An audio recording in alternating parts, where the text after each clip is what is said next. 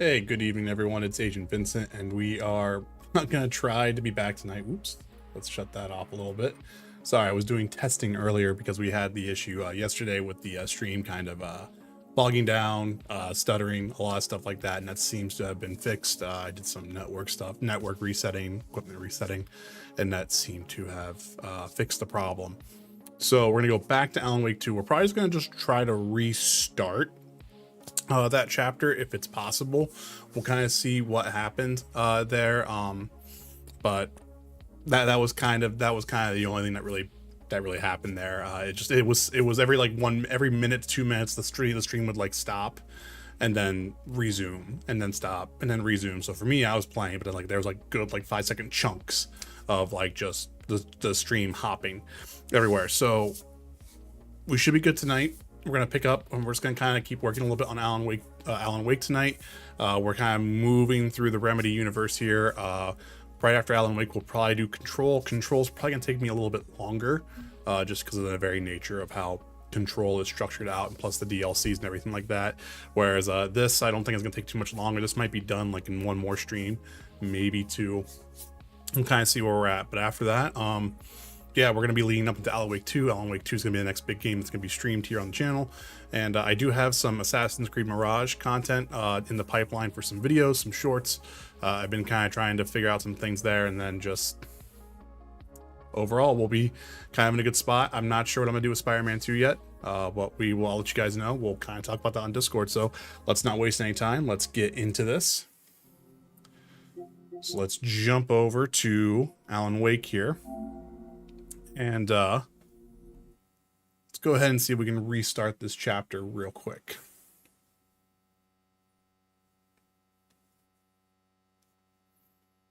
Also, I did lower the bitrate down a little bit. I know it doesn't really matter too much to you guys, but just in case if it's a little bit more chunky, just let me know.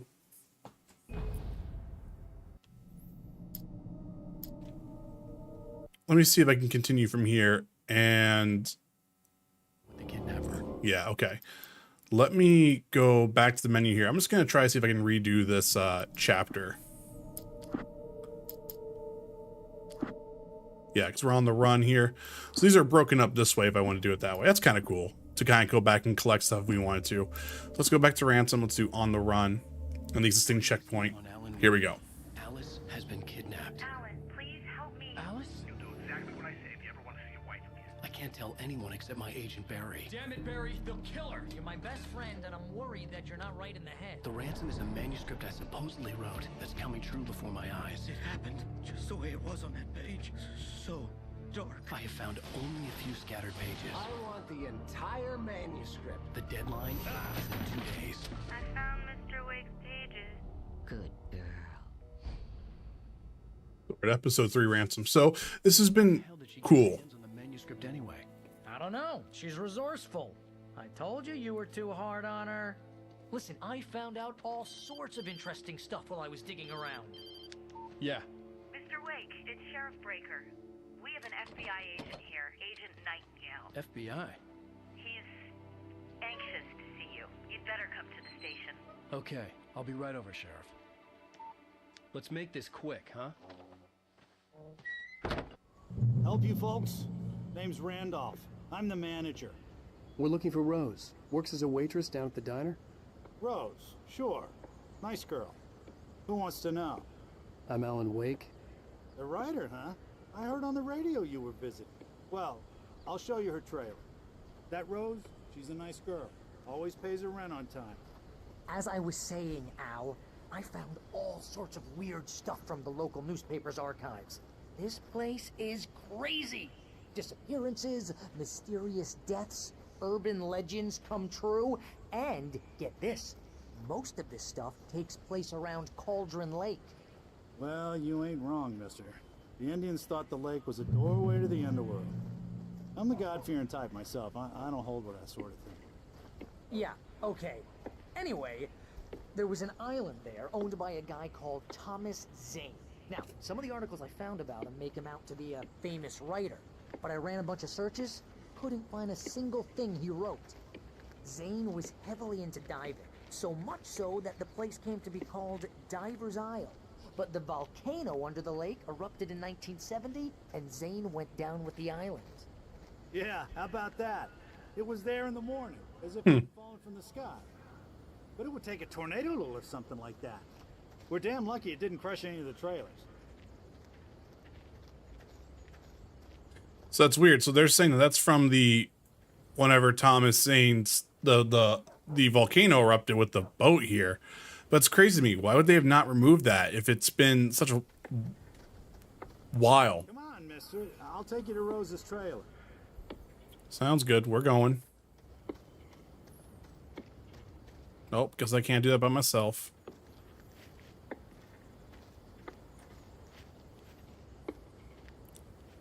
It gets better.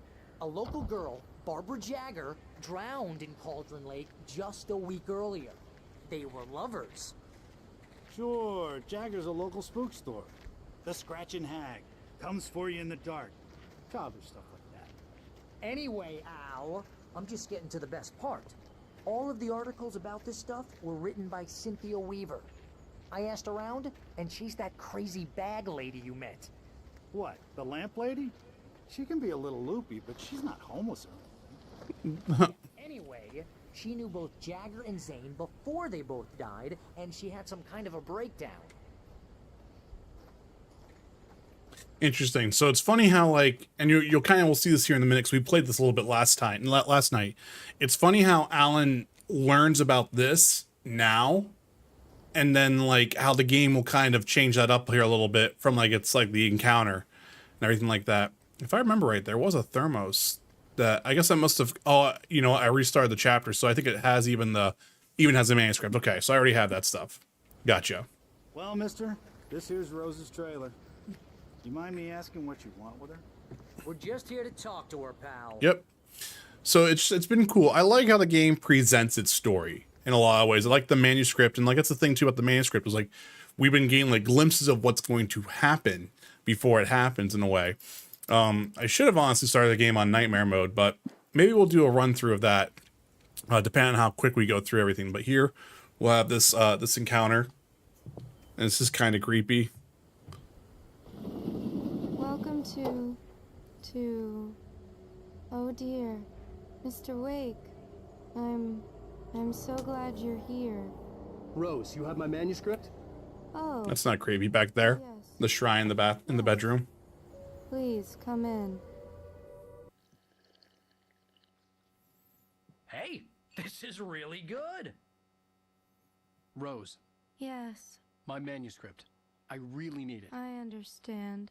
I know what you need. A muse to inspire you. Oh, for Barry. She doesn't have anything. Yeah, hey, Al, what's... Oh... Barry! What? Got drugged. What? Which I think would be interesting that you would accept coffee.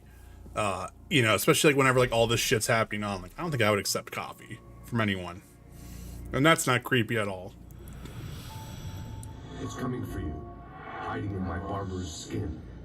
I'm too weak to stop it. You must turn the lights on. I promised I'd come visit you and your lovely wife. You must finish what you started.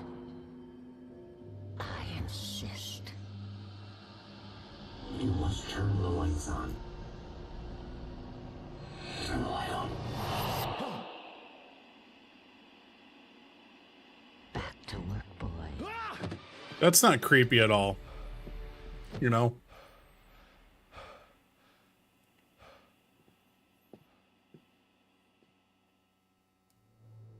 I felt nauseous, hungover. Only anger kept me going. Here we go. I can't tell reality from dream anymore, but it seems I have an imaginary editor to help me. She's an old woman in a funeral dress. I call her Barbara Jagger. She's very strict. See. I'm writing faster and faster. My manuscript is being heavily revised. The edits are getting very aggressive, and each day there's less of me and more of her. I hate it, but I know she's right. She promises me I can save Alice this way. She knows more of this than I do. About the complex incantation I'm attempting. About this place. She's worked with another writer under similar circumstances, Thomas Zane. The genre of the story seems to be shifting. It's turning into a horror story. I'm getting close. I can feel it. See, that's what I like, is that like, so like Alan was presented this type of stuff and now all of a sudden we're now hearing about this. But it's also kind of cool because like we're missing time, essentially. We're missing a couple days anyway, you know? So it's like we have this whole entire gap of what's going on. Got some pictures of Alan there. Nothing else in here, right? I don't think so. Rose took a day from me. I had less than 12 hours left to meet the kidnapper. All I could do was get Barry into the car, work something out once I got on the road. Welcome to the Oh Dear Diner. What can I get you today? Coffee? I couldn't work up much hate for Rose. Something had used her to get to me and left its mark. First refill is free. Milk and sugar on the counter there. Would you like to hear today's specials? Thank you. A nice day. Come back soon. Barry was out of it. He was way too heavy to carry. You're right. Deserve one. We're not going to worry about what Barry says, but here's the manuscript. Flashlight were gone. I'd have to find a way to get Barry into the car as quickly as possible. There was no time to waste. So now it's interesting though. So we have Randolph, who was the guy who just let us in here. He called the police. Like Rose, that little smile she had, how she was still sweet when life had tried so hard to make her bitter. It wasn't any of his business what she did in her trailer, but those strangers, the writer and his smart-ass sidekick, looked like trouble, and they'd been in there for hours, way past her normal bedtime. He reached for the phone and called the sheriff's station. So now we know the sheriff and the police are probably going to show up here. Everything like that. And then this was a radio message, which I'm not going to replay for this. It was a little bit long, but it just kind of showing off that like even the citizens are starting to feel something's going on in the night.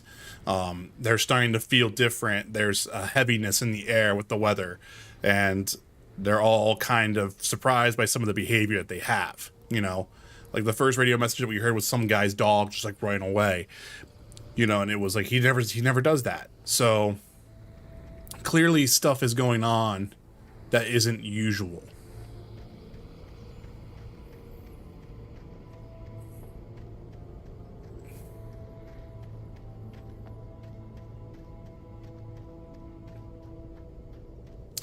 The weird thing is I kind of ran through this a little bit last night, but like, you know, I kind of want to do a little bit of a check here to make sure we're not missing any other manuscript pages or whatnot.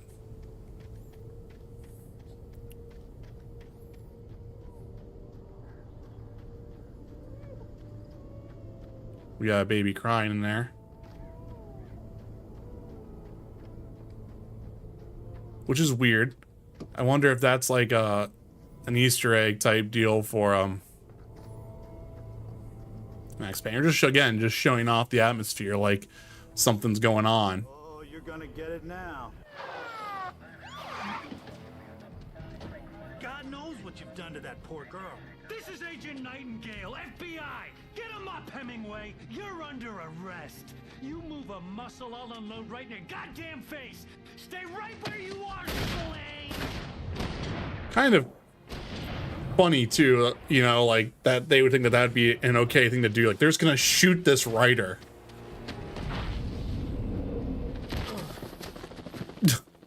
What are? I'm standing right here, you goddamn maniac!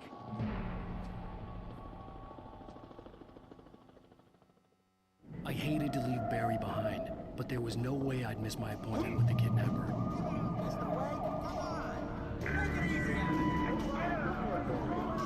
All right, so now we're gonna run here, and this is kind of where we ended the stream last night because we were just having so many stream issues. So this is all gonna kind of be a little bit more new to me.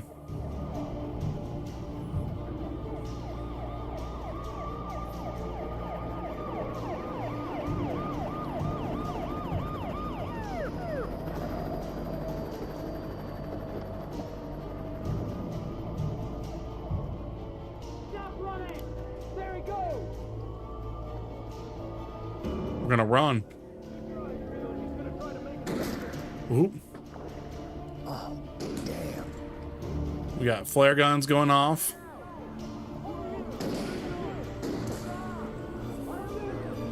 Come on, Alan. Gotta run, man.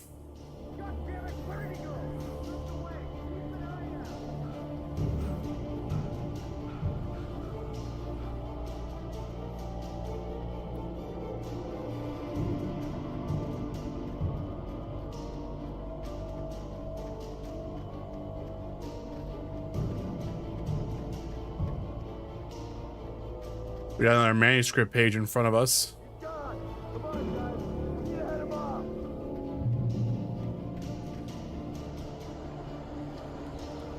So here a minute. The dark presence sleeps. For decades, the darkness that wore Barbara Jagger's skin slept fitfully in the dark place that was its home and prison. It was hungry and in pain. It dreamed of its nights of glory when the poet's writing had called it from the depths and given it a brief, terrible taste of power and freedom. The rock stars had stirred it from the deep sleep the poet had sunk it back to in the end. When it sensed the writer on the ferry, it opened its eyes. Interesting. So now we have a dark place. But now we have the wind going on here, so now we know we're entering a combat area. Oh shit.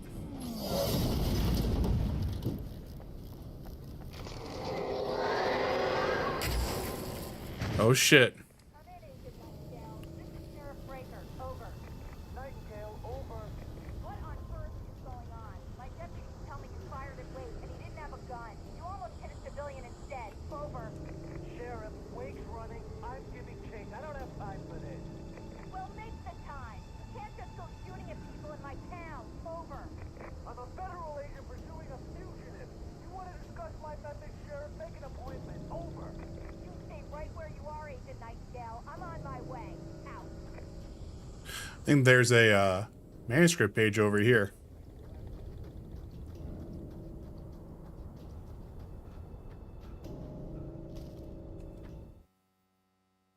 Rose didn't know how the strange old lady got in her trailer, and she looked wrong somehow. The woman showed her teeth in an approximation of a smile and traced a finger down Rose's cheek. "Pretty girl," she said.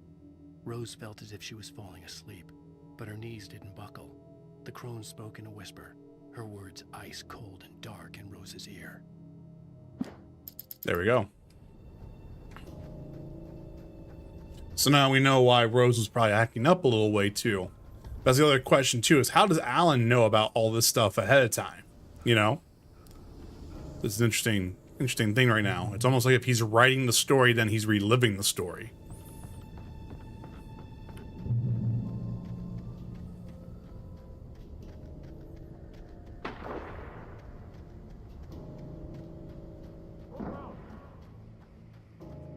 So we have the police still doing their thing. And now we're entering a combat area here.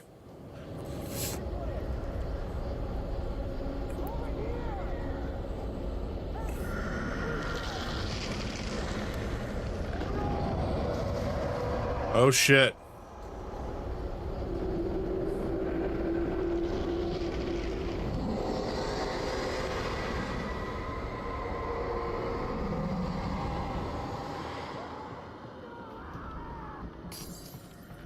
Yikes. And our checkpoint light got destroyed. This horror was everywhere I went, circling me. The cops didn't stand a chance. They were after a writer, not a monster. Sheriff Breaker, this is Agent Nightingale. I've lost contact with Lucius men you assigned to me. It's Wake's doing. Wait, are you seriously telling me that geek writer just took out my deputies? Are you kidding? I mean, have you seen this guy? He wears a tweed jacket. Over. He's the guy we're chasing. If it's not him, who then? Bigfoot?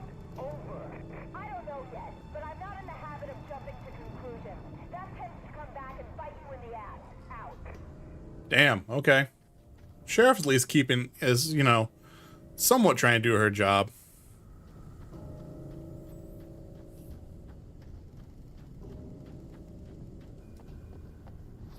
Off we go. Okay.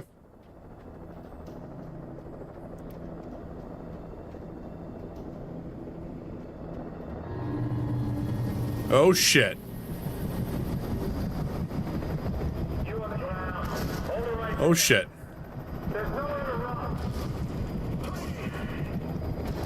Oh damn.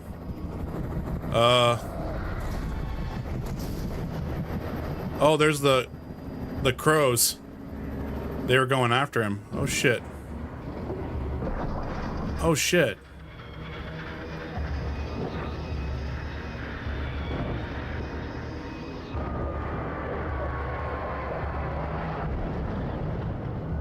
I was gonna say no explosion, but there we go.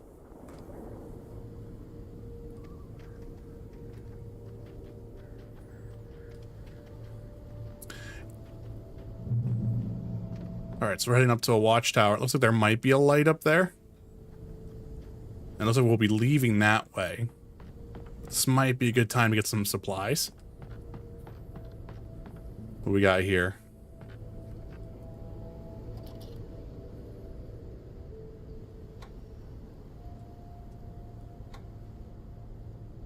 So that's near the gas station again. Oops. But there's that. I don't see anything else. There's a coffee cup that way. Some spotlights. A thermos, I'm sorry. Not seeing anything else. So it's interesting to me how you can kind of see what they were trying to do initially when they were trying to make this an open world game, or it was going to be a non-linear game. It was definitely going to be more of a place that you explored, and if the day was out, you were safe. If the night was here, that was going to be the issue. Because I believe that was the original intent of the game, was to have a day and night cycle to kind of let players like explore and like figure out the mystery. But then when night came, that was like, okay, you wanted to some more do to survive, and that was kind of the whole thing there.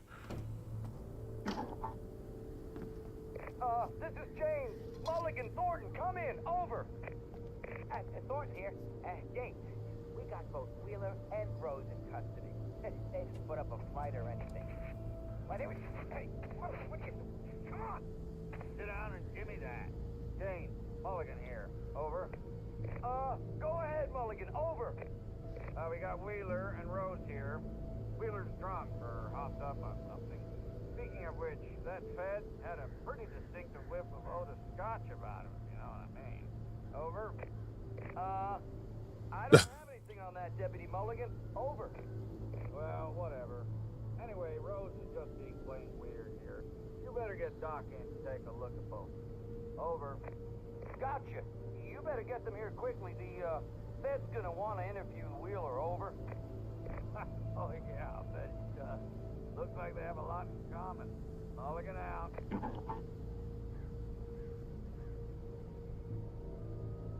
Okay. All right, well, Barry's gotten captured then, which makes sense. You know, I don't think there's going to be a way to where he did that, but here we could use this here. And so... I could see the lights of the radio station in the distance. That's probably where we're going to head. Now, I don't see... Huh. Looks like there's some light over there. Okay. Well, I think we got what we need here. So let's drop down.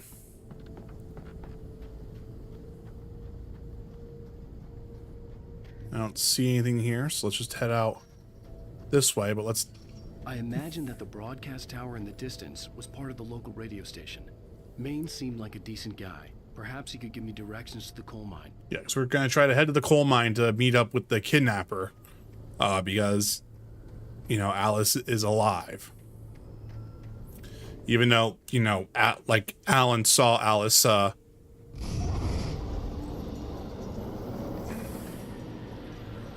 Unnatural shadows clung to the gate. The darkness that was after me was trying to stop me. I wouldn't get through without a light. Well, here's a thermos. Is there anything else over here? Anything else hiding?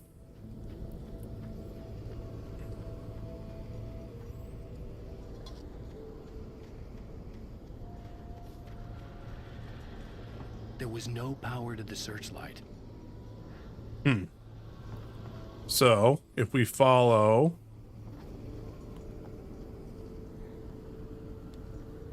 this, here we go.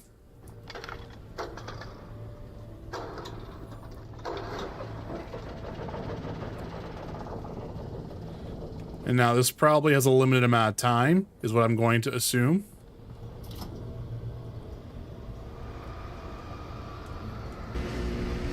And there we go. We got the gate destroyed now, but of course our light is gone. So we could go that way. Wasn't there a staircase over here real quick though? Or was I just misreading that? Okay, no, this is just straight up like you're gonna die type deal. However, is that light? It feels like there's light down there. Huh. Okay. Yeah, this is a you fall down, you die type deal.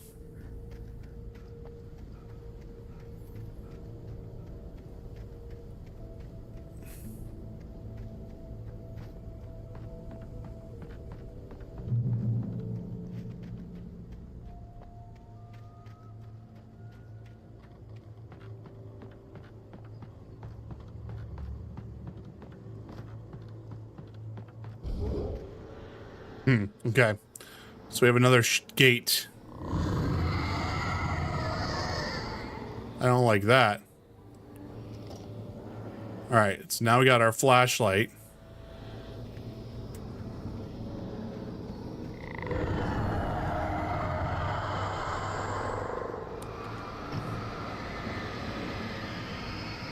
That's creepy. I don't know what that's about.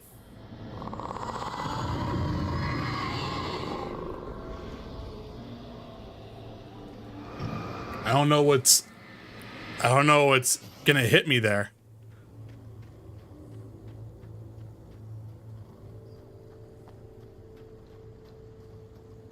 Huh. I don't like that at all.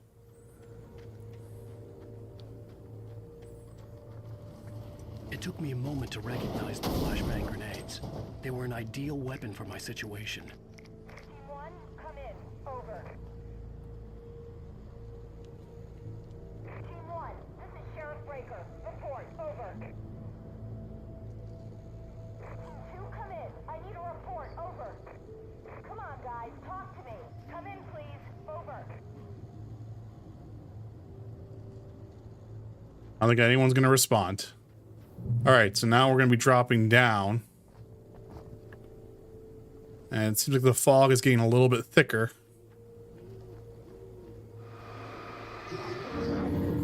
Alright. Nice.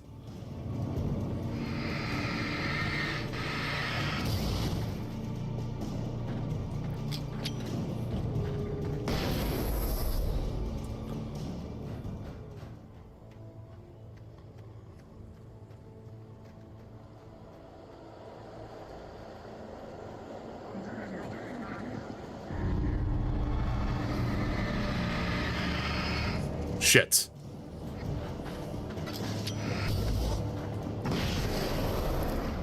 So I heard them. These guys sneak up on you. I'm kind of impressed by that in a way.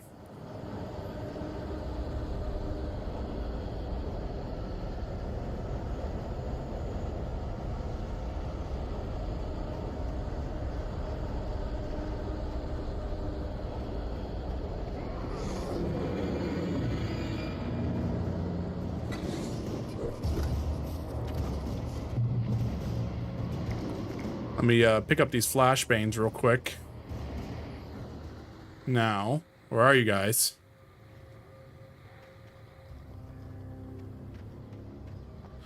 There's a manuscript page over there. And here's another call. You're on KBF-FM with Pat Maine. It's Milt Peabody, Pat. What's on your mind, Milt?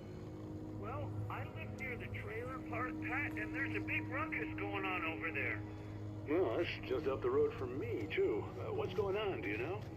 I don't know, but there's a bunch of police cars there, lots of sirens, helicopters buzzing around, and I think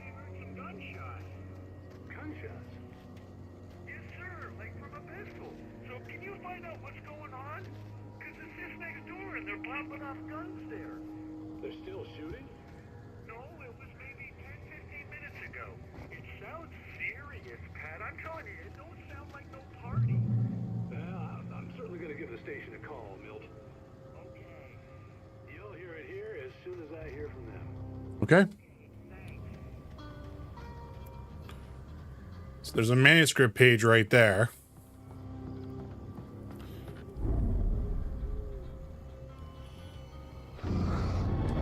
Oh shit.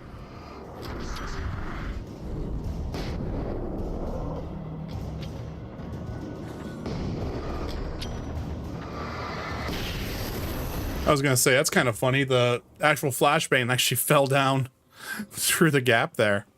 Yikes. Alright, so we got 4 of them.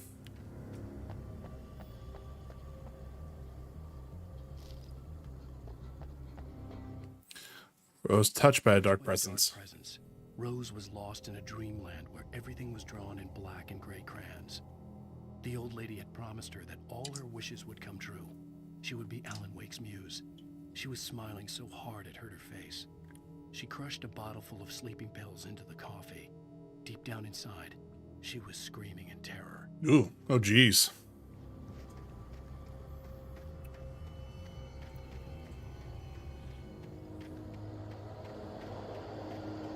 All right, we got another, looks like, combat area.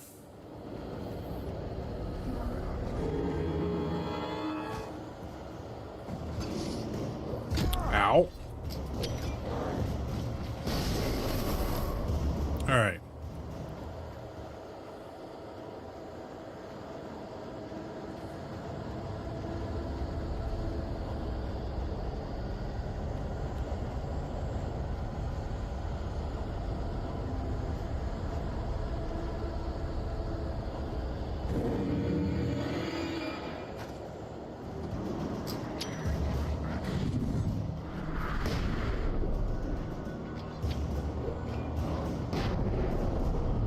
There we go.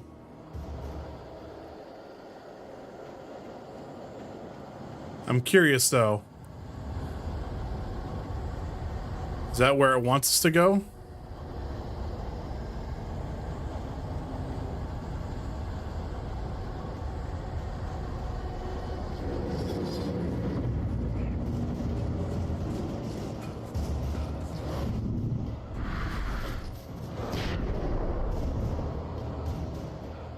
Oof.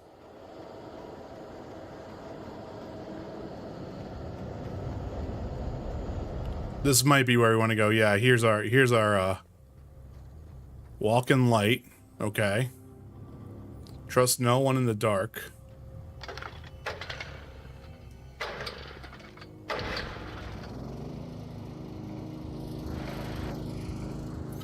So what are we gonna get here? We got a flare gun, which is nice. We got some batteries. Okay.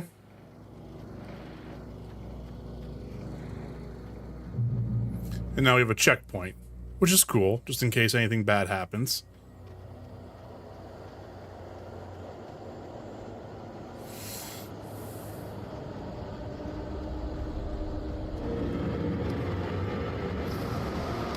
Oh shit.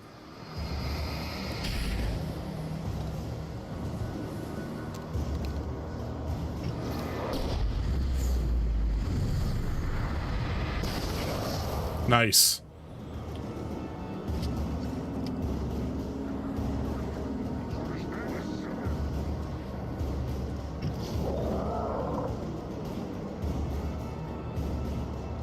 Anything here? Some flashbangs.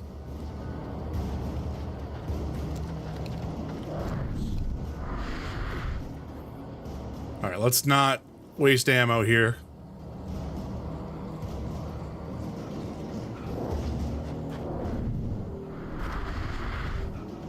Come on, Alan.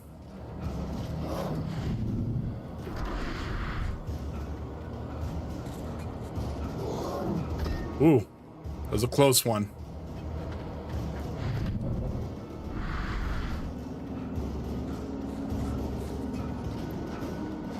Oh, he got me.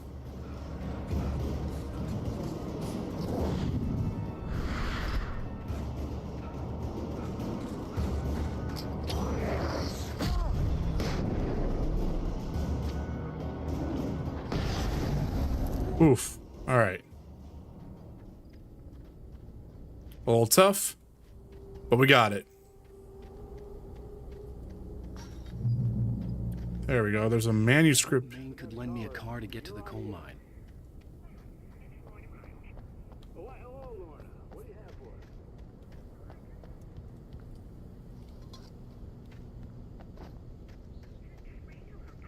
Of course you're going to have trouble in a place like that. I mean, what do you expect? The sheriff should be helping us normal citizens instead of wasting resources on those people. Well, You'll have to try to sort themselves out. I'm sorry, but my granddaddy settled... Oh, geez. She sounds like a real piece of work. well, thank you very much for that compassionate viewpoint, Lorna. Yeah.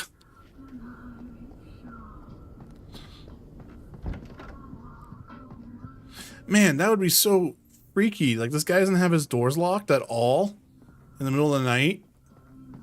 You wouldn't do that at all? It just sounds like a terrible idea. Surprise?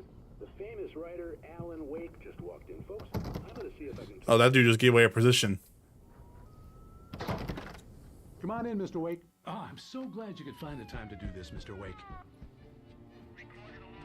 Nowhere to run now, Dan Brown. You back away from me. Don't hurt it. Whoa. Everyone calm down. Put the gun down. We're all friends here, right? Cool your jets, Nightingale. We got him. Judas Priest! What the hell's the matter with you? There's a civilian in there.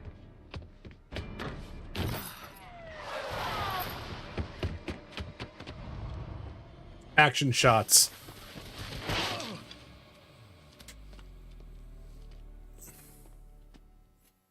I'll get you yet, even if it kills me. You hear me? You hear me, H.P. Lovecraft? I had fallen off so many cliffs it was ridiculous. That's what you get for naming a book The Sudden Stop. It was probably good I hadn't had the chance to tell Maine where I was going. I'd have to lose the cops and find my own way to the mine. Damn. All right, well, we got another manuscript page right here. Nightingale on the radio station. Nightingale stared through the broken studio window into the dark woods. He turned around, started to walk out, but Maine grabbed his arm. Young man, you almost shot me. You don't shoot off rounds at people like that. What's the matter with you? Nightingale shook his arm free, marched out. His cheeks burned with rage and humiliation. Hold up 1 second here, guys. I apologize.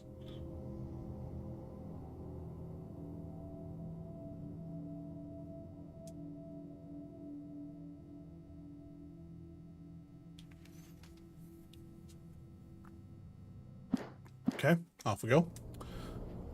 Let's head back in here. So we have one flare, and one flashbang. We're doing great on the resources.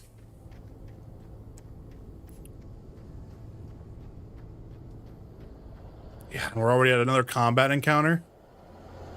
Oof, okay.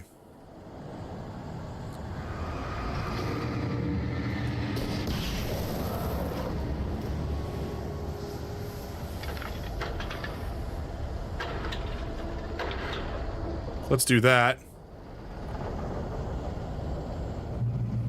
All right, sweet. So we got a revolver, and then we also got shotgun ammo, but at least we have a revolver now.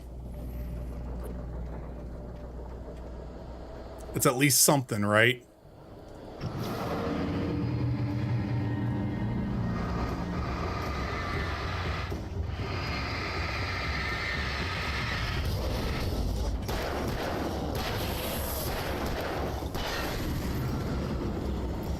All right.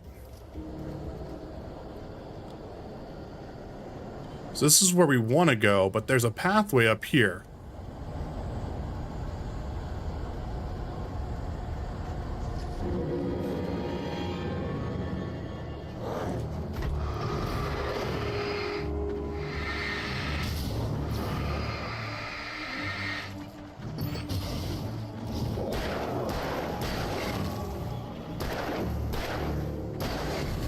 All right. We got 6 shots left. Better hope there's something decent up here.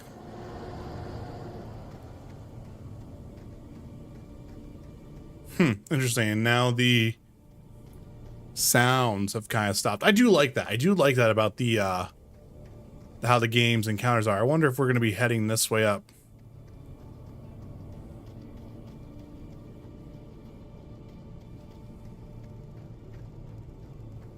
Hopefully there's something good up here.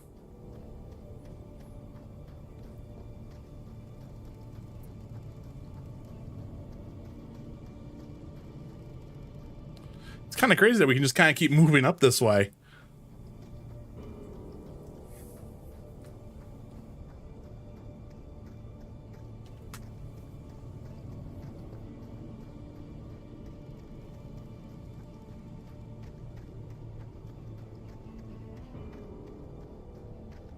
Hello?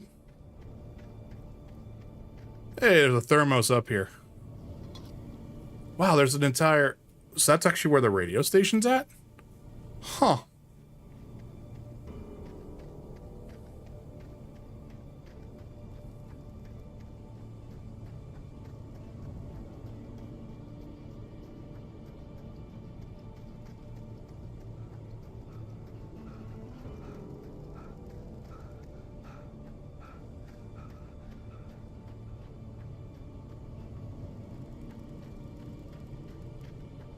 Well, there might have been a manuscript page up here. Looks like it. So it was worth it. Danny had stepped out, but what stumbled back in was something else. Something alien. A monster. Walter tried to kill it, first with his fists, then a chair. It wouldn't die. Instead, it kept coming, unaffected by the beating it had taken.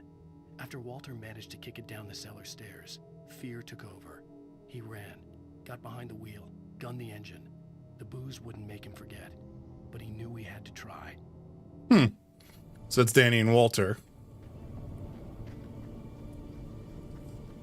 Okay. This is gonna go a pretty high hike for us to come all the way up there for that, but we at least got 3 flares out of that. So sort of can help out a little bit.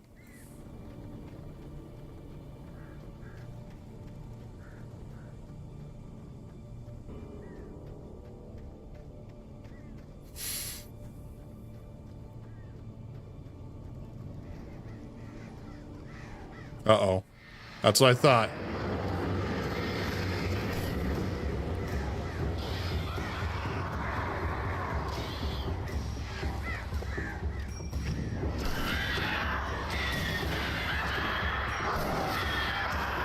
Oof. Damn. A little spooky.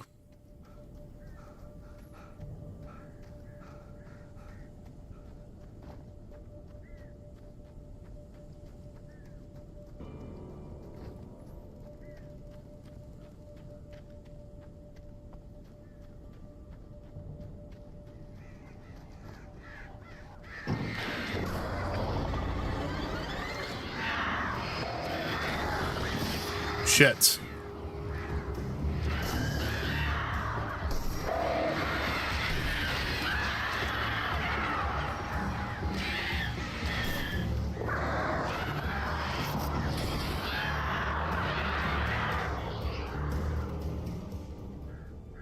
I must have missed those up there. I've also missed 2 of my flares that I did go get.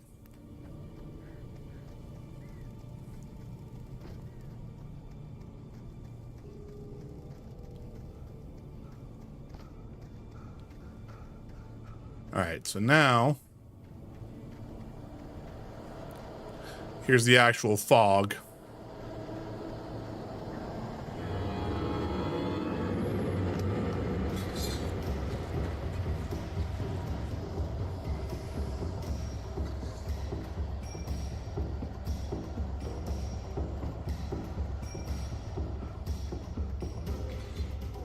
There was no sensible reason for the power company work lights to be here. It was almost as if they'd been left for someone like me to use.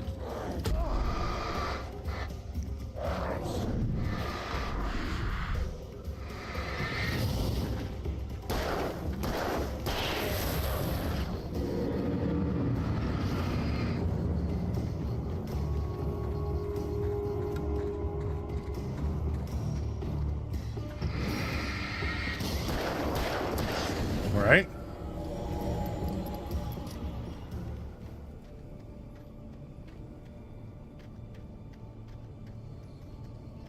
Well, wait a minute. I barely saw that glimmer out here.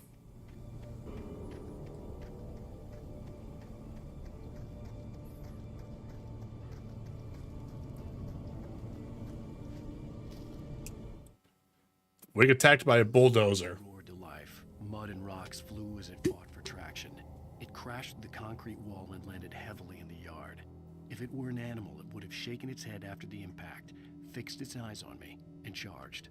Of course, it had no head, nor eyes. Shadows crawled on its form, twisting it into a monster. Then, it came for me. Well, damn shit. Here we go. We at least know something's gonna happen here in a minute.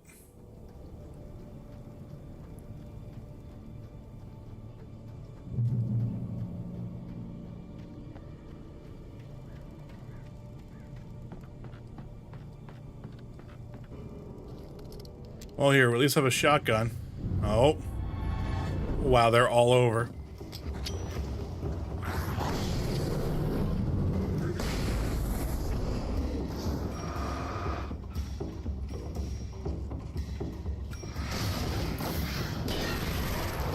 Yeah, come on.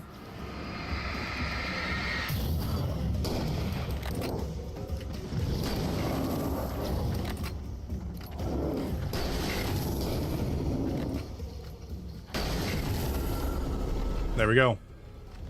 Nice. The darkness controls a Taken.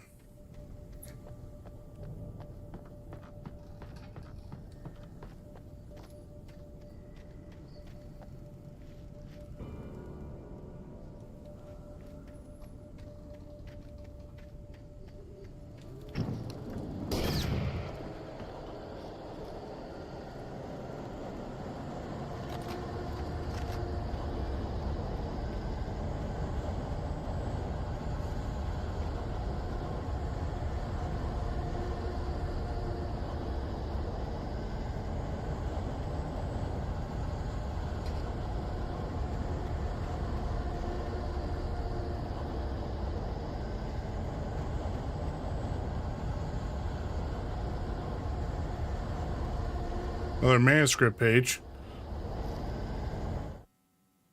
Sarah trusted her gut, and her gut said Agent Nightingale was an asshole. He felt wrong, and it wasn't just the smell of stale booze. It was in the way he flashed his badge, pulled rank, the look in his eyes when he wanted answers. Where was Alan Wake? What was this about an accident? Where was his wife? And most importantly, why did she let Wake go? He wouldn't answer her questions. Federal business was all he'd say. Federal business, huh? There's the train.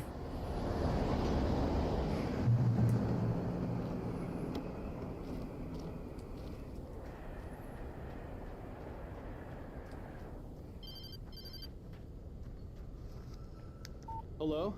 The most stubborn man I've ever met. Alice? Alice? Alan, I'm so afraid. It keeps me in the dark. Please help me. I look at you, Alan, and it's not you. Something else. Looking out from behind your eyes.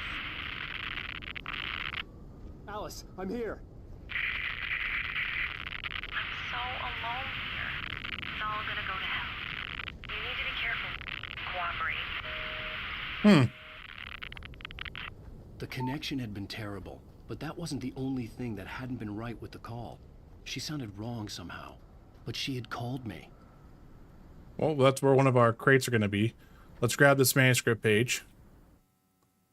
The pipe wrenched itself loose from the bridge's steel framework.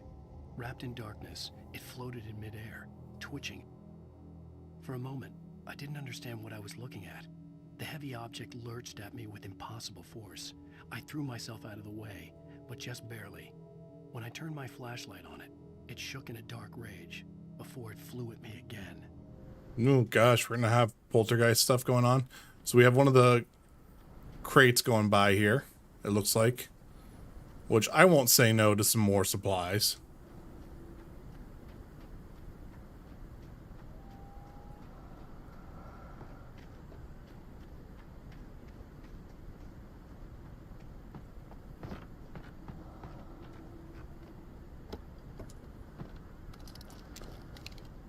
So what's that noise?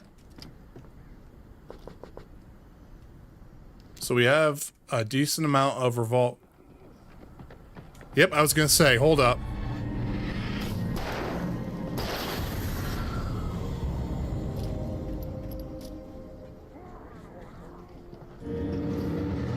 Damn.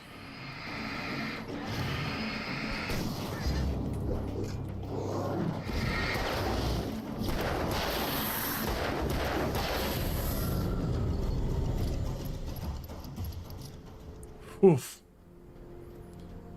It's almost starting to make the supply runs not worth it. They're starting to kind of pull some tricks on you. You know?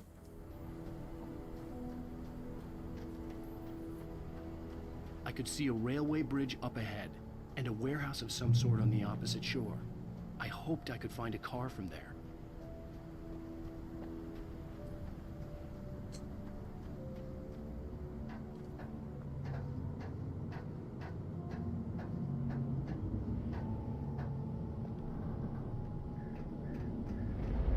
Hmm.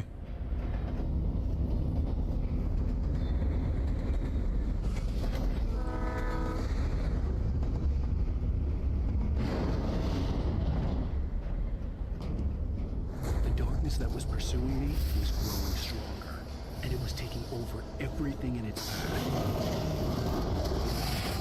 Hey Vince, just being lurky turkey, grinding Diablo for the season pass. Shit, hope you're well. I'm doing good, Mel. Hope you're doing well. Good luck on the Diablo stuff. How many days does that season have left? I know the season 2 should be trying here soon.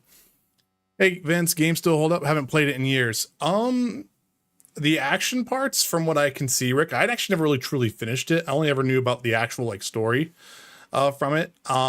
It's holding up decently well for me. It's just I could see where it's starting to kind of burn a little bit with the action right now, just because like it's supposed to be an action game, I guess, and I think the switch over to Alan Wake 2 being more of a survival horror game is probably going to fit better for it, because it's a little goofy now at this point, even only in chapter 3. It's like, okay, how many people have I killed now? You know, but 'twas, you know, the thing back in the day. Gotcha, 5 days. So man, not too long. I'm probably not finishing season 1.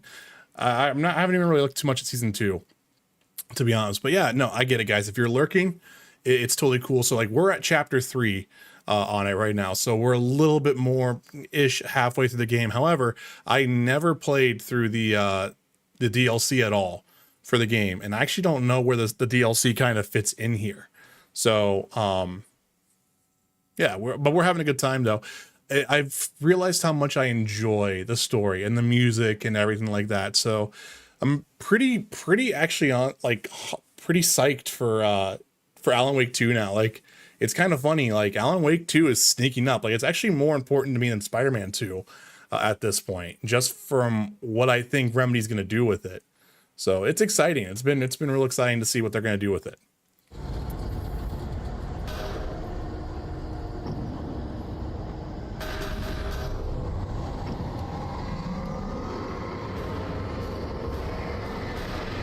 There's that iron pipe.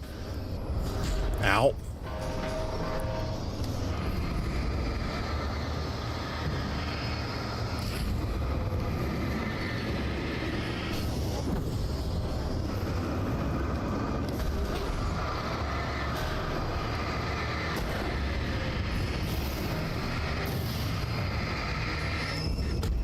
Ow. Are we good?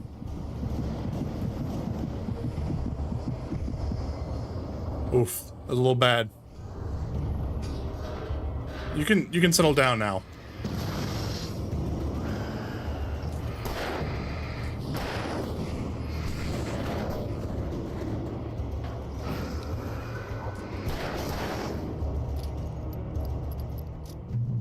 Oof.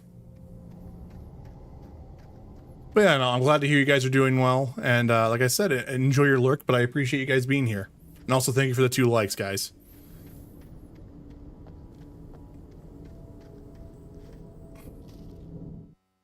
Waking a dark presence in the lodge. Slammed the door shut right in his smug face.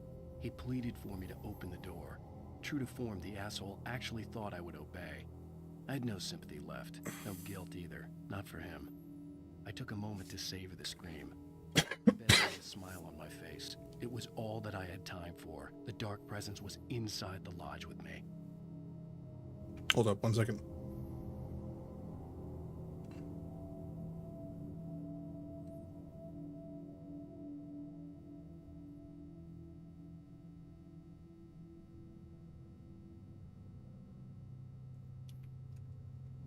Okay.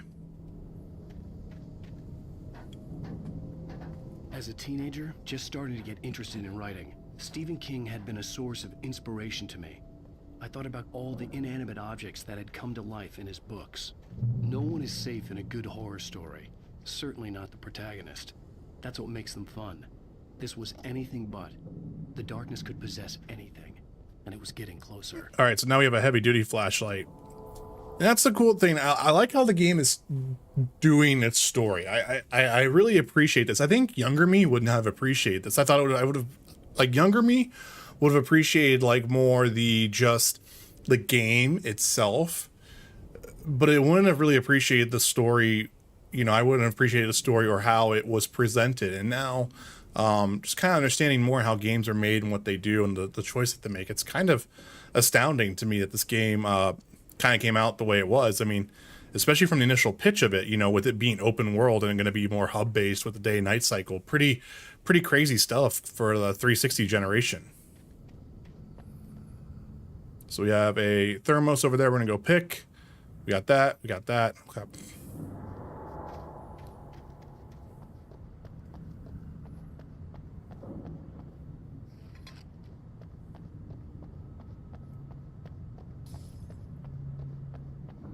So our save point has been destroyed.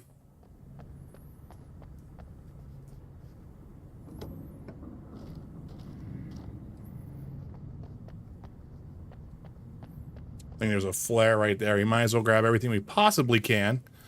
You know, whenever the game's usually giving you a whole bunch of stuff, it usually means you're doing an encounter here pretty soon.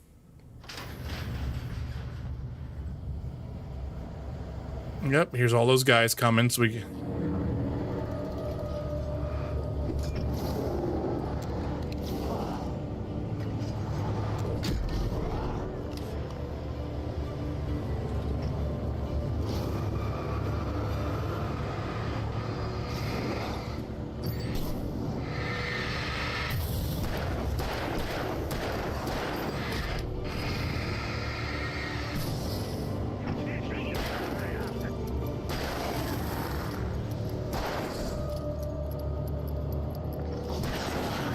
Ow.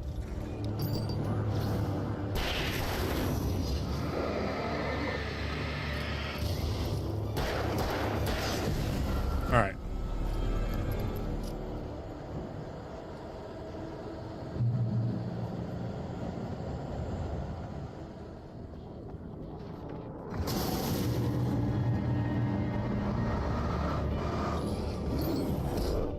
Shit.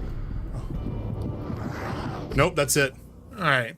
And it's also kind of no joke. I think this is like the 4th time I've died now, because like the first like really major encounter, I died 3 times, and the game kind of ups the difficulty on you. And that's the one thing that is weird, is that like it wants to be an action game, but I think you could tell they wanted to push this to be more of a survival horror game, and it just didn't get that moment.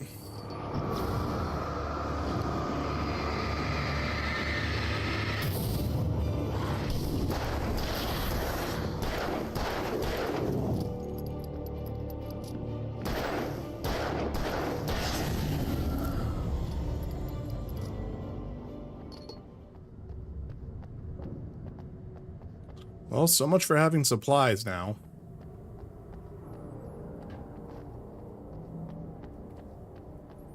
In the light, you can hurt them.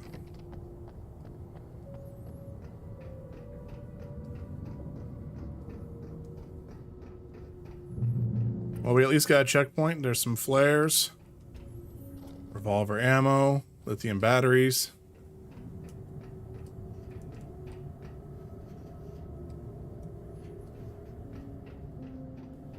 Oh, this might be one of the stories. Yeah. Thanks for I love these things. Unaware that they are merely a thin veneer of desperate self-delusion, covering a vast cosmos of madness and horror. All too often, the stars are right. In Night Springs. I love how Remedy does this. Next episode, a family occasion. Journalist Alvin Durley's trip to study the local customs of an insular community in Night Springs has been less than successful. Until tonight. Well, I'm glad you changed your minds about this. Ancient customs, local mythology. My editor loves this kind of stuff. Well, Mr. Durlith, we don't want to feel like we're on exhibition, but you have demonstrated the seriousness of your intent. Oh, I am serious. Really, just do your thing. I'll stay out of your way and observe. Actually, I thought you could assist us. I'm afraid we are a man short. It would provide you with an intimate perspective. Could I really? Of course, Mr. Durlith. Well, I guess that's the least I... What would I have to do? Oh, here. Let me show you with a kiss. Hey, Italian mob.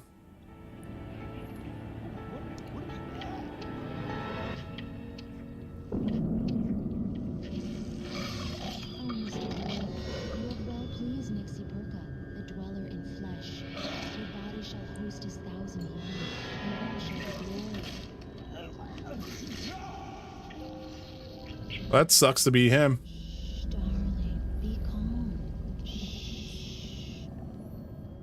Alvin Durlith learned a harsh lesson.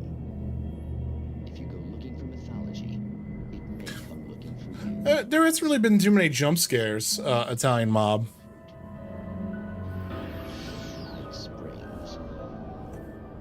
There we go.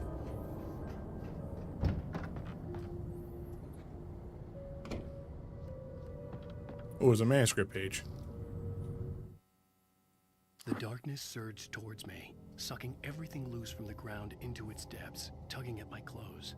I saw the flare the kidnapper had dropped and threw myself towards it just as I felt my feet leave the ground. The darkness embraced me with the force of a tornado. Somehow I managed to light the flare. The darkness roared and cast me away. I fell toward the dark water. Also, thank you for the third like. I appreciate that. There we go. All right. Got a checkpoint, and this isn't gonna be good. Oh shit, wait a minute. Hold up.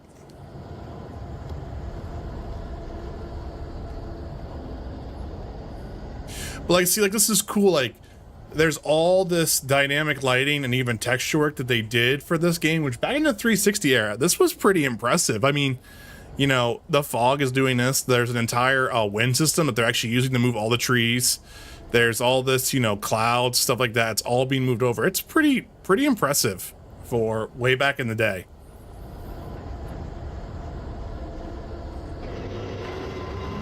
Hey, there's the bulldozer.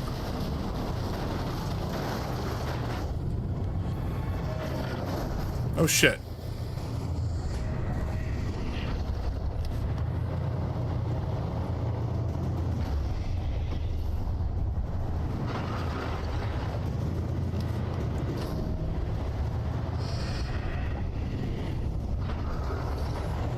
Oh shit.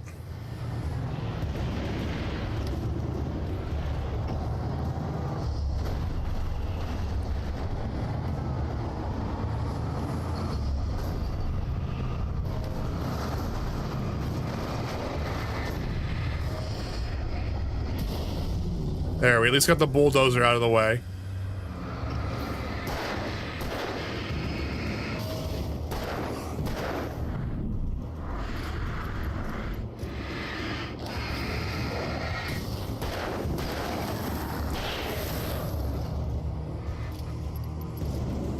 All right, come on.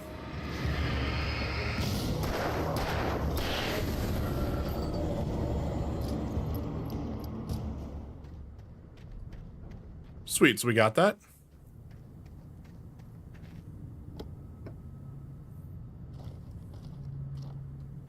Can we climb up this? No. Okay. Well, cool. We got that. And we might as well grab these supplies just in case. Did you ever play? I forget a time, Alan. Did you say you ever played Alan Wake? Oops. Oh, wait, no, we have our revolver item limit. Okay. Hey, lithium batteries. Nice. There's a thermos over there. That's the vehicle we're probably going to use. Let's go ahead and grab this.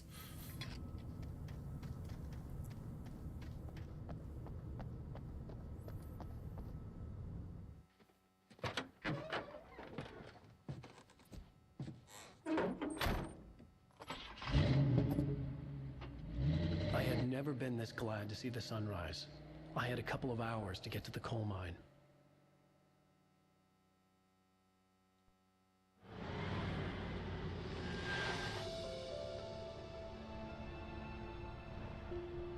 The coal mine wasn't far now.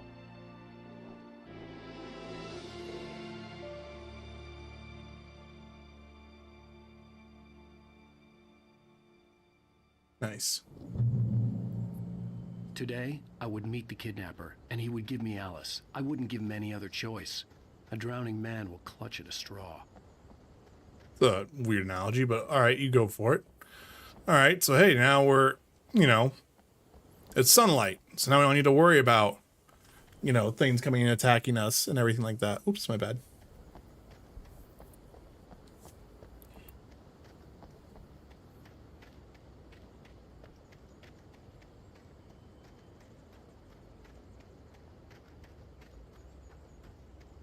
But like, see, it's funny, like how much, like I can go probably drive back quite a little bit with that, you know? Like if I get in the vehicle here, I'll be able to drive all the way back there for whatever reason. It's kind of interesting.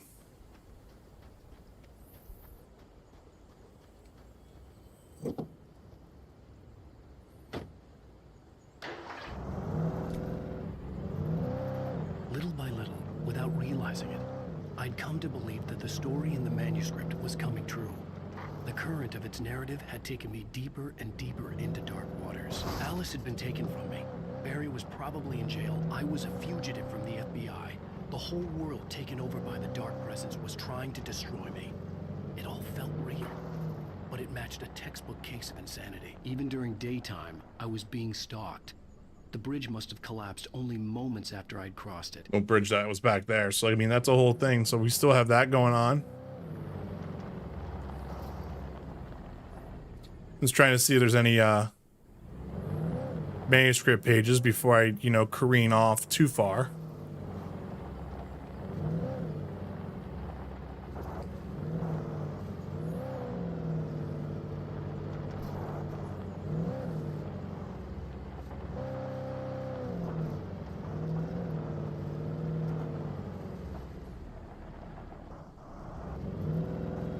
Just double checking, sorry.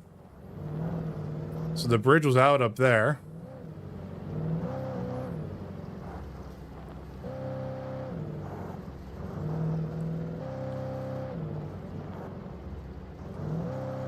Sorry, I think I'm being overcorrective with the camera on this.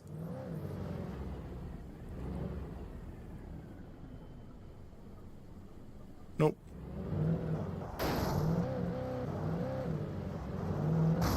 Ow.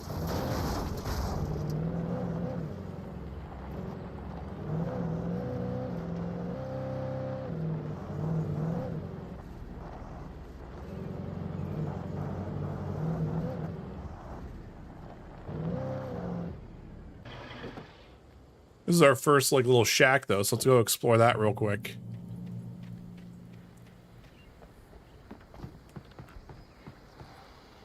This is Pat Main, and you're listening to KBF-FM. Folks, I want to apologize for kind of abandoning you to that looping music track last night, but I was detained.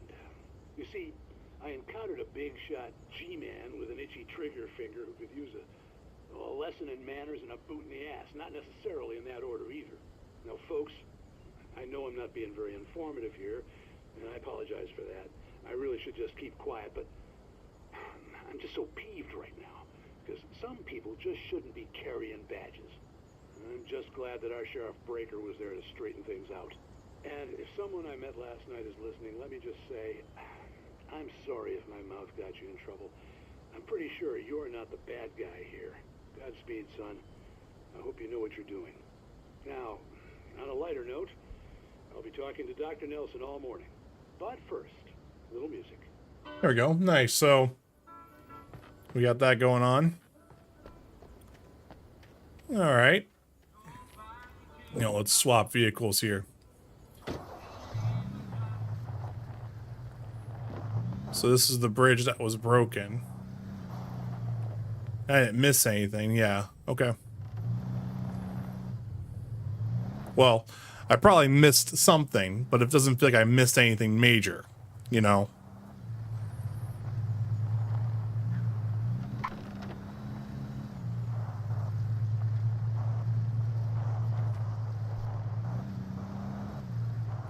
It's kind of weird how this has like a whole like, hey, we made you do a whole bunch of stuff like the last mission.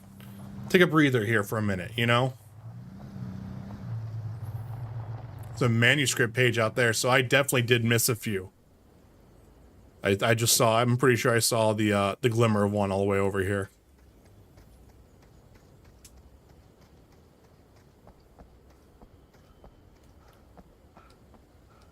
Well, I was wrong then. Huh. Totally thought I saw one right here. Oh well.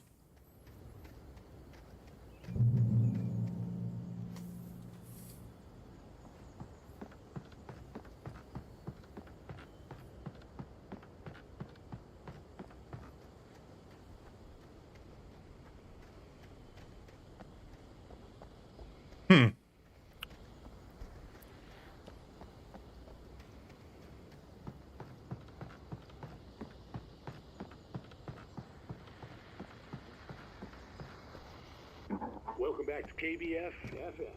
Hope you enjoyed that too. Now, Doc, you were talking about life and finding that special someone, that soulmate. Well, you were talking about that. I was saying I don't buy it. Well, see, to me that's strange because I always pegged you as a hopeless romantic. You got me there, Pat. But I think love's where you look for it. And you need to do a lot of looking, sure. But the idea that there's that one special person out there for you, and if you miss that chance, it's gone forever and you're forever incomplete. I mean, isn't that depressing? Or childish even? Hey, there's plenty of fish in the sea. And apparently a fisherman has a fishing analogy for everything, but what you're saying, isn't that a little harsh? Well, no. What I am saying is that your potential for finding that connection isn't limited to what's essentially a chance encounter. Excuse me. How is that harsh? Yeah, well, I guess that's a nice thought, but let me say something personal here. Okay. Now, well, I don't disagree with you exactly, but I can't really fit that together with what I feel, what I felt for someone, because she was the one. She was. And I let her drift away from me. Maybe I didn't put in the work, I don't know, but, well, since then, and it was a long time ago, but since then, there hasn't been anyone, not like her. And I'm not saying I dwell on her or haven't moved on. I like my life. I'm not living in the past, but I do miss the way she completed me. You can't argue with the heart, Pat. I'm sorry, folks. I had kind of a scary experience last night, and let's just say it's shaken a few things loose. Okay, poor Pat. Poor guy. All right, well.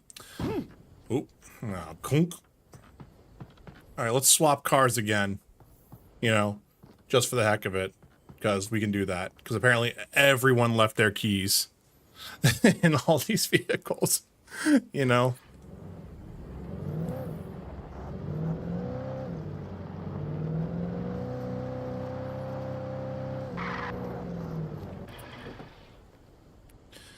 However, this is an entire like complex to explore in the daytime.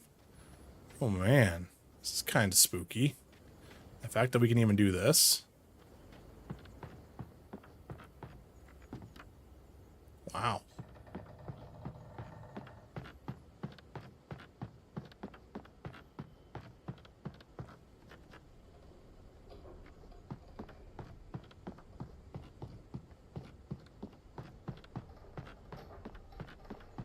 Well, we found another manuscript page.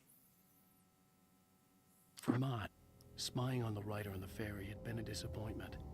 His boss had made Wake out to be something special, but Mott hadn't been impressed. He'd gotten a good long look at the wife, though, and he liked what he saw. Gross. Mott had fantasized about goading Wake into a fight, but it hadn't happened. Still, he'd get his chance to see if the writer had anything in him. He'd been promised as much. Let's not fall down. I don't think we would survive the fall.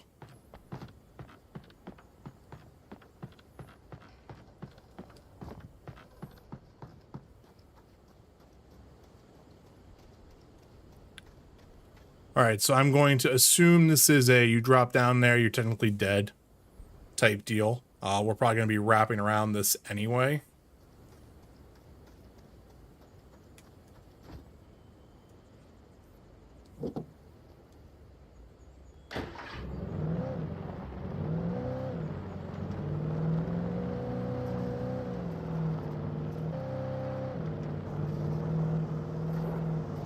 Bright Falls coal mine. I was early. I was supposed to meet the kidnapper at noon in the main building. The coal mine was quiet. It was a museum now. It's kind of crazy, right? Like, yeah, it's there. Because, again, I think part of it was, like I said, I need to go back and I can make sure I'm actually quoting this correctly, but I'm pretty sure this game was originally going to be open world. It was going to be very much an open entire region that you would explore. And the whole thing was going to be a day and night cycle. To where like daytime was going to be like you trying to figure out the story and everything like that, whereas nighttime was going to be the more like, oh my gosh, like get to a place, try to survive through the night and everything like that. It was the initial concept, if I remember right, or their initial kind of prototyping that they did. While lucrative at first, the mine steadily declined in the 20th century. The seams were rich but hard to get at, and volcanic activity in the area made the mine shafts particularly dangerous.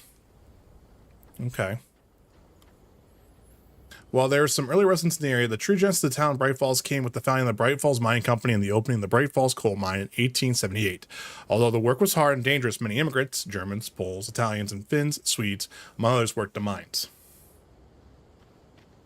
Hey, there's a thermos. I almost missed this. It's also crazy. Do you remember how much of a collectible game it was, Rick? Like, look at that. Manuscript page was found, 39 out of 106. Coffee thermos is found, 33 out of 100. Chess found, 10 out of 30. Radio shows found, 9 out of 11.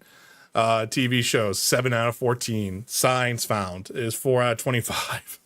Like, isn't that crazy? This game had a lot of collectibles.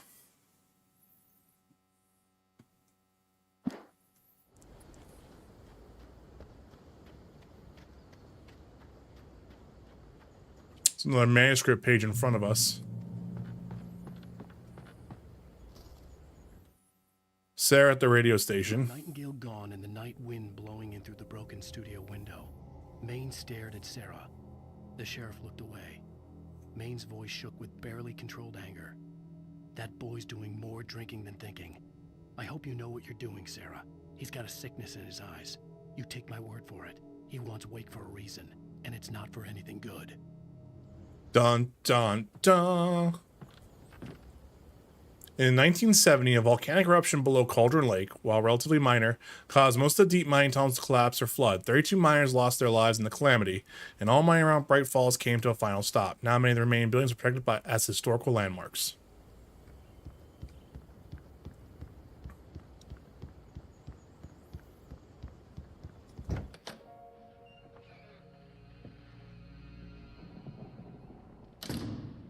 I didn't want to go outside. Cops had to be looking for me. The noon sun turned the place into a sauna. The day dragged on. Different scenarios ran through my mind. Ways of how I'd torture the kidnapper to get Alice back. Or the different horrible things he could have done to her. I imagined her dead. I had no way of knowing she was still alive. It was killing me. I was running on blind hope. It was all a waste of time. The bastard never showed up.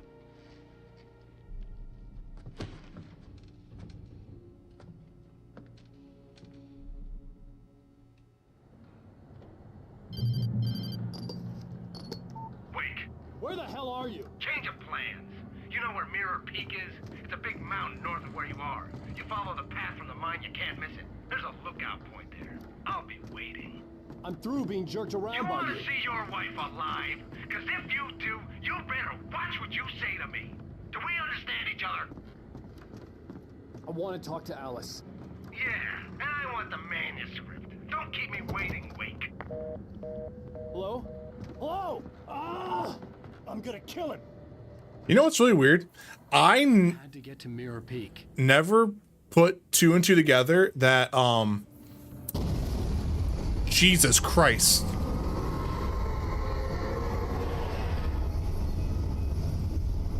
It was close. Maybe closer than ever before. Well, shit, that was terrifying. My original thought before I got so rudely interrupted was I did not put two and two together that ouch.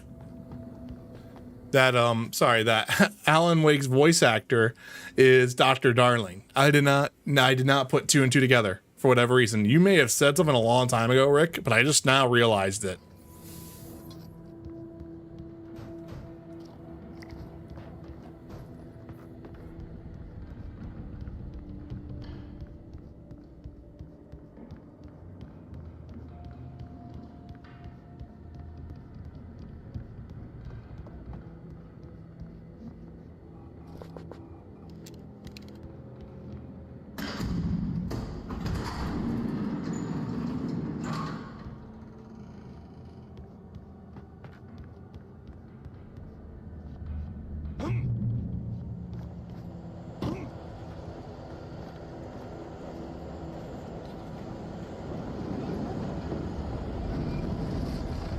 We got another manuscript page. Thomas Zane in love with Barbara Jagger. When Thomas Zane fell for Barbara Jagger, it happened fast. She was young, vibrant, and beautiful, full of life. He had never been a very happy man, and without any seeming effort, she had changed all that. Zane felt good for the first time in his life. Everything she did was another piece of a jigsaw puzzle he hadn't even known he'd been missing. And best of all, she made the words flow, strong and sharp. She was his muse. All right. We have this and we have that. We got a revolver.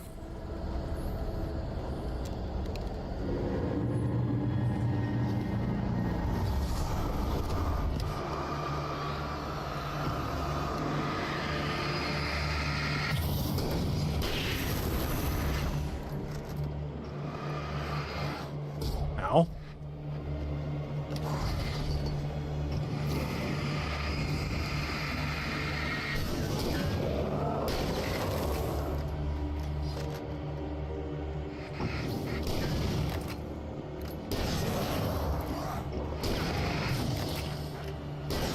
There we go.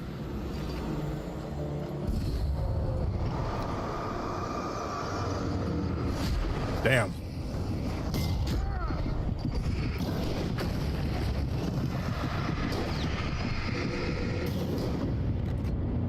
I guess I don't need to fire at these things.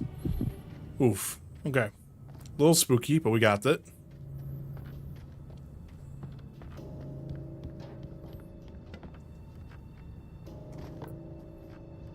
Hold up. We got some flashbangs, it looks like. Shit, I'll take that.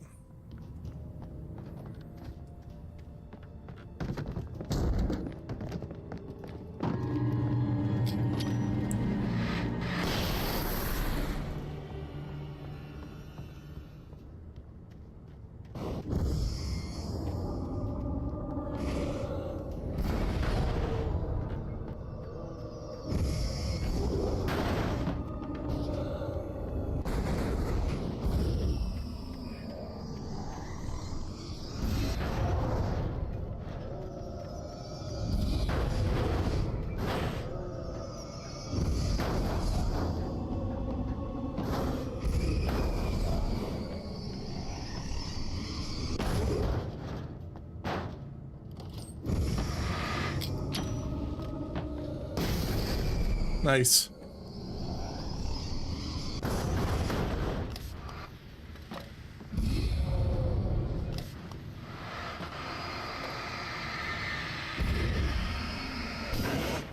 Nice.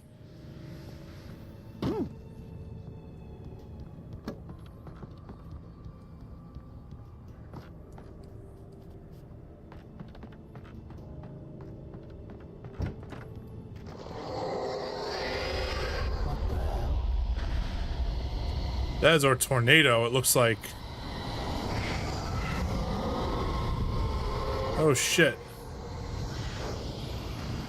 I have no idea where I'm going.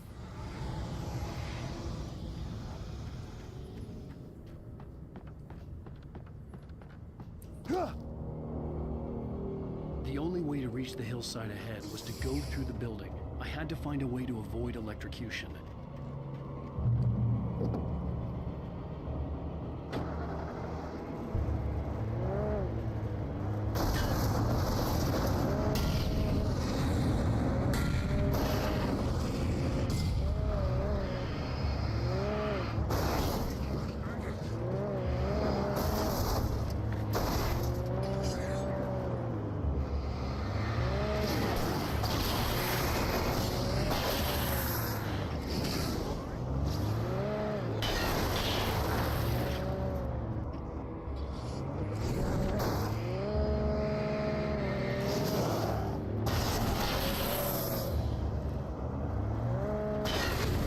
My GTA skills paid off very well there.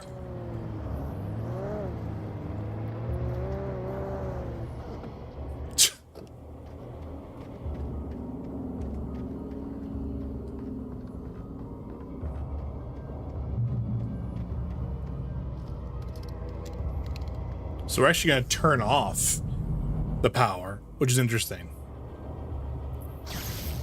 Ooh, it's super dark now.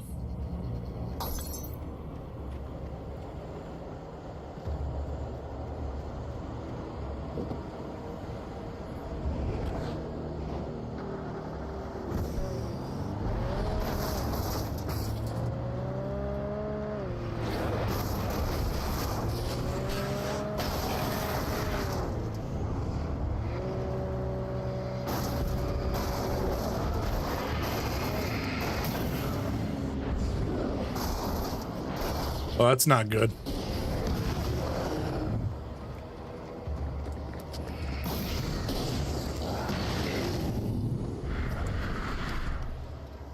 I'm out. See you guys later. Do not follow me. Oof.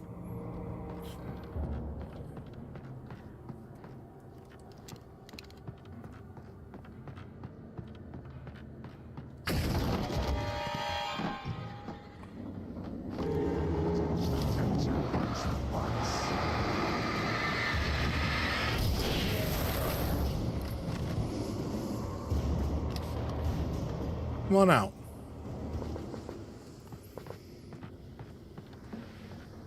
No, that can't be it. I was gonna say, you're right there. Come on.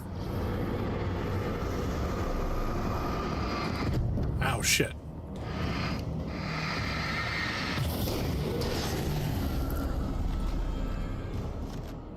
Alright. I was gonna say, I heard you.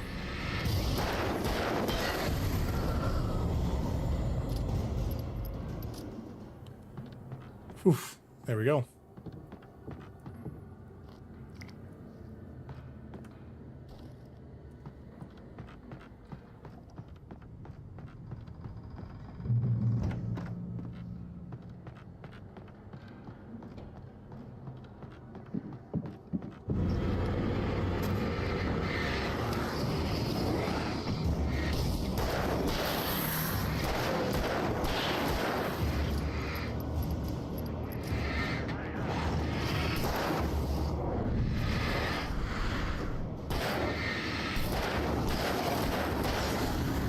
There we go.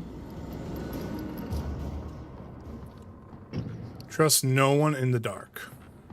Keep seeing that sign.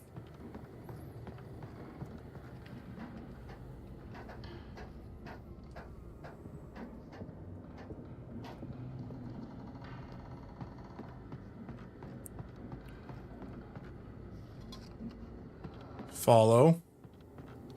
Got another manuscript page here. Some of the taken retained echoes of their former selves, but these were just the nerve twitches of a dead thing. Nothing remained but a shell covered and filled with darkness. In most cases, these puppets were enough for the purposes of the dark presence. But for anything more elaborate, as with the writer, it was different. It needed his mind. And so rather than taking him over completely, it merely touched him. Ooh, that sounds creepy.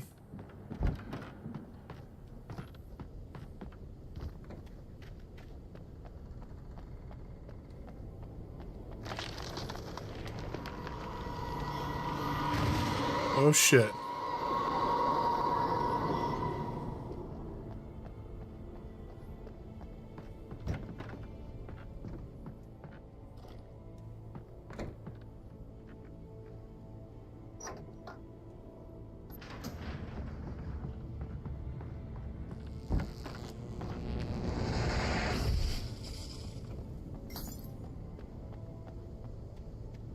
There was no way the flashbang grenades were standard power company equipment. Yeah, so we're somehow getting this equipment in a way. Sorry, I was just double checking to make sure there wasn't anything back here. But here we go, so we're on the trail now. Oh shit. We got these parts again.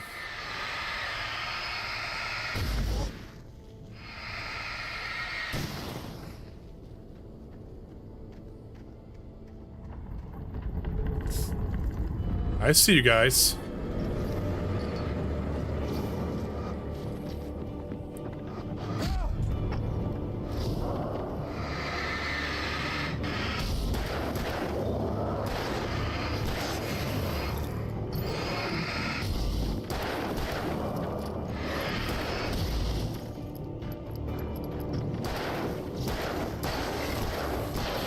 There we go. Oh, I see even more of them. That's actually kind of creepy. The first time when the game's not playing around.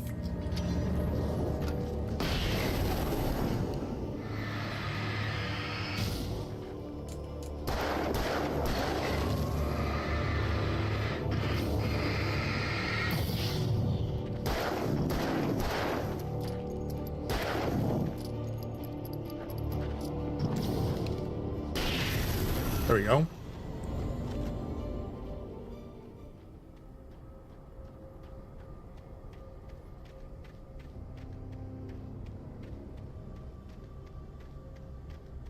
Another manuscript page. I stared through the bars of the jail cell. Barry stood behind me, swaying on his feet, looking as ill as I felt. Agent Nightingale stood on the other side of the bars with Sheriff Breaker. Nightingale had a stack of manuscript pages in his hand. He seemed unhinged as he gloated. Well, I've got you now, Raymond Chandler. It's all here. All the evidence, including conspiracy to murder a federal agent.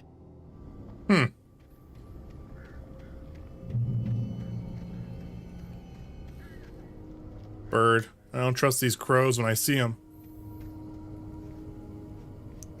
Well, that's where it wants us to go, but I'm curious. What's up here?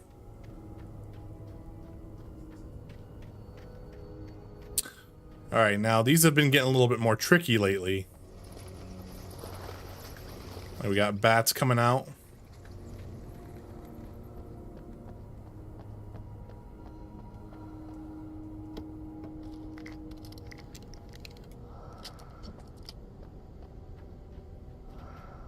See, I hear them. Yeah, I think that's the thing now. I'm starting to get pretty decent at hearing where they're at now. There's like a slight like breathy like gasp whenever they spawn in at times.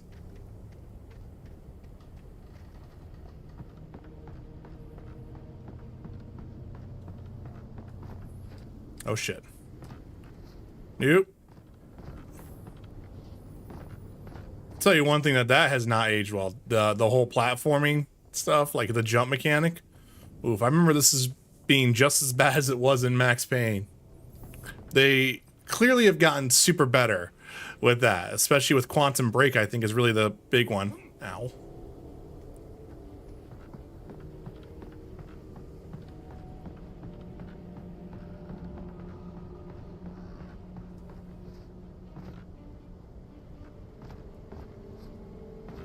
Man, it's just funny how tanky Alan moves.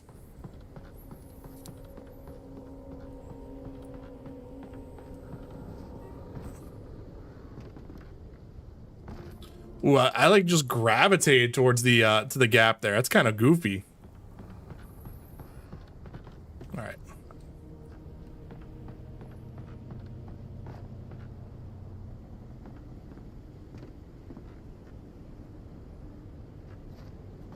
There we go.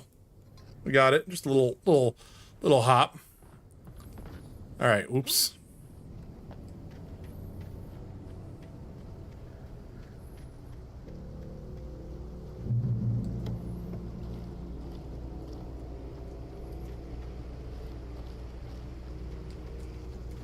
I had no real plan. I was going to give the kidnapper all the manuscript pages I had for Alice. If that wasn't enough, I'd hold him at gunpoint and make him talk. Pump action shotgun. Oh man, look at all those. Look at all those.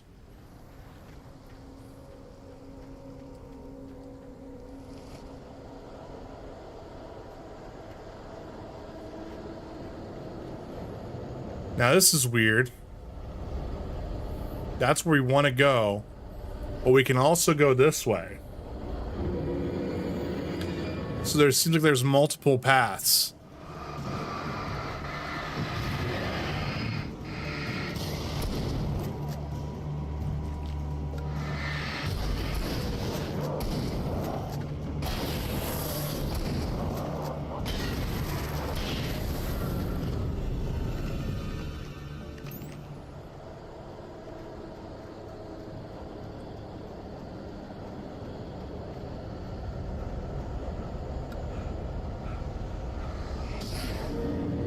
Just interesting.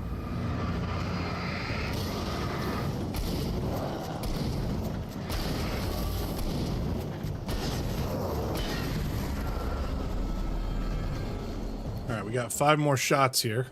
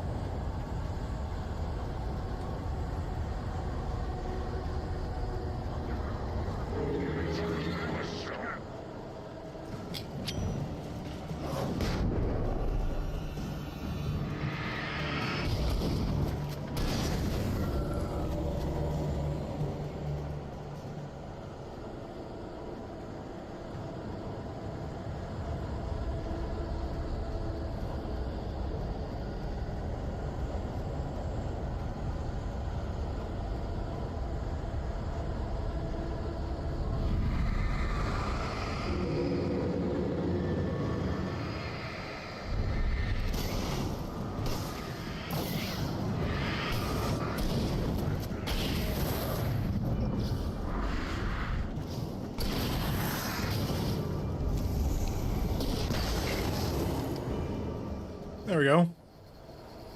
Now it's funny, like that all, like, did I take the harder path? I guess it really must not matter. I was just more curious about this shack over here. If that would have been worth it. Yeah.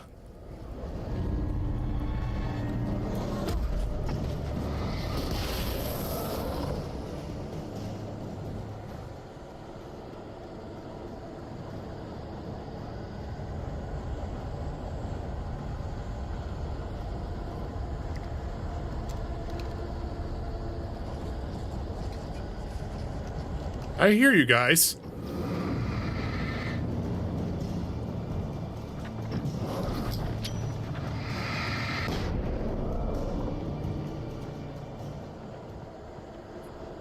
This guy's thinking they can sneak up on me. Also, thank you for the 4th like. I appreciate that.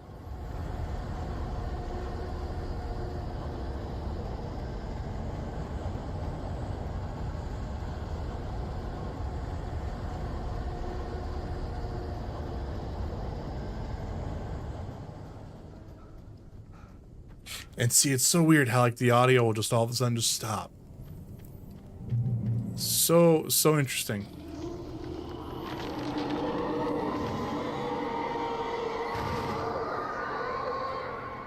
The dark presence was moving ahead of me in the same direction I was going. A cold feeling settled itself in the pit of my stomach. Was it going for Alice? We got some graves here, I think, from the miners who died.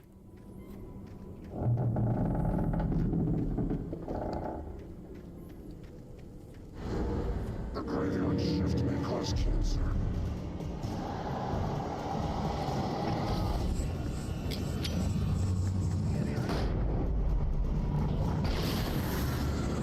All right. I hear you moving.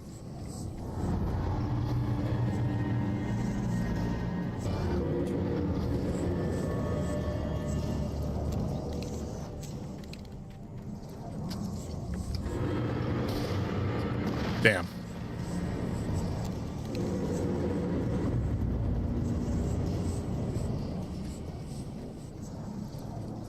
Man, look how fast this guy moves. I think it's crazy. Like, more enemies are going to be like this in Alan Wake 2.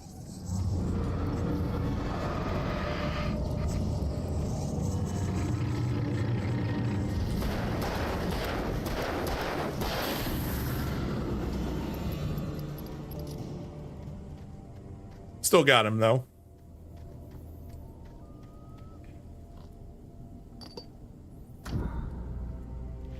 Nice. Is there anything actually up there? Hold up. Nope. Just gave us a nice little checkpoint.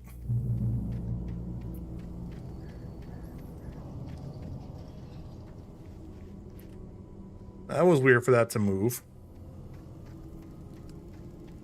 Nothing in it, right?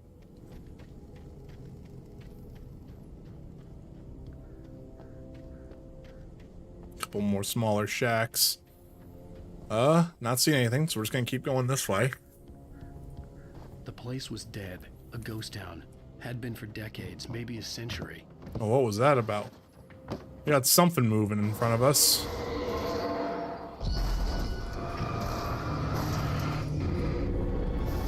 Ow.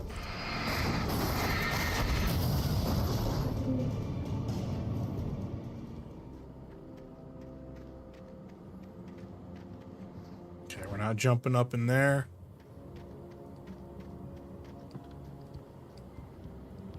Got another manuscript page here. Things were never as simple in real life as in fiction. I had lost count of the times I had wished there'd be a clear reason for my writer's block. Something to fight. Something to lash out on. There wasn't. I was filled with doubt. I was nothing like the hero in my books. Alex Casey had gone through his life with single-minded determination, never wavering from his goal. Even now, I was angry at myself, angry at Alice, angry at Barry. I was fumbling and I had no plan.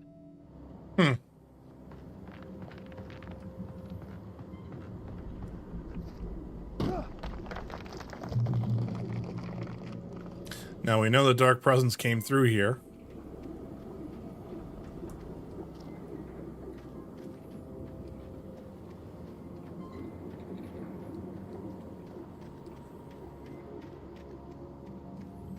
Anything back here? Nope. Okay. Oh, there's a thermos. Some more batteries, but we're actually at our limit of batteries, okay.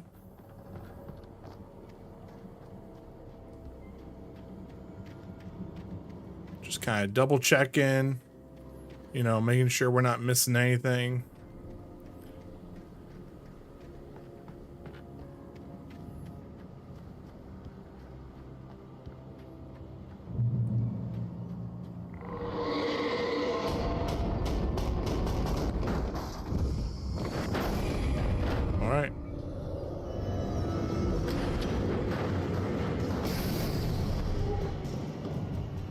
Probably didn't need to use a flash bang.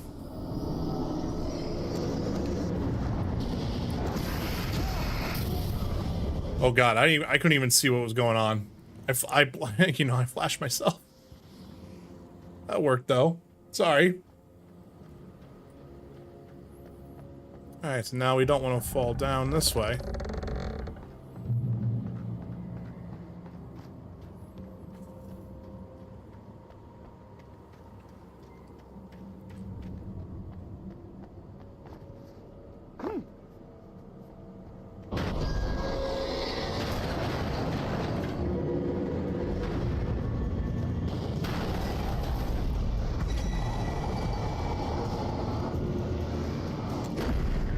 Ow.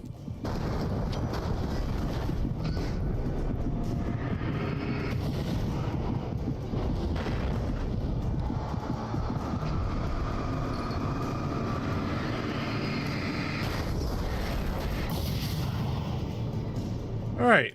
Well, that sucked. Well, we got it.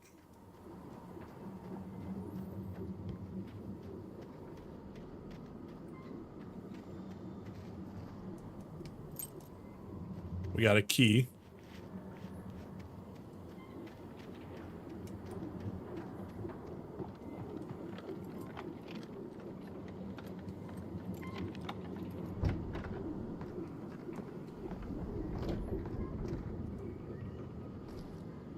Flare gun ammo, just in case. Oh. Anything outside of riding is a struggle. I feel ill. I managed to make my way downstairs. There's a shoebox filled with books and papers by Thomas Zane. It's very hard to focus, but I managed to read some of it. He's a poet, and a good one.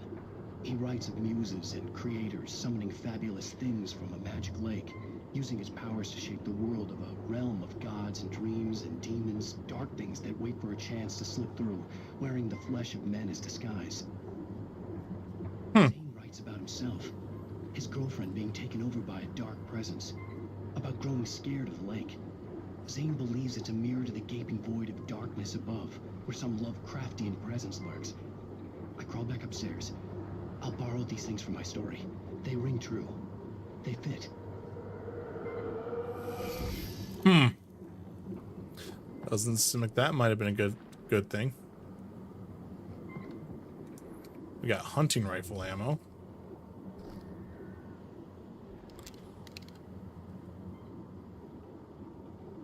Yeah, 11 bullets there versus 7. Okay.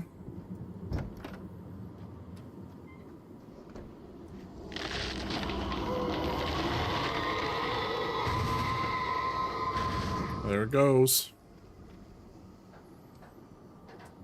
Hope everyone's enjoying the stream. It's kind of crazy to think about how long this this chapter has kind of gone through.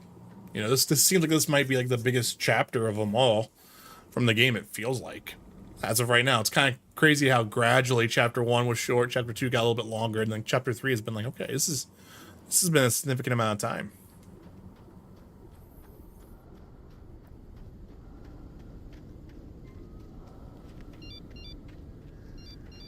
The kidnapper had sent me a text. The message was full of spelling errors and insults. It was telling me to hurry up. See, there's another...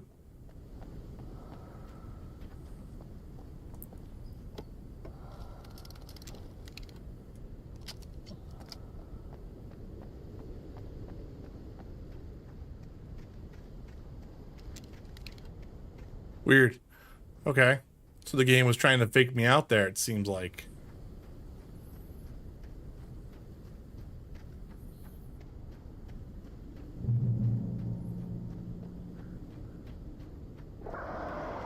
Oh, I hear you guys.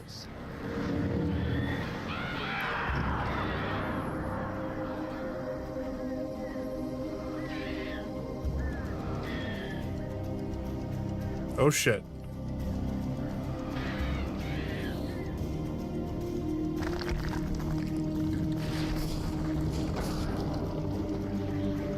The music changed too. Get out of here.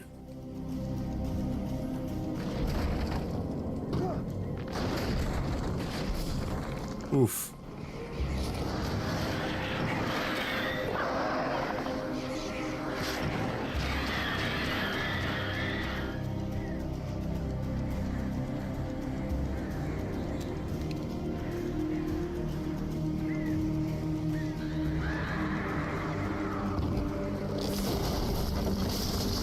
All right.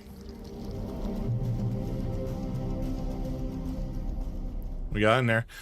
Music kind of changed that. That was kind of cool. But now we're in a cave. You know, there's plenty of dark things, right?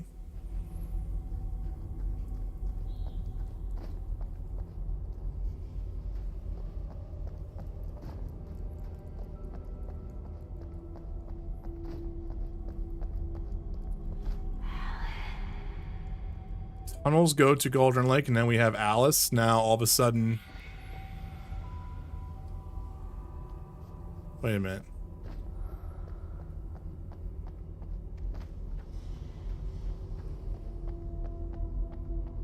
Let's totally not do what we're supposed to do.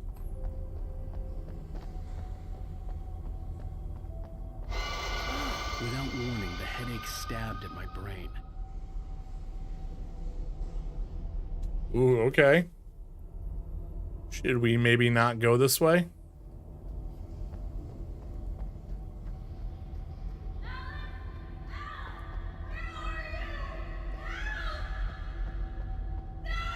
Alice?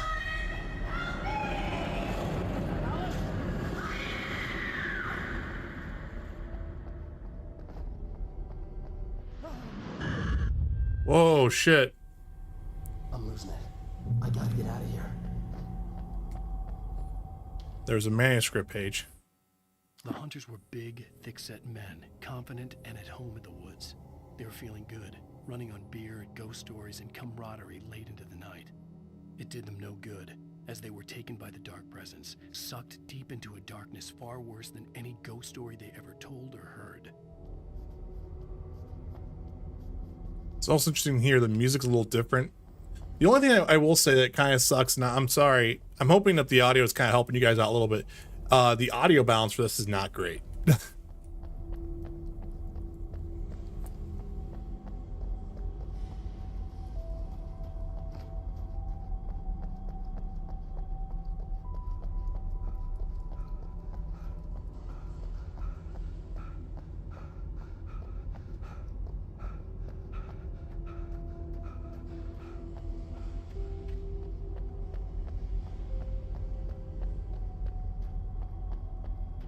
Good. Okay, I'm glad. Like, yeah, it's just very quiet on my end.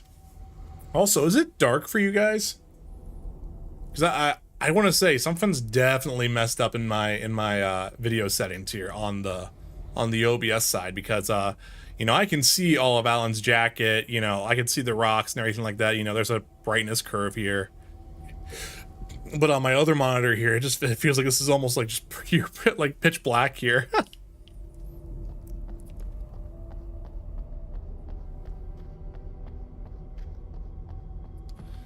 Gotcha. Okay. I might try to tweak some stuff there later. Actually, I'm gonna do something really quick here right now, just to double check. So I want to hope that I didn't mess this up. Video, no. Advance. No, so it's gonna stay there. Rec. Okay. Okay. And then, so my guess, it's probably the actual Elgato that's doing something goofy, is what I'm going to assume.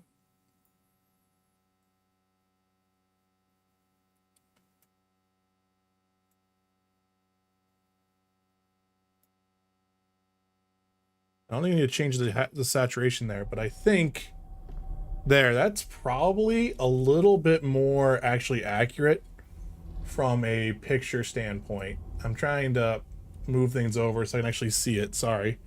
Pardon me.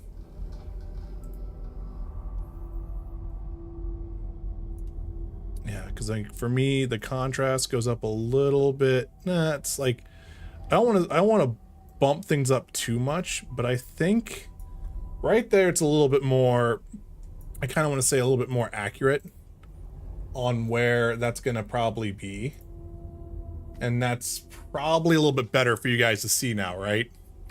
Because like you're kind of seeing more close to what I'm seeing, like even on my monitor, because like what you're seeing there on the original image that was there before I adjusted it would have been considered like black crush. Like we would have been not black crush, but we would have been making that contrast way too high. And so like at least here there's image clarity here now. So I also think if I go to the main menu here, this should help out. Yeah, this is much more accurate to what I'm seeing here. There's still some odd color banding there, but that's okay. It's better than what it was.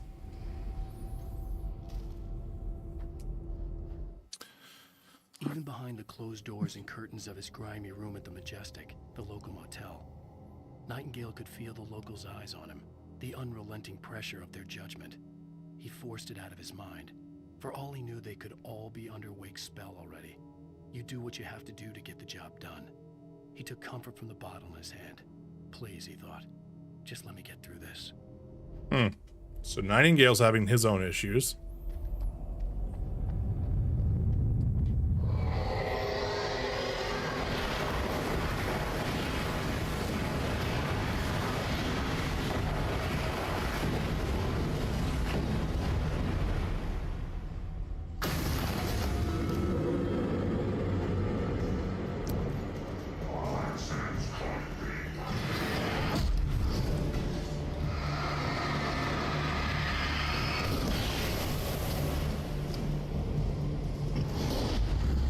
There we go.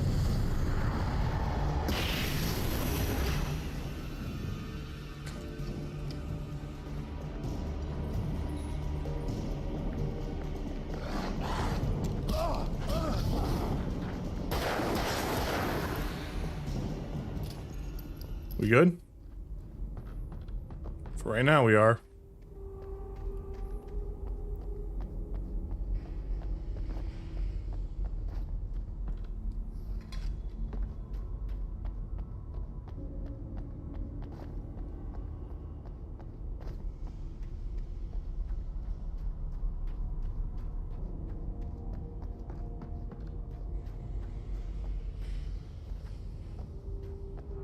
Oh, wow. I'd have to make my way up this mine shaft in order to go on. Maybe the machinery could help me with that. Oh man, it's a puzzle.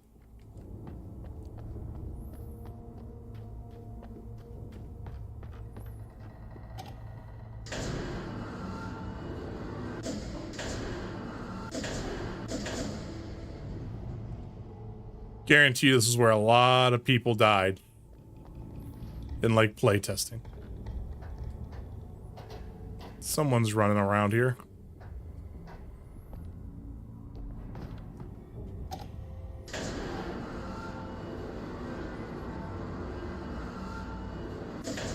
Alright, so we're gonna probably drop down like that. It's probably where we're gonna be. Do a little hop.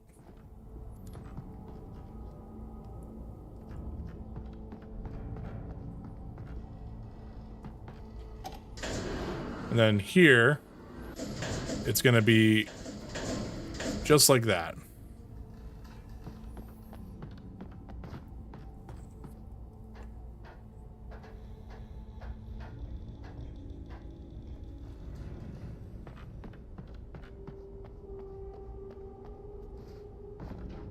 Oh, geez.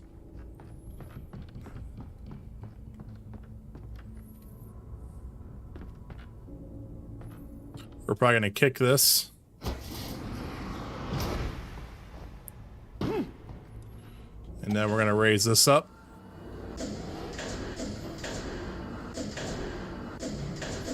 Like that, just to make sure we have some.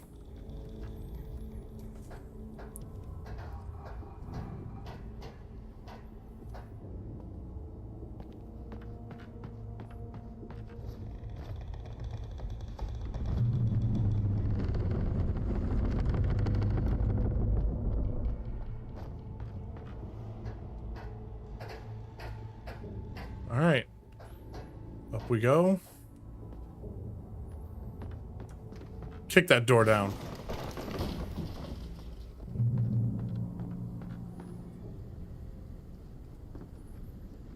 So I think it's where we're gonna go.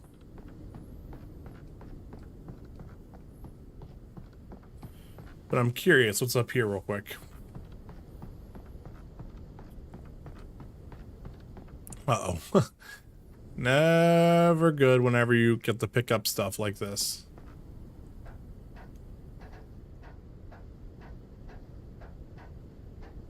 Manuscript page.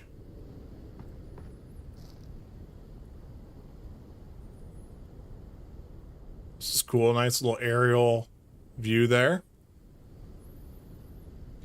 We also got this. Lightning flashed behind the windows of Cauldron Lake Lodge. Tor Anderson laughed and held the steel hammer above his head. Nurse Sinclair was trying to calm him down without success.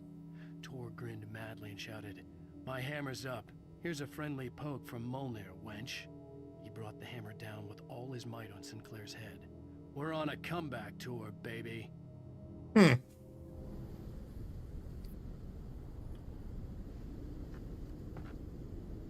Ow.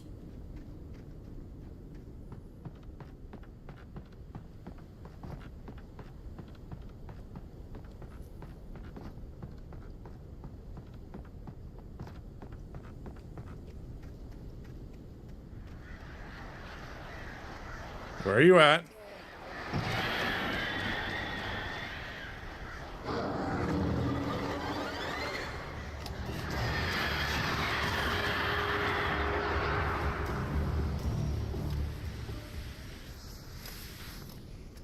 Birds.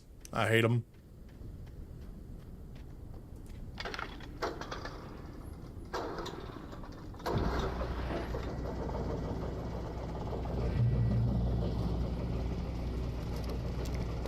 Well, at least we have got some supplies. Another cable car. Just great. Yeah, this is not going to end well for us. Birds. We're going to have birds attacking us left and right, aren't we? It's like that scene from Jurassic Park 3 with all the pterodactyls and whatnot. Totally what's happening here. Where are you?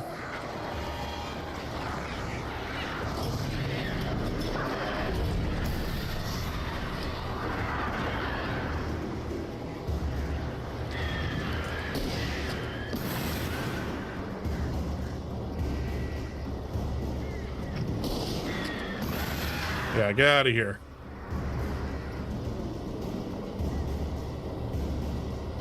I see you guys up there. No? Yeah, stay away.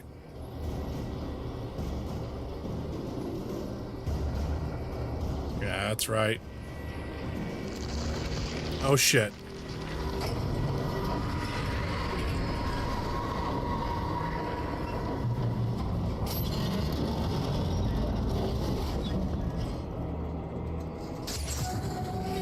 Oh, geez.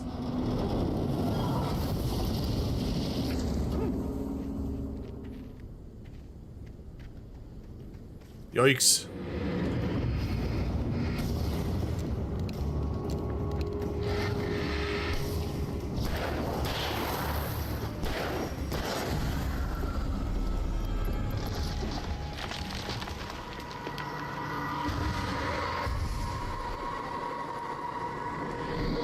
Oh, shit. Ooh, we almost got pancaked.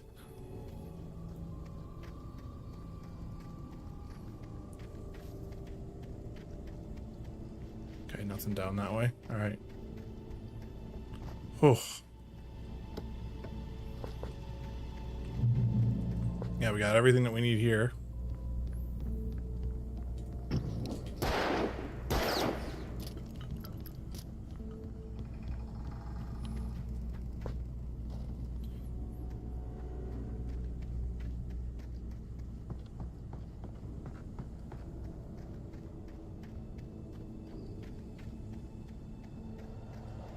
Yep.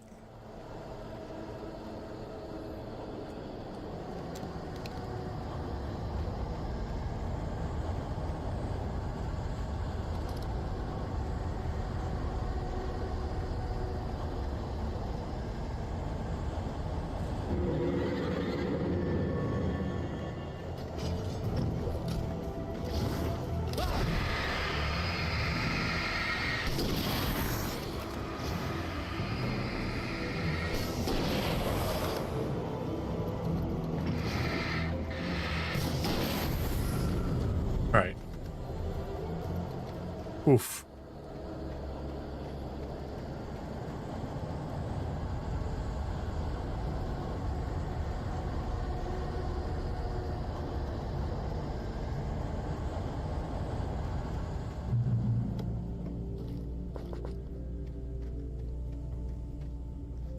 Cauldron Lake, the 8th deepest lake in the world. Cauldron Lake is a caldera lake formed by the volcano in a volcanic crater.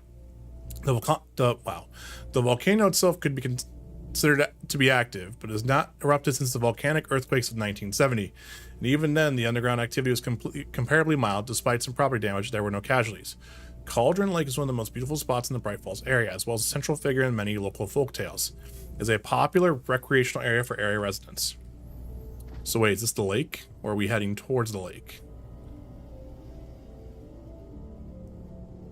No, so that the lake must be out that far. And there's the music playing in the background.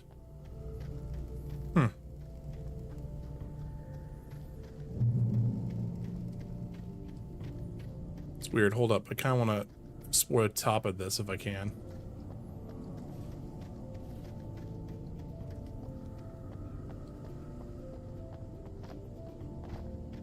Oh, okay.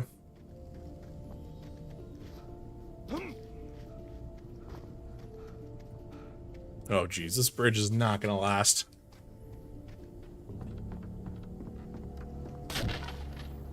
Yep.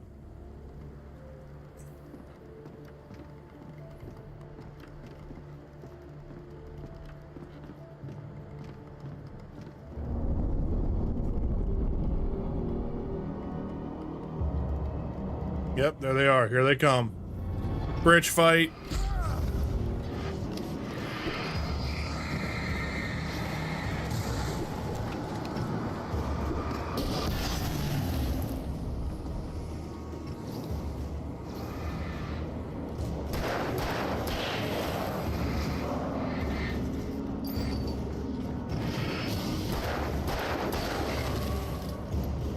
All right, come on.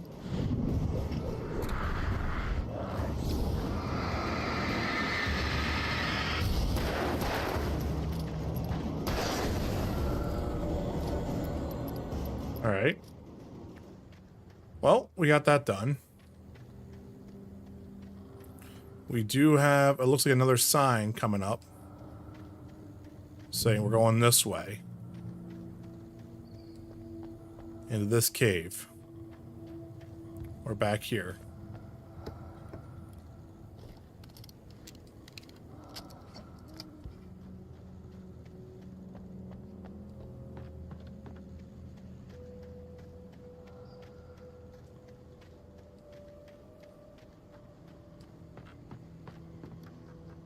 Manuscript page over here. Hey, Duroc, how are you?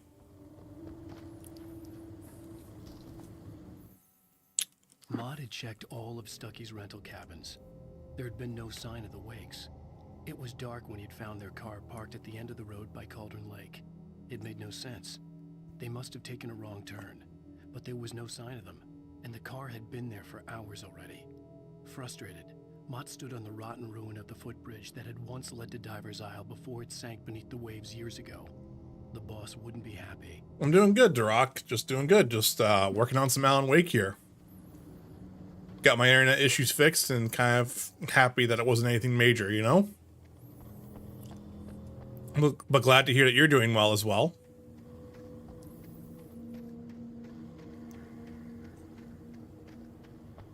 That's where we want to go. I almost walked off the cliff there.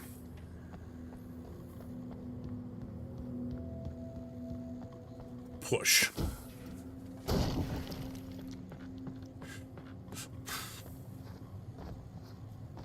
Kick this out.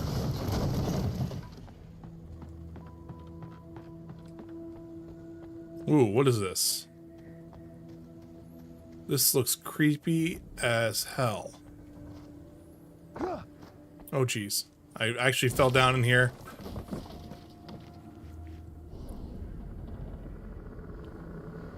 CW and TZ. Tom Zane. CW, though? I miss you, Tom. Did you write this? Tom.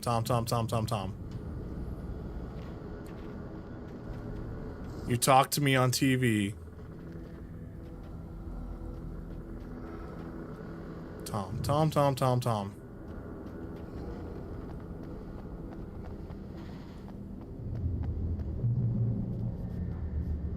This is so weird.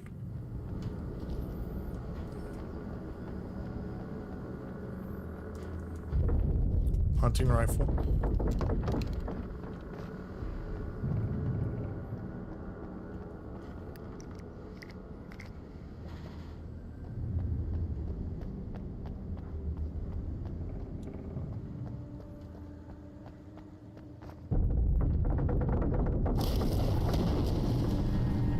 shit.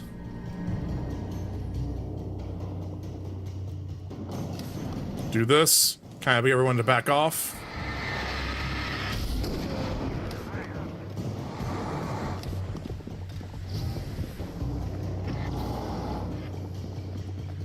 Here.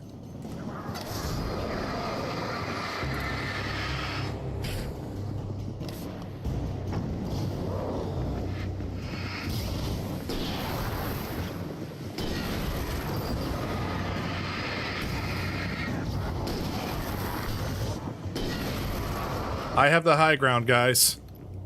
Have you guys not seen Star Wars?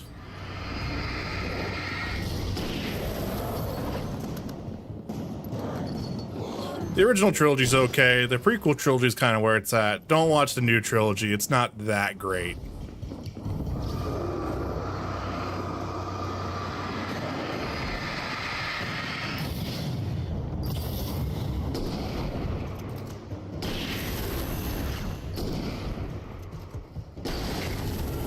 Cool.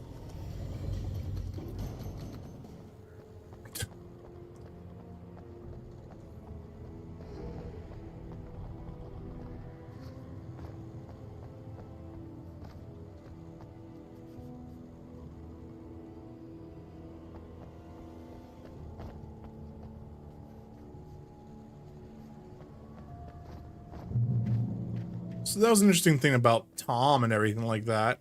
So it's funny, could we have bypassed that? No. But hey, there's a thermos right here. But anything new and exciting for you to rock other than just normal work time?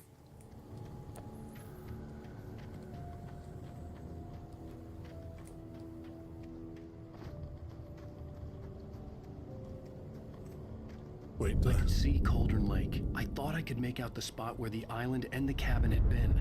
There was a light near it. It had to be a boat. Yeah, so it's weird. We found out that the cabin and the everything like that on the lake doesn't exist. I was close now. I had to get there fast.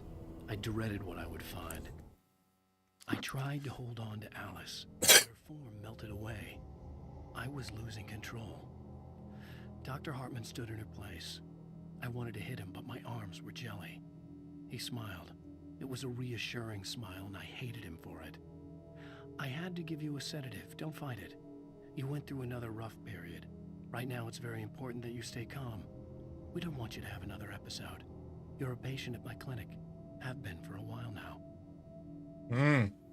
So maybe Alan's crazy.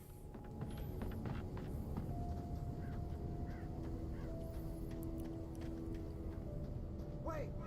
That you? Wait! Hey, I'm here! I'm coming! No! Get away! Sorry. Please, lady. The boss didn't know who he was messing with. I didn't know. I swear, I didn't know. We don't have any fight. We don't know where she is. She fell on the ground. We just said we had to make her play ball. You see?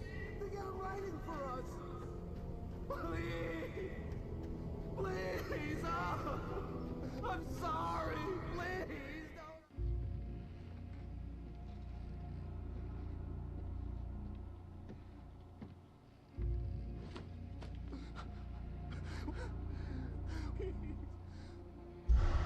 Oh shit.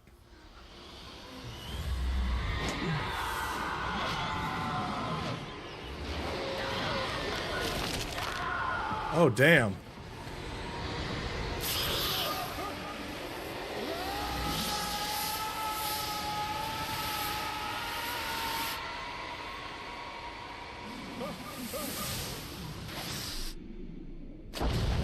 Oof. I feel like the impact there would definitely hurt you.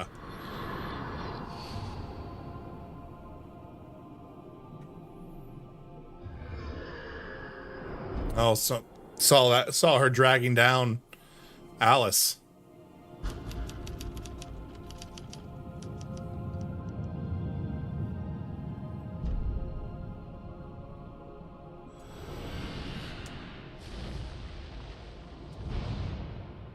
And that's the end of the game.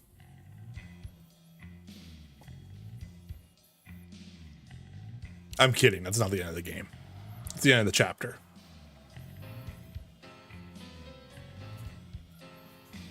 All right. So what are you guys thinking so far?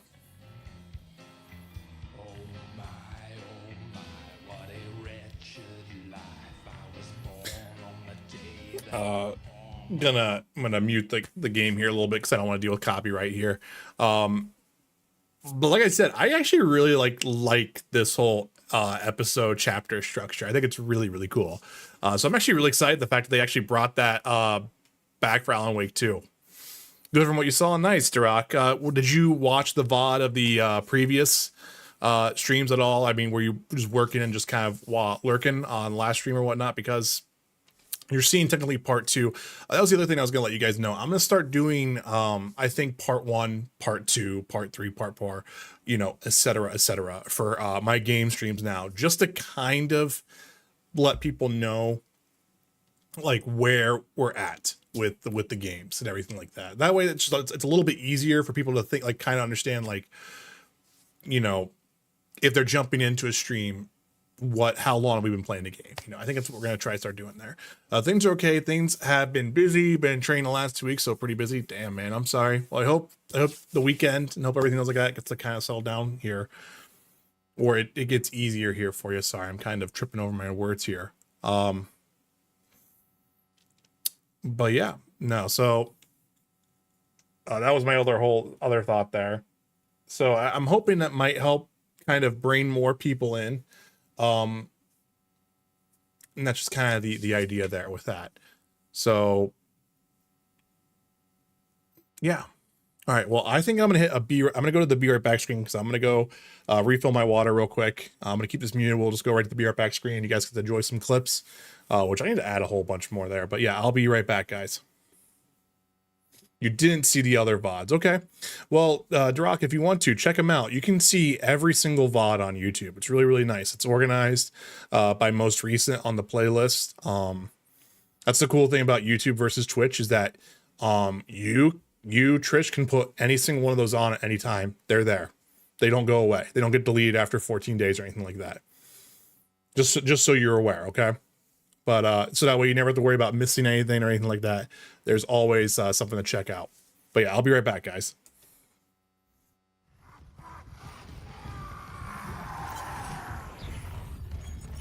Oh yeah, let's just read while we're gonna be murdered.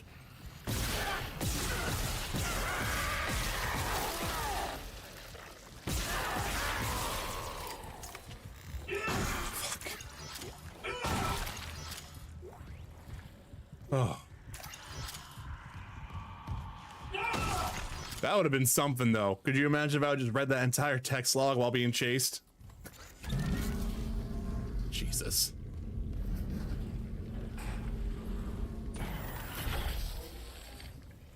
Actually, I hope that... Move, fucker!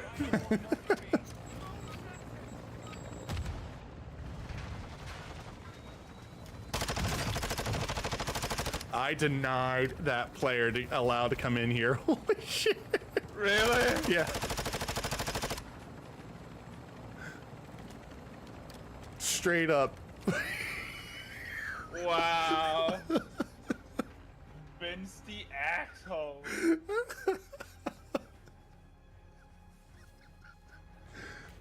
I don't have proximity chat on, so I can't hear them say anything. I can't believe I just murdered. I just catch. Hey, hands off. Nope, non-target killed. Fuck. Shit. What? You need to hurry. The target is trying to escape. No, you've got to be kidding me. Hey.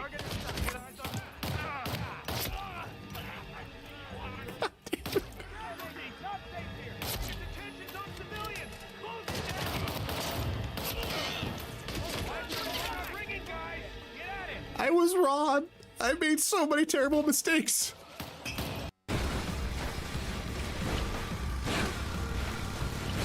Look at me go. Oh God. Damn it. I got a checkpoint though. Oh no. No. No, you've got to be shitting me.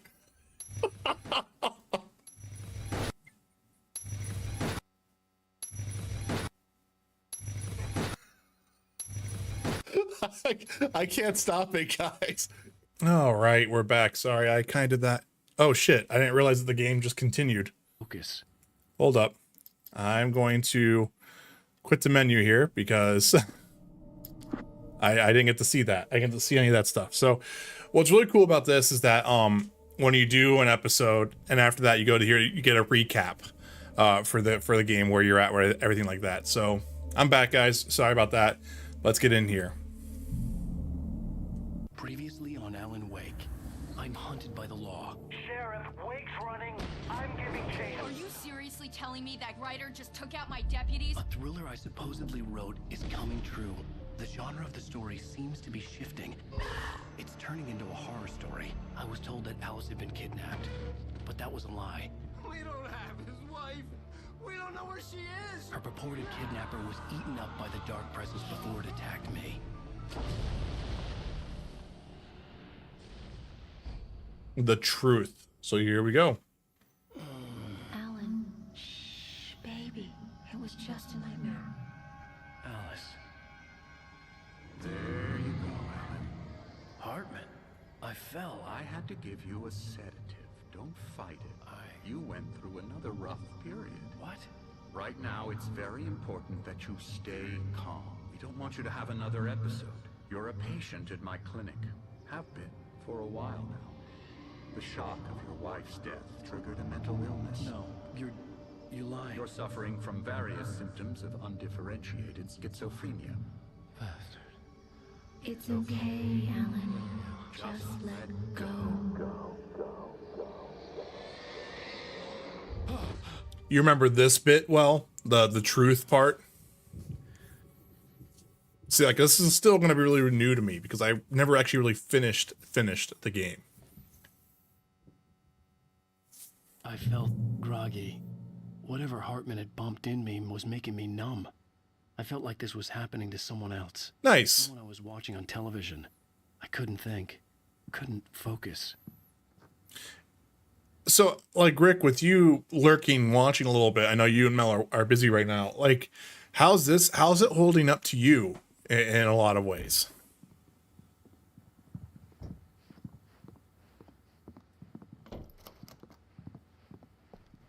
Good evening, Alan. Are we feeling better now? Feeling calm? Yeah. I see you brought your pet gorilla with you. So sure, I'm calm. I get the message. Loud and clear. Why, right. That's the spirit. You're being very brave, Alan. I understand you're confused. I would be more concerned if you weren't suspicious of me. I don't blame you for it. Big of you. Now, why don't you come with me? We'll reacquaint you with my clinic and go over everything you might have forgotten. Little walk and some fresh air? Yes, it will do you good. This corridor is for patients. Most of them aren't here right now. Jack took them out for a fishing trip, except for the ones who are particularly vulnerable, of course. I encourage creativity as a part of the recovery process here at Cauldron Lake Lodge. I specialize in treating artists. I bet you do. Splendid, Alan. I honestly believe we can get this thing under control if we work together. This way, Alan. Tor Anderson. I'm not going to use the elevator. Fuck you. Oh, I guess we got to go this way. Oh, he locked the door, and why is he going into my room? I don't like that. Now, Alan, from past experience with you, I know I need to get right into the heart of the matter as quickly as I can after an episode. So I'm just going to say this. Alice is dead. No. You're in a very vulnerable state until you understand and accept this. Hold up. It holds up well. Yeah, it's very Remedy. It feels like a product of its time, but not in a way that makes it bad or anything. The strong stuff, like a story concept and light mechanics, still work. Yeah, this is where I think I was explaining it to Resonance in the first stream. I said this is the game where you really can kind of see Remedy become Remedy, like as we know them today. Like you can, like this game was the initial point to where he did that. Max Payne 1 and 2, like especially with Max Payne 2, the fall of Max Payne, kinda was there, but like this was the game that kind of started really show you what Remedy was going to be about if you're like trying to predict what's going to happen in the future. Alice drowned, and you couldn't face that. You're suffering from hallucinations, paranoid delusions, unusual thinking, an obsession about light and darkness, a feeling that everything revolves around you, your thoughts and dreams. Your mind has constructed an elaborate fantasy scenario in which your writings are affecting reality. She has been kidnapped and supernatural forces of darkness are trying to stop you. We go this way, Alan. I wasn't ready for another shot, so I went along with it. He had to be lying. But under the influence of the drug he had given me, I had to fight not to believe his words. It's all in your head. You've been making it up. Apart from the tragic accident with your wife, no one has been killed. Your delusions are just a manifestation of your subconscious mind trying to protect you from the too painful truth. Unless we fight the fantasy, it will return. I know the...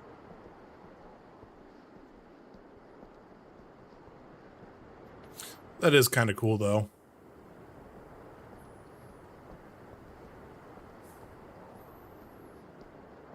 I never get tired of this view.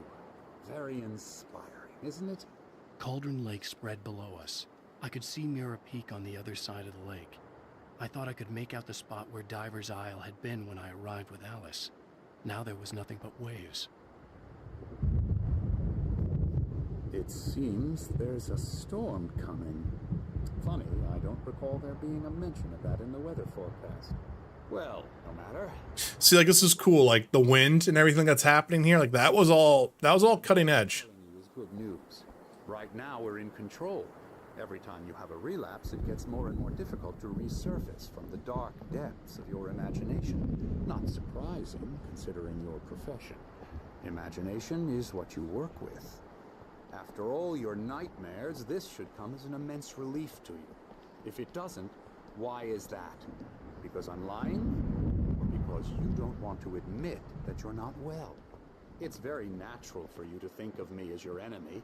It's part of the illness. I let him talk. All, Hartman obviously loved his own voice. His words echoed madly inside my head. I dug my nails into the palms of my hands to stay focused. You need to work with me. Once you accept that, we can begin the journey towards your recovery. Come along. You know, for a lodge that helps artists, there's a lot of locks on these doors, man. Here's the entrance to the office wing. That's for staff only. You were impressed by my trophies when you first arrived here. I do love to hunt. The great outdoors, man versus nature. It's wonderful stuff. Pretty damn wonderful, yeah. Interesting. Yeah, that's right. I got you. I'm a real bad dream, mister. You should be afraid of me. Don't want to run into me in the night, that's for sure. Please, Emerson. Mr. Wake is confused enough as it is. Yeah, you'd like me to go away so you won't be scared. But you can't just decide what kind of dream you have or when you have it. Emerson. Okay. Sorry. Boo. That's Emerson. We're actually making some progress with him, I'm happy to say. He works on video games. Ooh, yeah. It's trash, of course, but it does involve some small creative effort, which makes him receptive to my therapeutic methods. No kidding.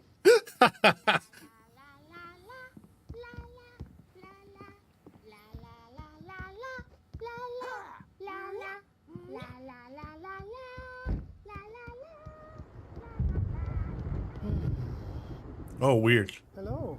I've painted you. Okay? I was just struck by inspiration a couple of days ago. Dr. Hartman wanted me to paint landscapes, and that's what I was doing. But now I've been doing these things, a lot of them.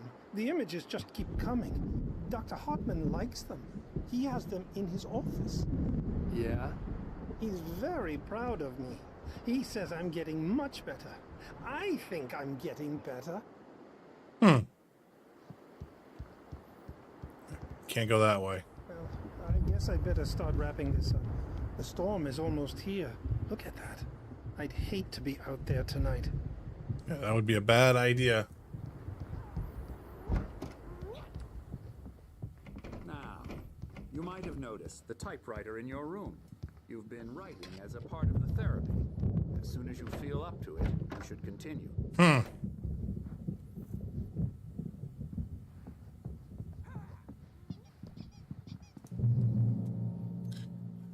Specialized help if you need it. However, please limit the volume. Please ask friends or family to schedule visits beforehand to ensure they don't interfere with your therapy or periods of creativity. Also, please respect your fellows' patient's need for privacy and personal space, especially when they're engaged in their creative process.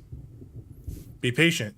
Typically, our patients have long-term creative problems and they won't be solved overnight. Give yourself permission to take the time you need. Bear in mind that you voluntarily receive treatment that has been specifically tailored for you. Engagement therapy and assisted method, the flow. Work best when you're actively engaged in shaping them. If you have any concerns, please don't hesitate to voice them. Okay. My rheumatism's killing me. There's a storm coming. Oh, what a storm. I hope it wipes this place off the face of the earth. And these two are the Anderson brothers, Odin and Tor. They had how should I put this? A heavy metal band in the 70s and 80s called Old Gods of Asgard. They even adopted new first names to complete the image of Viking gods. After the band broke up, they lived on a farm nearby. They are, well, in advanced stages of dementia. They're well cared for, TLC and all that. There's nothing more that can be done. I'm afraid that the rock and roll lifestyle has left its mark. Oh, that won't do. I'm so sorry to cut this short for now, Alan. The power has been acting up. I'd better go check on it. We'll continue this soon. Meanwhile, when you feel up to it, return to your room and try to write. It really is for the best. Don't you think? Interesting. He wants us to write. I'd like to bash his head in with a hammer. Oh, he'd love to fish out our secrets, but he has no clue. He's not crazy enough. Not crazy like us, Sonny. Yeah! Being crazy's a requirement, Sonny. Who else could understand the world when it's like this? It takes crazy to know crazy. That's the sanest thing I've heard in a while. Zane! You're all right, Tom. Hey, we like him, don't we, bro? He's got to go to the farm. They're calling him. They just called me Tom Zane. We wrote it all down, lest we forget. A crash course. All you need to know to get your head right. You need to find the message. Here, Sonny, here's something for you. Gave me a rash, but I kept it safe from these bastards. We got a manuscript page. Zane could feel the poems, taking form, shaping things. As he experimented, he imagined he could almost feel the power surging through the keys of the typewriter. It exhilarated him. But there was fear, too. If not for his young assistant, Emil, he would have given it up. But Emil convinced him otherwise. He, too, had a way with words. Emil. My head was clearing up, or according to Hartman, I was sinking back into the fantasy. I was convinced he was lying to me about everything. Crazy or not, the Andersons made more sense. So we're going to return to our room now. As I try to open every door, though. Good thing he's not overreacting or anything. Well, he's the boss. I may need a hand here later on, Birch. The storm's bound to make you-know-who jumpy. You know how they get. Gotcha. The doc's got me looking after Wake here, but holler if they get too rowdy. I'll do that, Birch. Hey, Wake, Why don't you humor Dr. Hartman and give the writing a shot, huh? Typewriters The in your doors room. were locked. You can get to your Hartman and the room by nurses those would have stairs. keys, but there was no way to get my hands on them. All right, so we're gonna go back up to our room here.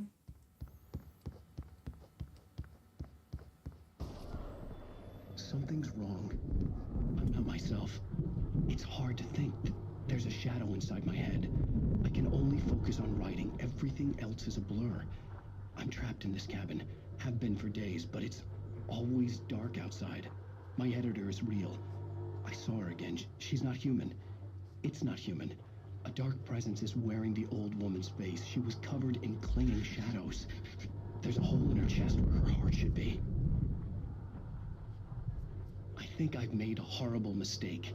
I don't think I'm any closer to saving Alice. It's been lying to me, using me to get the story it wants, and the story will come true.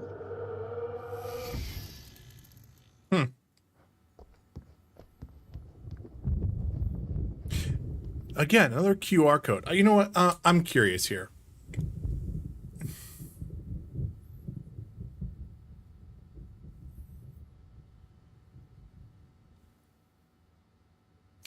So it's weird. So this actually gave visions to A caldera lake. Silence echoes. Loud. It's too late to hear the words. Hartman wanted me. That's really cool. I knew I could. Naked. Crawls to the shore.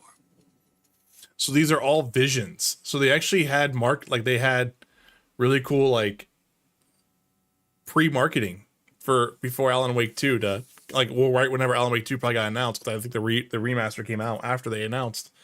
Like, so it's all there. Shit, I got stuff I gotta watch then too. Damn. Figured I should just play along for now. It was the only thing I could do with Nurse Birch watching me like a hawk. There's the thermos.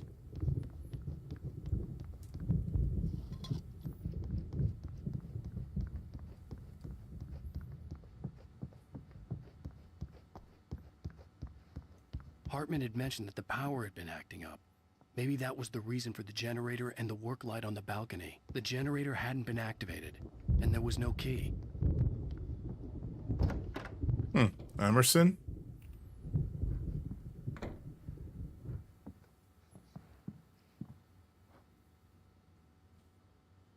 Huh.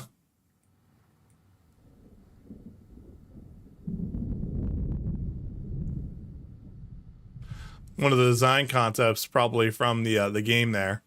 That's actually kind of cool. Wake. Lane.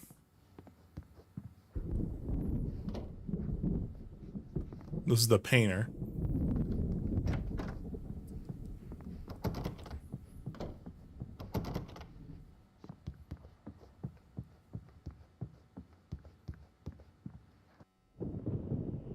The white glare of the blank page in front of me hurt my eyes. My hands began to shake uncontrollably.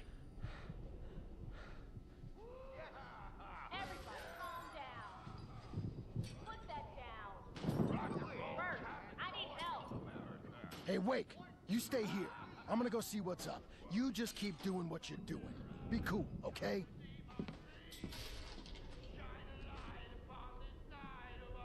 I didn't know what the chaos was all about, but it could be my only chance of getting out of here. Here's a friendly poke from Mjolnir. Oh, afraid of the crazy brothers, are ya? Not so weak now, are we? Barry in the lodge. Talking, giving Barry the grand tour, clearly proud of the place. He went on and on about his hunting trophies, and Barry was impressed. But he was here on business. He raised his voice, cut through the monologue. Hey, Hartman, where's Al? Hartman stopped in mid-sentence, annoyed at the interruption. He nodded at the hulking orderly standing nearby. The man smiled and clapped a practiced hand on Barry's shoulder. Well, things are unraveling fast, aren't they? Oh, jeez. Sinclair looked bad. That wasn't a love tap. The crazy old fart hit her hard. If she was one of Hartman's goons, she had it coming. I had to get to Hartman's office. He had taken all my manuscript pages. Come out That's where he'd been keeping them. It's time to pay the piper. Maybe you could come out and beat our regular adult diaper asses for it, since you're so tough. The markings on the tapes. Oh, wow. They were recordings Hartman had made at the sessions with his patients. I saw Alice's name on one of them. For a moment, I couldn't breathe right. Hold up. There's another manuscript page. Hartman wasn't happy. Maude could see it in his eyes. He quickly lowered his own. He had made a mess of it, and he knew it. The shame of failure was hard to bear. He hadn't expected Wake to say he needed more time, and he blurted out 2 days, less than Wake had asked for, to show him who was in charge. But that wasn't part of Hartman's plan. So Mott was working with Hartman. That's the guy we saw on the ferry. Mott was the guy we saw on the ferry at the very start of the game. So now we know initially already there was something already being planned for Alan and Alice, even before they got to Now, Mrs. Wake, can you tell Bright us Falls. about Alan's problems? He's more and more out of control all the time. The parties, he's so angry all the time. He's getting violent. Do you mean with you? No, not with me. No, never. Sometimes I almost wish Alan would take a swing at me, because at least that'd lead to a conversation he couldn't just march out of. But no.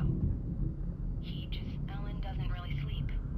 And the work, well, he's not writing at all. He sits there for hours and just gets more and more frustrated. And I can't talk to him. Yes. Tell me, Mrs. Wake, what would you say to him if he'd listen? I don't know. I want to say, I look at you, and it's not you. Just some stranger who resembles you. Looking out from behind your eyes. And I don't like that guy much. And now it's all gonna go to hell. But you don't ever say this. No. I've tried, but he's not listening. He's too deep in his own problems, always going on about something else. I'm so afraid I'm gonna lose him. And we're not even talking anymore. He doesn't let me in anymore. He just keeps me in the dark. I'm so alone here, even when he's home. Please help me, Doctor, because I'm at my wit's end. Well, if you can just get him here, I'll absolutely do my very best. Yeah, but Doctor, you need to be careful with him. He's not just going to listen to you and cooperate. He's the most stubborn man I've ever met. Well, I'll be sure to bear that in mind. Hearing her voice, what she was saying made me happy and sick and guilty all at once. Worst of all, I recognized the words. The phone call from her. It had been a cut-up of this. Just a recording. Oh, that is true though. The photo on the wall caught my attention. In it, the clinic staff was standing outside the lodge. I knew the man next to Hartman. He was the kidnapper. Hartman had been playing me all along. Dun dun dun. Let me out of here! Hartman, do you hear me? I'm gonna sue your crazy quack ass to shreds! Barry? Ow! About time! Barry, man, I'm glad to see you. We need to get to Hartman's office. It's right next door. You okay? Yeah. I mean, no! The cops found me at Rose's trailer, but they didn't hassle me too much. I'm obviously a victim in this, and I demanded to be treated as such. Or else I'd sue their asses. Speaking of asses, that vet gave me a real hard time, but I had no clue where you were. That guy's crazy, Al. But he let me go, and then I get a call from Hartman, that son of a bitch, who tells me you're here, and I should come pick you up, but when I got here, 2 goons clobbered me and stuck me in there. Excuse me. What's with the cutout? I stole it from the diner to piss off Rose after what she did to us. That'll teach her. Yeah, that's a harsh punishment. Come on, pal, we gotta get going. Poor Rose. She's the victim in this entire process here.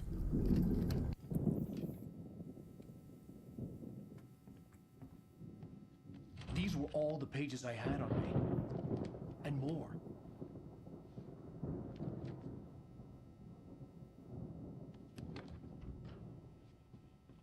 Alan, please.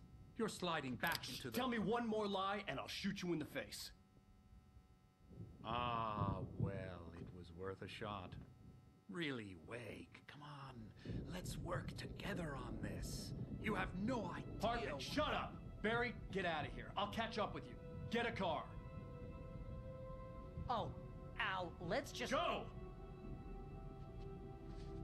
Wake, listen to me. This is a mistake. Don't you see? Together we can create something absolutely wonderful. With your ability and mine.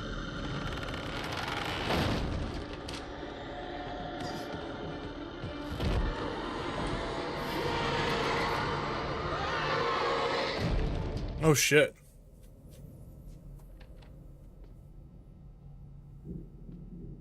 Oh, he smiled. Ooh, that was creepy.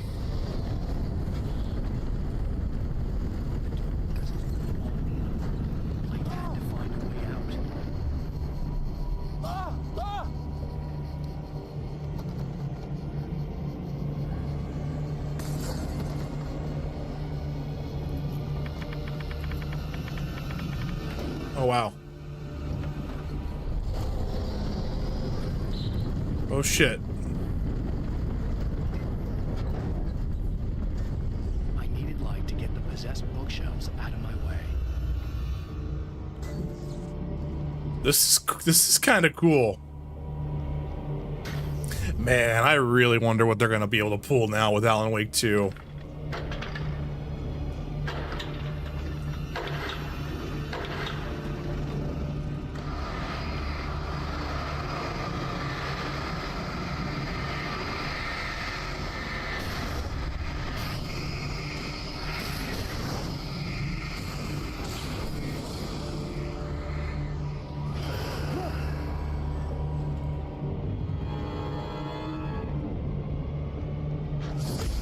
Ow.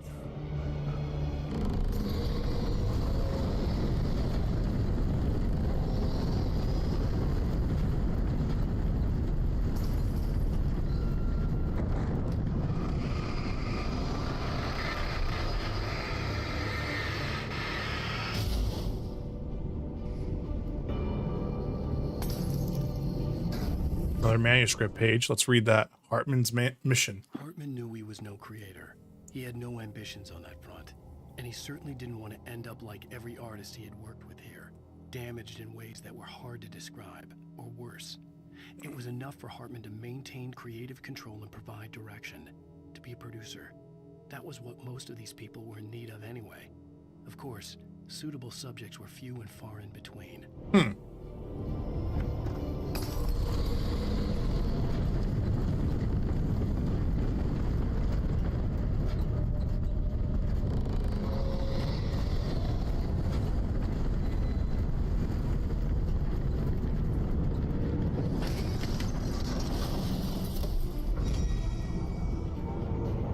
Gotcha.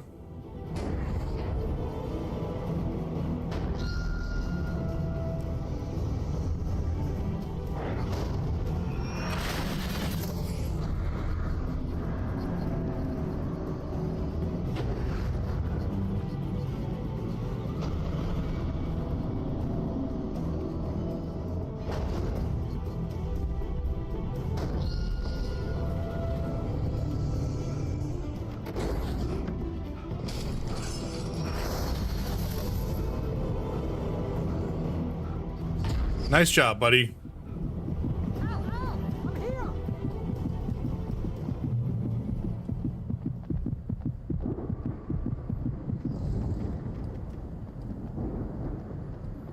I found the car, but the gate's locked. You're gonna have to go through the hedge maze over there. Barry, I don't have a light. Take this, Al. There we go. Look at the house, Al. Oh shit.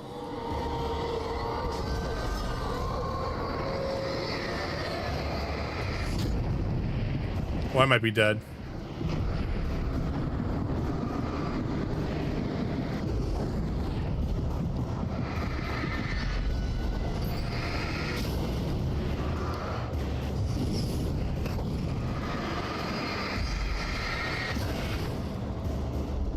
Oof.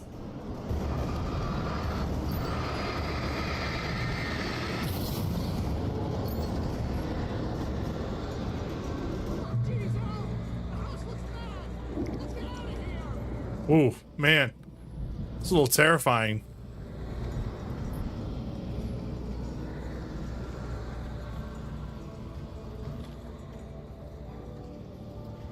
Okay, cool. A little maze.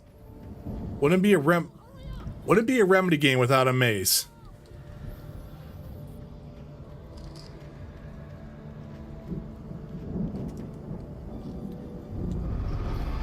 God.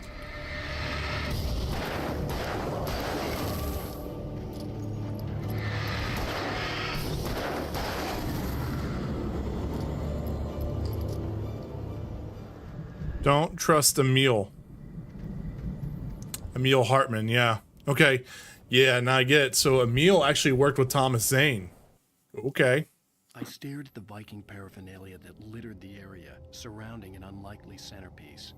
A full-size stage complete with an impressive sound system with all the trimmings, including a dragon. It took a special kind of crazy to build something like this in a remote field. When the sky split open with a deafening boom and the music started blasting, it felt strangely appropriate.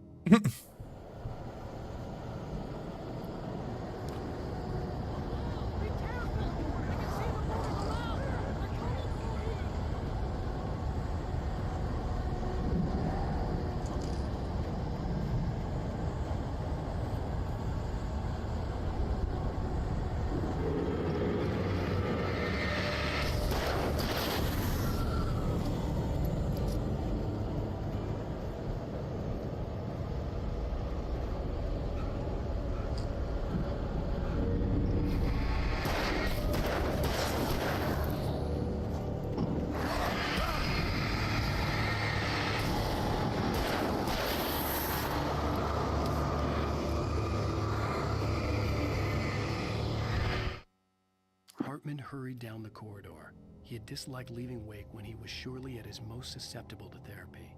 But this was not an ordinary storm. Wake had been writing, and he had woken something up in the depths of the lake. Now, it was coming for him. Hartman had naturally prepared for a situation like this.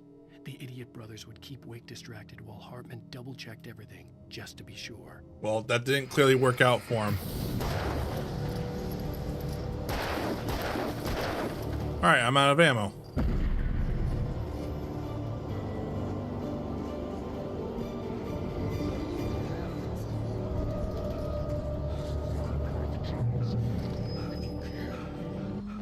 Move the channel.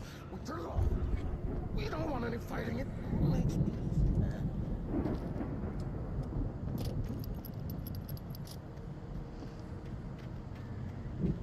You get 2 pills in the morning, and then you'll be nice again.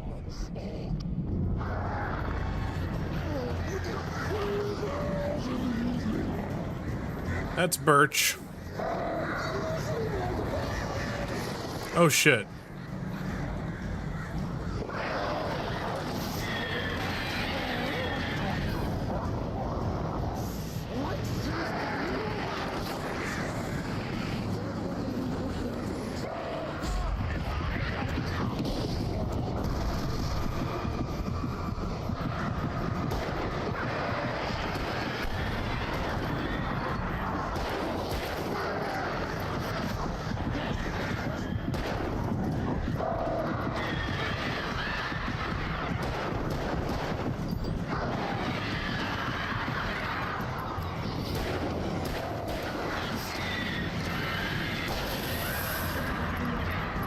Yeah, get out of here.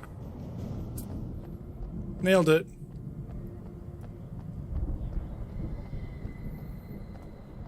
Oh, there's a thermos there. I almost missed that.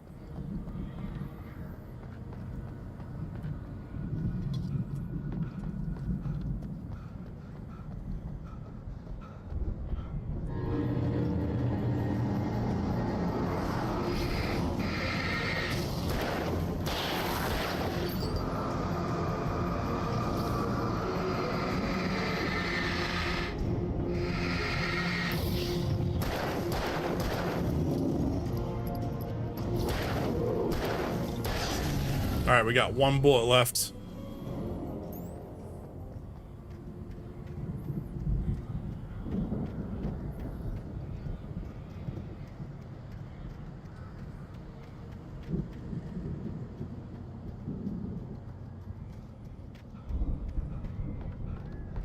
Ooh, we got a shotgun and we got some manuscript pages. Okay. Mott knew that Wake was smarter than him. Wake had more money, a beautiful wife, everything. And Hartman said Wake was important. That made him better than Mott.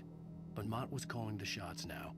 He'd expected Wake to whimper and grovel, but instead, he seemed willing to fight. Mott knew he'd gotten under Wake's skin. If only Mott actually had his wife. The thought made him shiver. Ugh, creepy.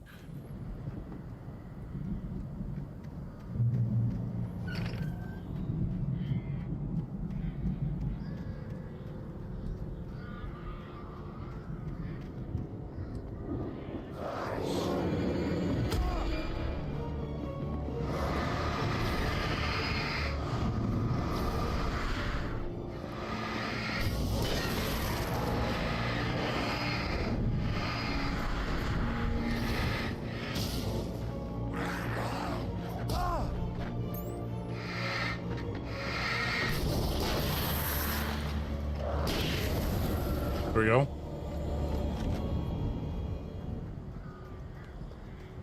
Oh.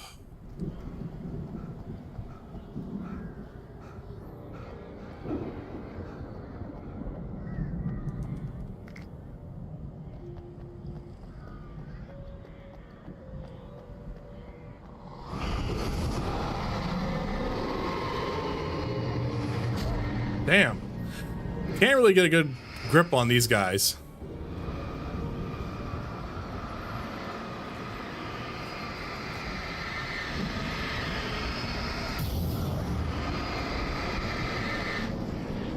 Another manuscript page. For the moment, Barry was just glad he had survived the fall. He had been separated from Al, and there was no easy way to climb back up. He told himself he'd be okay, okay in the gloomy forest at night. He would just have to wait for a while for Al to find his way down. Barry turned when he heard the heavy footsteps and saw the movement.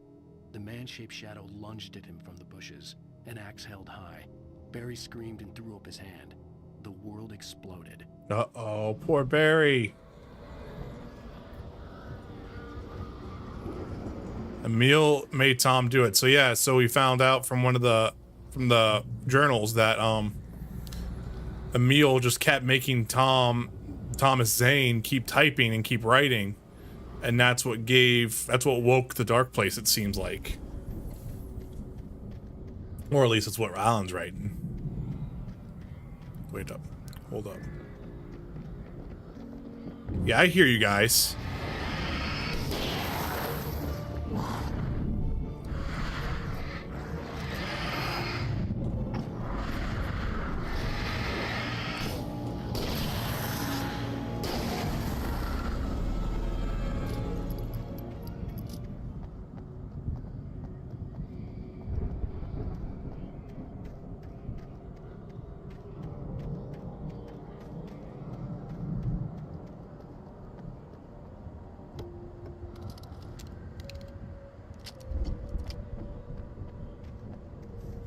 This we got a flare gun.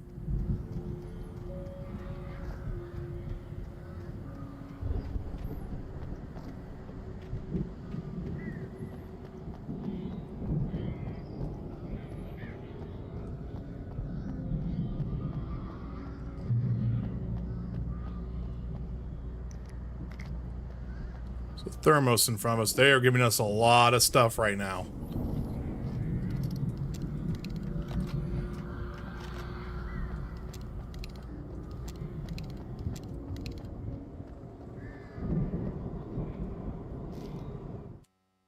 Hartman sedates Wake. He watched as Wake's features slackened.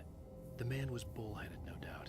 Even lying on the bed, he'd almost broken Hartman's nose the second time. But with a little time, he could break Wake down, give him proper direction. Wake was easily the most promising subject he'd had. Well, since Tom, really. Sleep well, Alan, Hartman whispered with a smile. Let me take care of you. He sniffed hard to clear his throbbing nose, swallowed blood, and barely tasted it. Huh. So Alan's the reason why Hartman had his nose broken. Okay.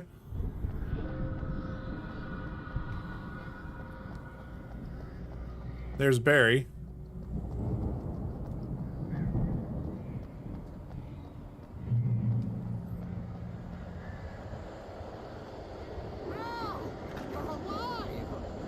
Let's get out of here. Can you open this gate? Uh-oh. Maybe. Barry. Well, I was leaving shut when the nasty showed up, and the key gets kind of loose in the lock, so,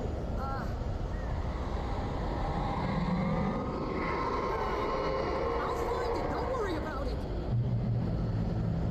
Oh, man.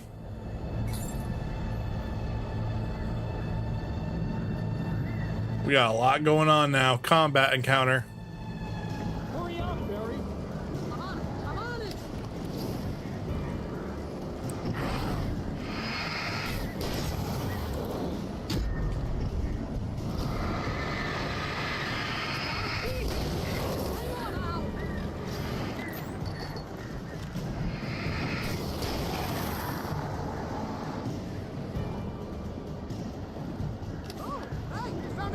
Oh my God, Barry.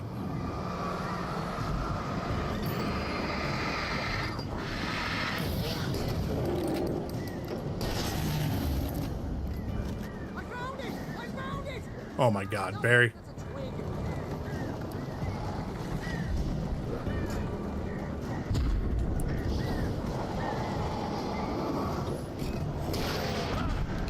Oh no, I'm dead.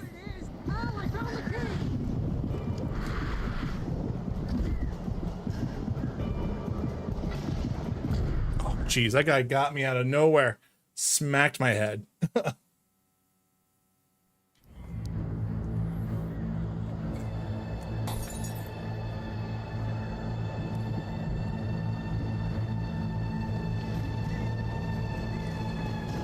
up, Barry.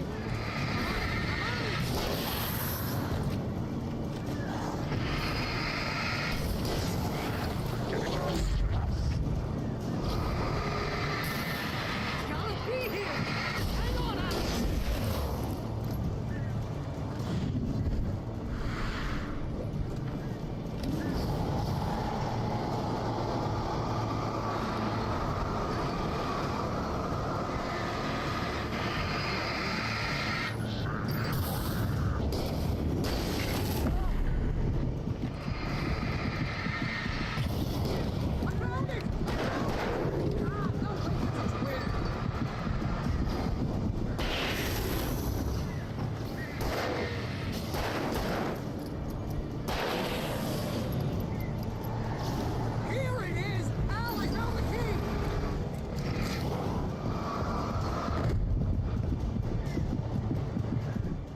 All right, there we go. We got it. Al,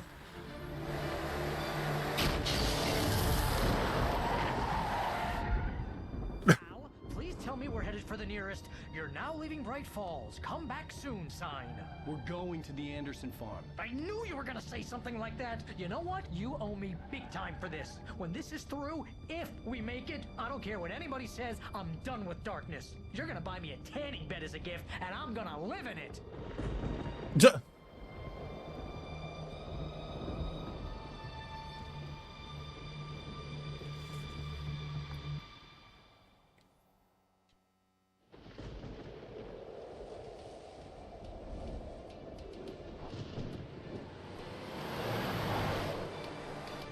I'm crazy, but that's fine, Barry.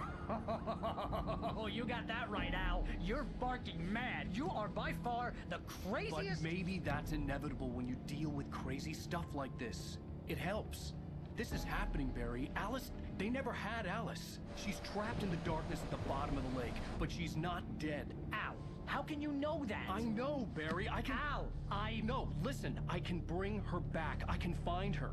There's something special about this place. The lake, it does something to the works of art created here. It makes them come true. But there's a catch. The dark presence, whatever that thing is, twists it to its own ends. That's why all of this is happening. It's using my manuscript to take over everything. Al, I believe you. It happened to Thomas Zane before, it happened to the Andersons. I believe you. Crazy or not, you're not delusional. Weird shit's going down. That's a fact. I'm on board, man. I'm with you. The Andersons knew about it, but they were too far gone to tell me with all the drugs they were on. But they wrote it down. There's a message somewhere at their farm, Barry. We just need to find it. Look out! Oh shit.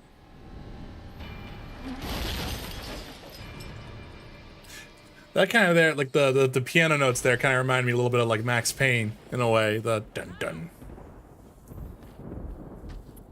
God damn it! Now talk to me.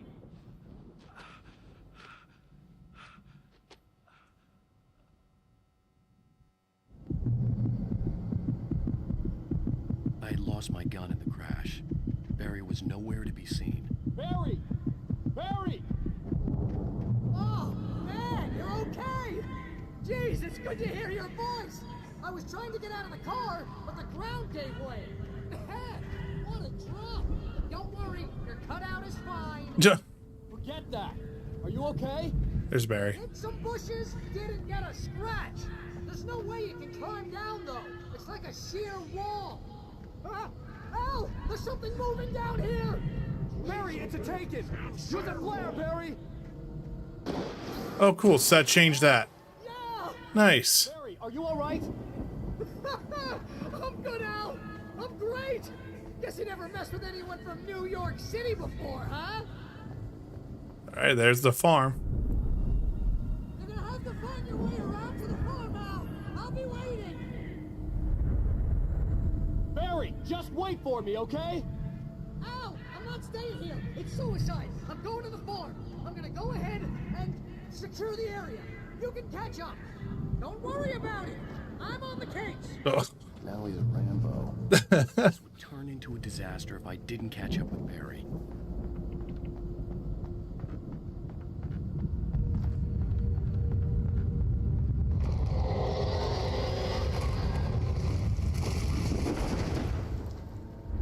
Alright, so I don't have a gun and I don't have a flashlight. Shit.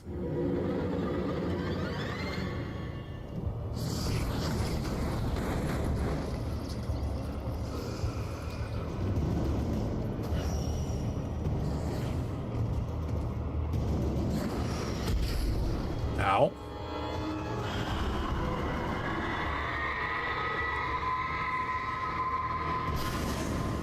Nice. When he stopped the car at the Anderson farm, Walter felt relieved. Oblivion was close at hand. The brothers wouldn't miss a jar of moonshine or two in the booby hatch. But then he saw the man on the porch, and he knew who it was. Driving for his life and knowing it was useless, he didn't realize he was crying until he couldn't see the road for the tears. Oh shit, poor Walter.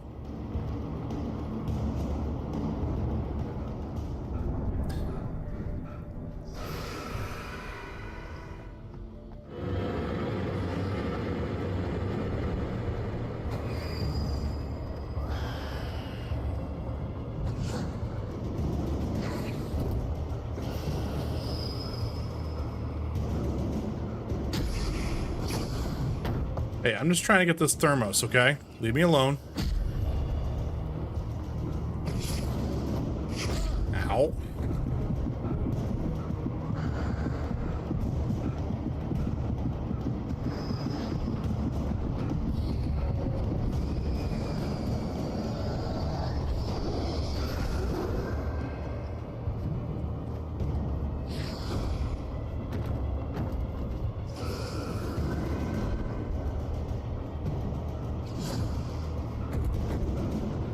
Oof.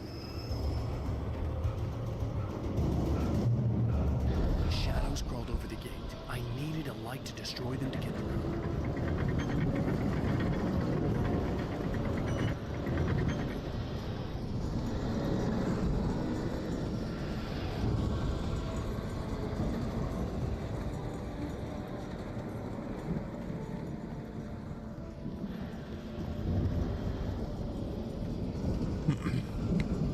There we go. Up we go. There's another manuscript page. I almost missed that. Oh, yeah.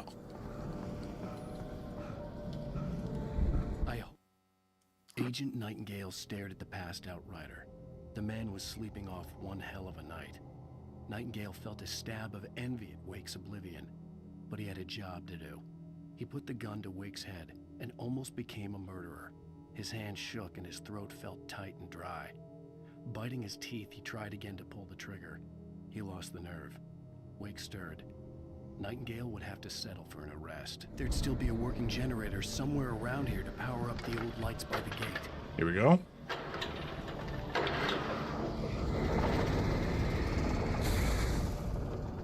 Nice. So we got that ready to go.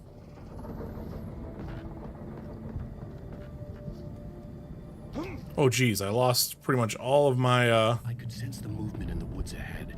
Facing the enemy without a weapon was dangerous, but I had no choice.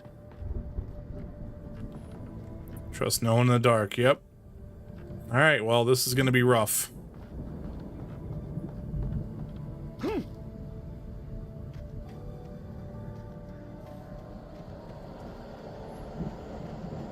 I see you.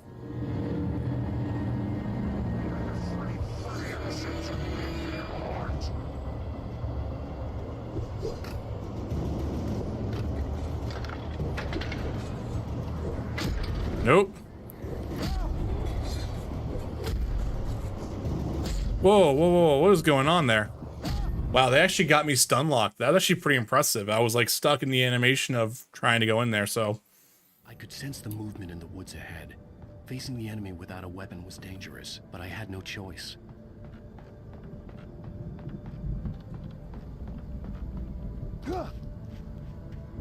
Try it again.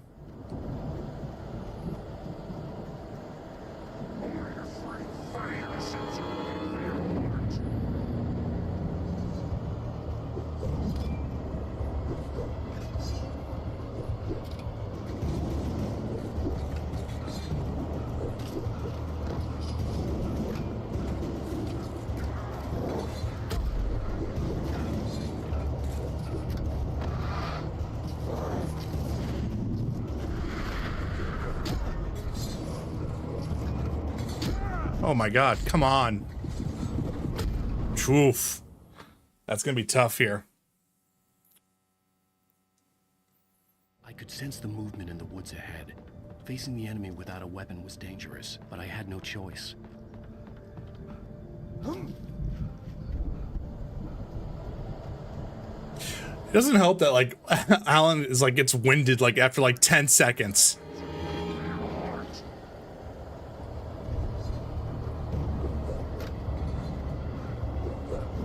You know what? Screw it. Why do I have to play by the rules? You guys can go the other way.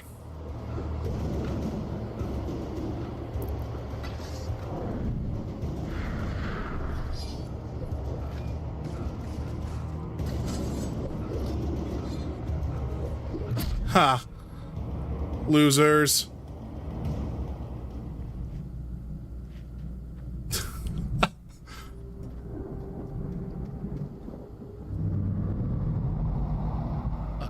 Driving away from the farm, headed in the same general direction as I was.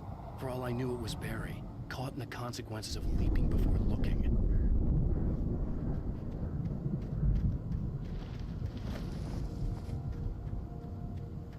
Yeah, look at this nice little camp here.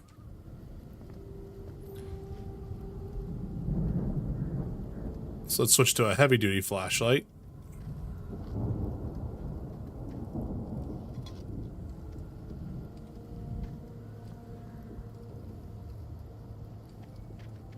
Well, here, at least we have a heavy-duty flashlight now. The car was heading for the cabin up ahead. It wasn't far. If it was Barry, I would see the damage soon. So that's probably Walter if we're going by the manuscript pages.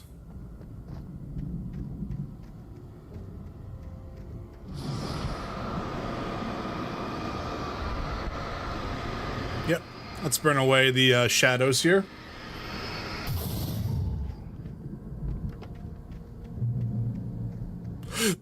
Excuse me. Ooh, wait a minute. What was that about? I'm trying to deliver each page to the right time and place. I'm trying to show you how the story goes. Ooh. I'd seen glimpses of the light before. I had seen it in my dream. It was a strange spaceman or a diver in a bulky suit. He was the one who'd been placing the pages on my path. The dark presence followed the choreography laid out to it in the manuscript, growing stronger and stronger, moving like a storm from one scene of destruction to the next. But it was still bound to follow the story and chained to the dark place it came from. When the story reached the end it longed for, it would finally be free. Oh, we're getting a bunch of pages, it looks like. Oh wait, no, these are bear traps.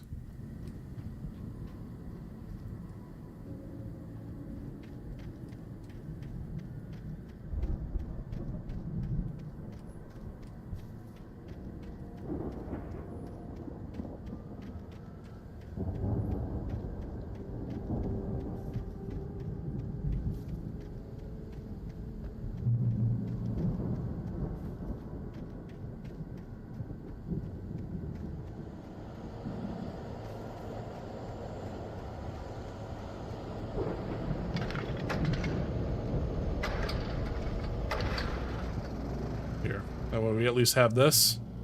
Someone had left a gun behind. Now I had a fighting chance of reaching the farm. There we go. We at least have a shotgun now.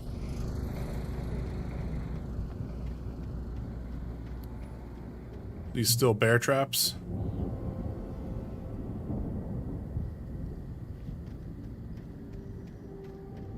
Yeah, I can't help but feel like there's still going to be something hiding over here.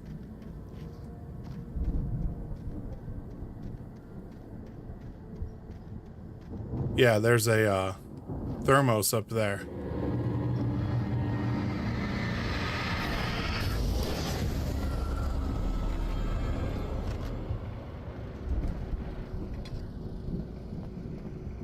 I almost jumped right into that.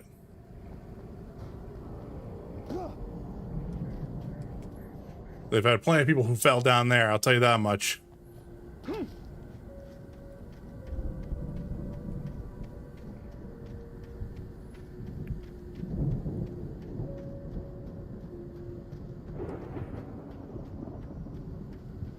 Man, who lays out this many traps?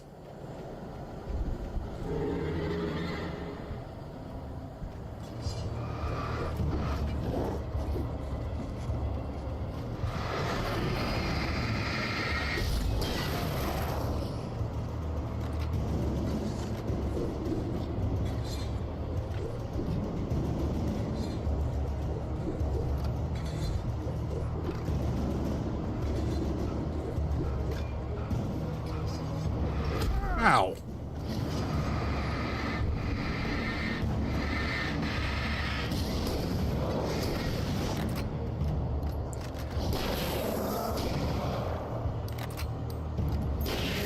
There we go.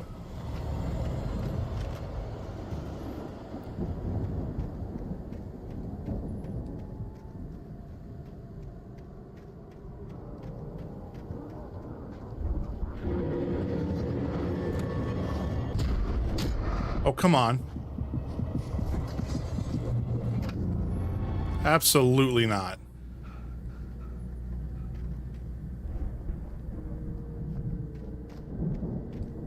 I was just more curious to see if there was a chest down here. Okay.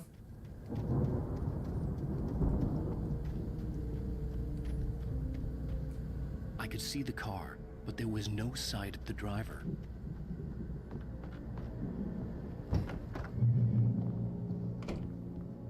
Hello? Anybody here? Barry? No! Danny, you're not... Ah! Please! Ah! What are you... Please! Ah! No! Don't! I'm sorry! Ah! Ah!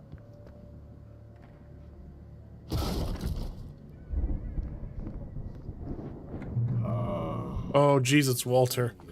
You were in jail the other day. I went to the farm again for the moonshine, you know? It makes you see. They're not gonna miss it. They're in the loony bin. My buddy, Danny, I lost him. Something's gone wrong with him. It's not him. Like a real bad follow-up to a real good movie. The best friend's suddenly the bad guy. Who wrote this crap. Anyway.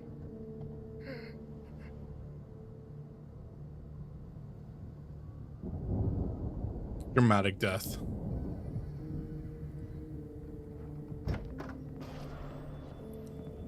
I've run through every possible course in my head. If I continue like the Dark Presence wants me to, the story I'm writing won't save Alice. It's a horror story, and it's going to kill her, and me, and everybody in this town. No one will survive. Darkness will consume everything. This is what it's wanted all along. It will be free, unstoppable. It used Alice to get to me, dangled her in front of me to keep me going. It was never going to release her. I'm going to change this. I'll escape. I've written myself into the story. I'm now the protagonist. This feels like a terrible risk, but it's the only way to save Alice. I'll be bound by the events of the story just as much as anyone else who's been woven into it. The story must stay true for this to work. There have to be victims along the way, near escapes, cliffhangers.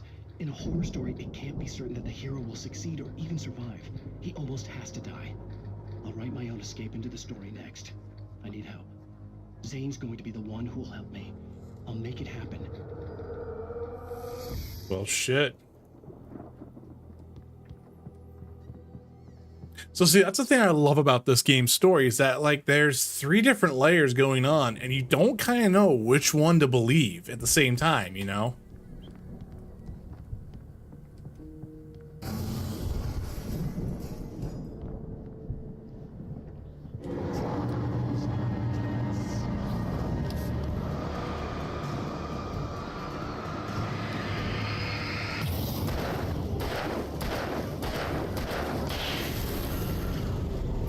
Let me guess.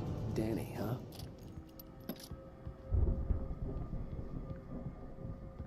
All right, we got everything that we need here from that. The front door was locked. The farm was still a good distance away.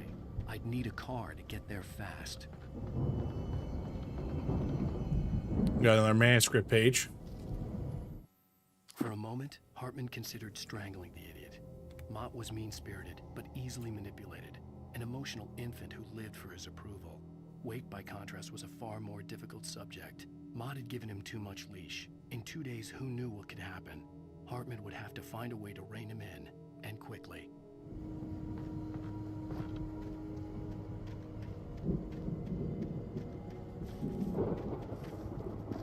Oh wait, there's an entire basement. Oh, that's weird, isn't it? Like they rendered an entire... Oh, because there's a cellar. Okay, I was gonna be like, hold up. That's kind of crazy. Oh, geez.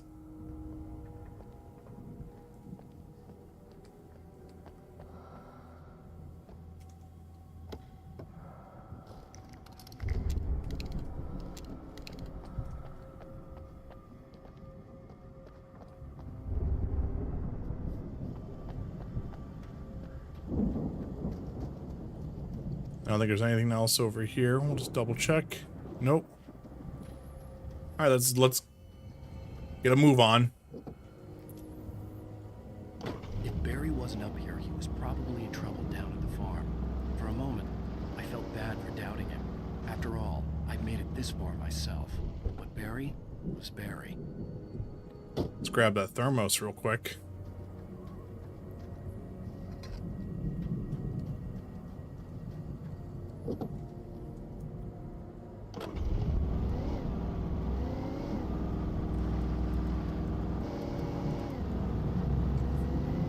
So we can go that way for the farm, but there's a watchtower in front of us, and there's also another cabin.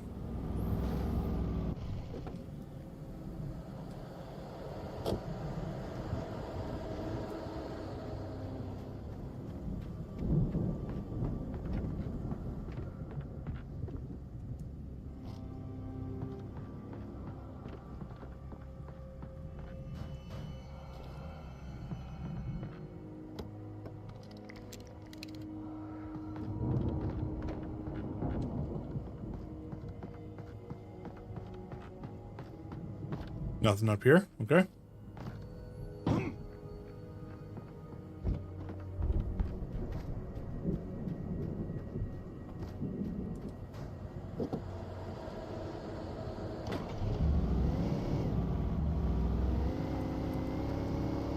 How's everyone doing?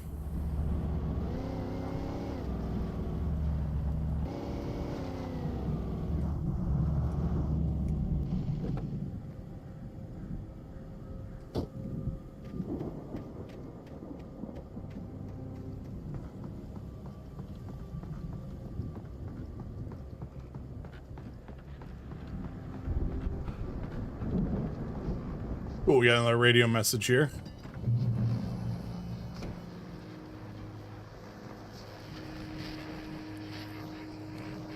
We're at 11. If we swap over this, we're at 14. A little bit better. Well, as I'm sure everyone's noticed, that storm we all felt coming is finally here. The boys at the Weather Service reckon it'll last until morning at the very least. Pertaining to that, let me read that missing persons alert again. The Sheriff's Department's still looking for a Caucasian woman, 30 years old, slim and blonde with blue eyes. She may be lost in the woods, and it's possible she's been injured in a car accident. If you see her, please make sure you get her indoors and call the sheriff. It's bad weather to be caught out in, so if you see someone in the area who maybe looks a little confused, give them a hand, all right? This is Pat Maine on KBF FM, hoping you're all safe and warm tonight.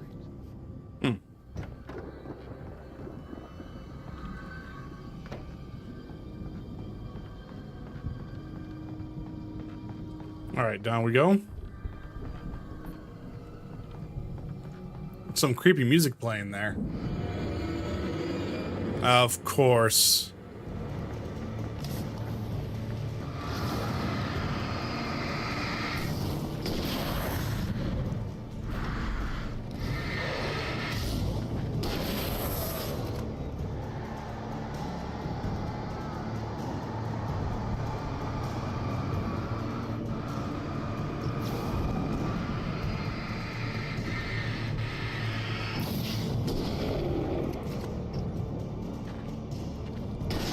Here we go.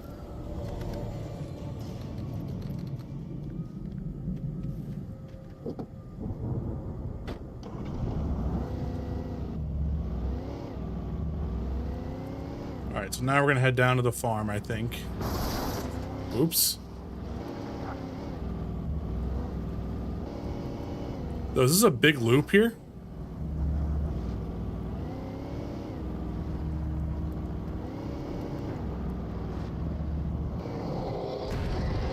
Oh shit. Can't stop me. Gravity can, but he won't get me.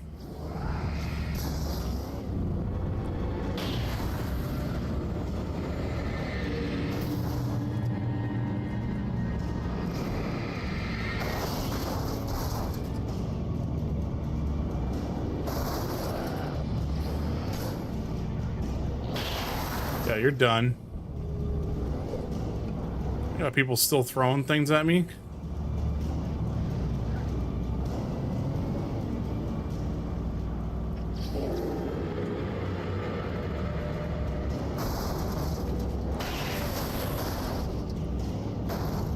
You forget I'm a professional GTA driver. There, I used the same joke twice. Now I'm done. Oh, I guess it's the game telling us that we can't go anywhere else. So it's kind of funny, the guy was looking for moonshine. Ah, shit.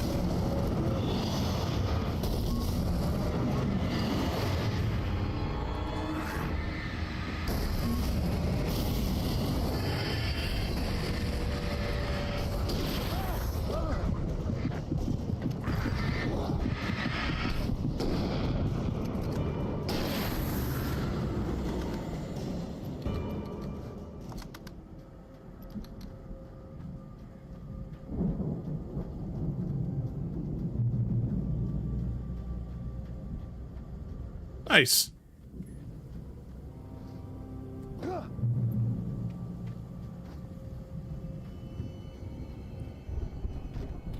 That's the farm, but is there anything else in here real quick? Yeah.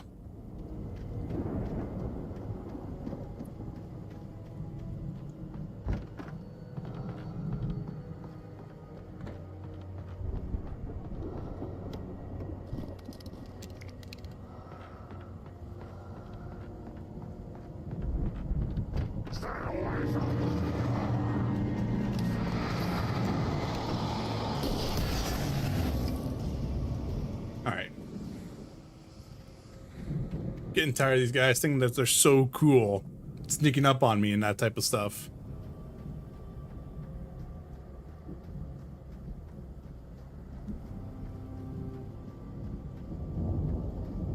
I'd known the brothers used to be some kind of rock stars, but it hadn't really sunk in until I saw this stage. Wow. This is pretty cool. Al! Run! Incoming! There's too many of them!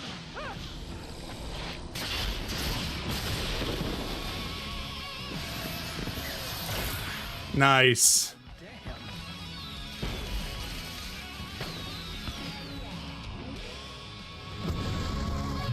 I'm so glad you decided to go it alone, Here we go.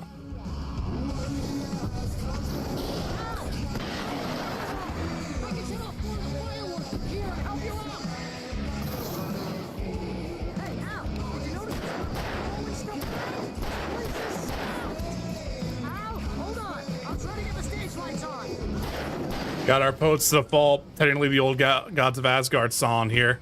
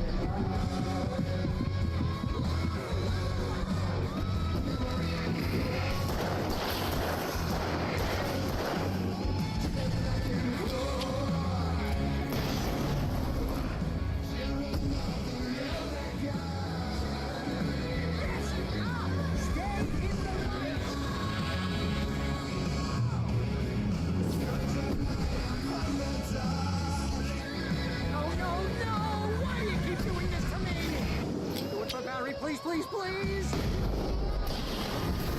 Nice.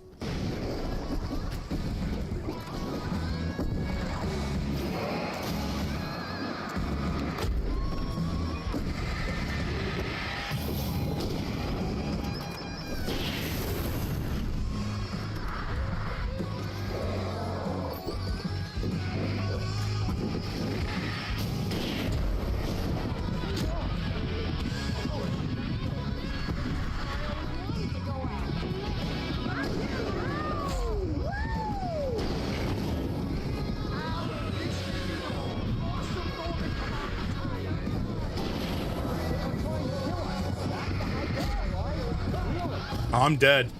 Man. Oof. They don't joke around when they come on there. I do feel like the lantern stuff could have been a little bit stronger. I'm not really seeing anything really heavy with the heavy duty lantern. It's kind of weird.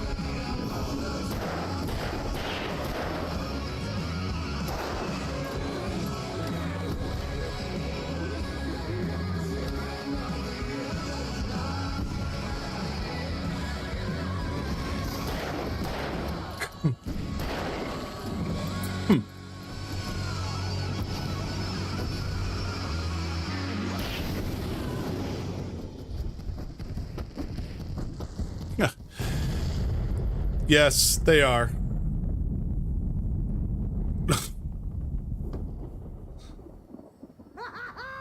That was awesome! That was really cool, though. Rock and roll capital of America.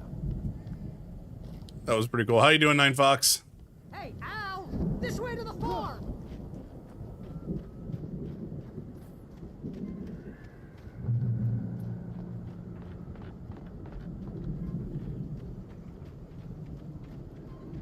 It's such a good... I love how they use them in all their games, to be honest. Hey. See, bestseller? No reason to worry. Your cutout's good as new. Nice. Right where I left it. I'll come back for it once we have the place secured. Yeah, that's been my biggest worry all this time. We need to get this thing moved out of the way. This is as far as I got before they ambushed me. Okay.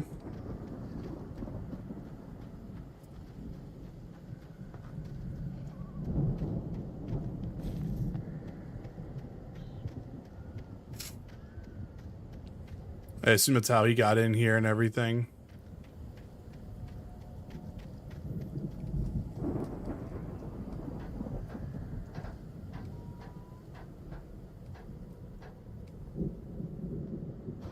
Why would you climb up this? What would be the point of doing this?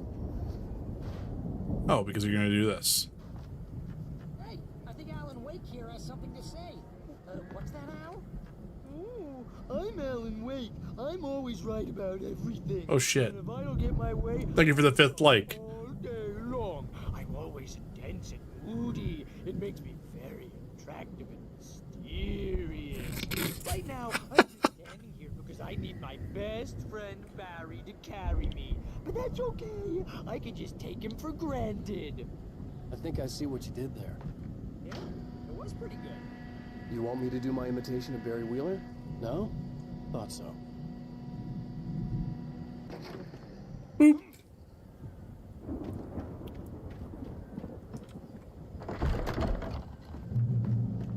Wow. You look at that thing, Al. They really went all out with this Viking crap, didn't they? They did. Look at all this stuff. They must have done okay for themselves. So how come I never heard of these guys before? And this from the guy who learned about Ozzy Osbourne through reality TV? Does make you wonder, though. Huh.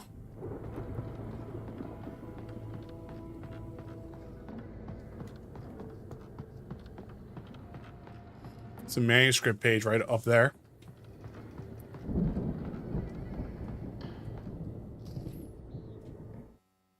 It's 1976. Madness reigns at the Anderson farm. Contrary to all logic, the headiest ingredient of their moonshine is unfiltered water from Cauldron Lake. The Andersons feel like gods. Odin can't stop laughing. He contemplates cutting his eye out. Tor runs across the field, naked, shrieking, hammer in his hand, trying to catch lightning. Their songs have power. Something ancient is stirring in the depths, coming back. The Viking boat looked imposing, almost like a battering ram. There's a hint right there.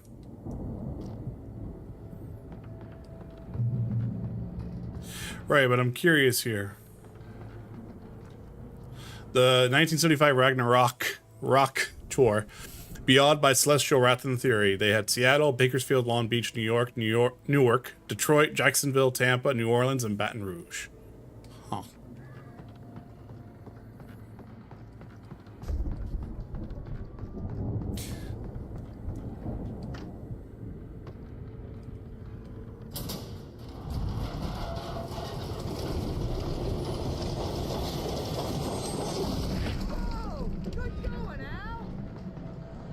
Uh-oh. Yep, I was gonna say.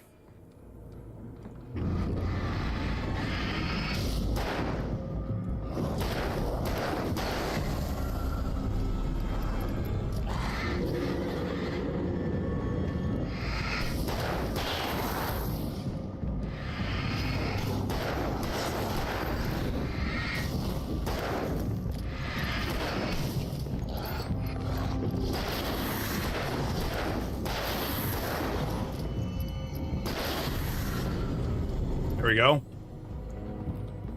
Are you excited for Alan Wake 2, Nine Fox?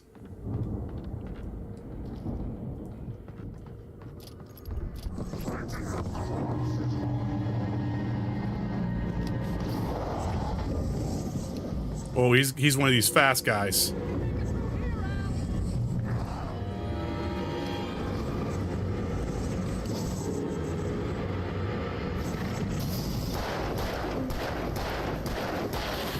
Okay. There we go. Wasn't there a thermos over here that I saw? Or was I just imagining things?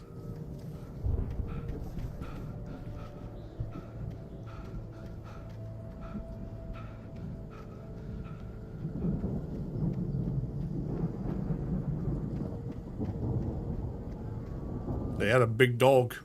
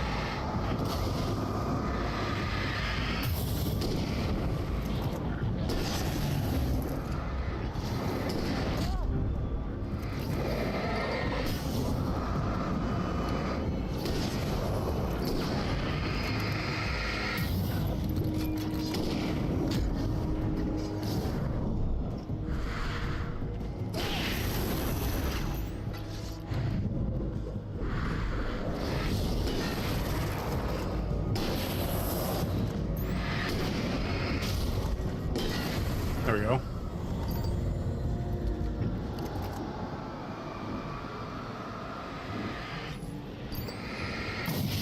Nice. There's Barry.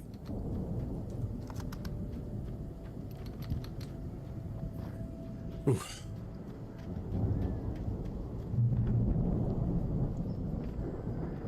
Let's get in here.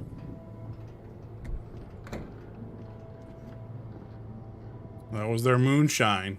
Wow, those geezers had quite a production going on. Ooh, you know what, Al? If we make it through this alive, I'm gonna start representing them. Yep, sell this stuff online, maybe get a reality show going, release a new single. Good luck with that, pal. Hey, you find us a way out of here, okay? I'm gonna take a closer look at this stuff. It's moonshine, Barry. Be careful, Al!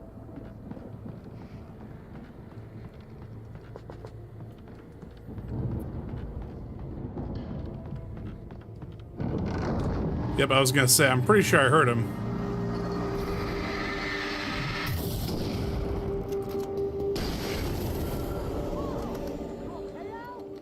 I'm good. Keep your eyes open, okay?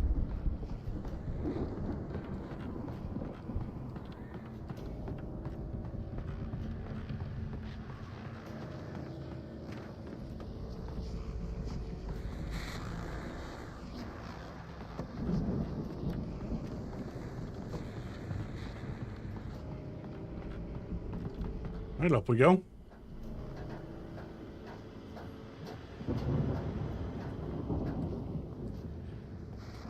Got another radio message here. As you regular listeners know, I tend to work through the nights, but I'm not the only one. Deputies Mulligan and Thornton are taking a couple of moments off their busy schedule to join me here in the studio. Boys, how busy are you now? Deerfest is almost here, isn't it? I bet that keeps you in business. Pretty busy, yeah. Actually, Pat, we've been real busy with other stuff, which concerns an ongoing investigation. We can't talk about that, Thornton. I wasn't gonna say anything. I was just saying we got, other irons to fry. And how would you compare your workload to last year's? Things have seemed relatively peaceful to me, but people do tend to get a little wild this time of year. Oh, it's wild, Pat. It's pretty wild. There's been all sorts of trouble this year. Vandalism, fighting, public disturbances. A lot of people gone missing, too.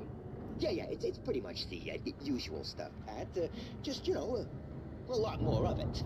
Now, is it just me, or does Deerfest get wilder every year? People seem to be more drunk, at least, or they start earlier and younger. Oh, it's definitely not just you, Pat, but... Definitely, Pat. Hey, I'm talking here, Thornton. Oh, shoot, I lost my train of thought. Not just me. Oh, yeah, it's wilder, Pat, but actually most of the trouble seems to be coming from grown men. People who ought to know better, you know? Kids are doing fine this year. Well, that's nice to hear at least. Boys, I want to thank you for stopping by. I'll let you get back to your patrol. Sure thing, Pat. Yeah, sure thing, Pat. All right, there we go.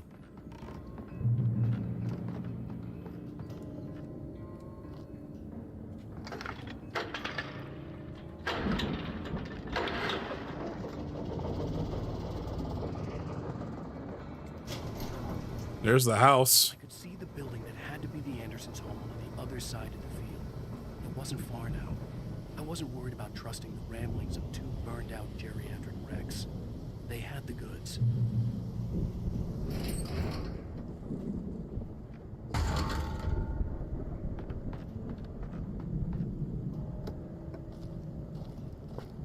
So why is it that I feel like this tractor is gonna start moving on me the moment I pop out this door, huh? Because I'm right. I'm always right. Oh, fuck.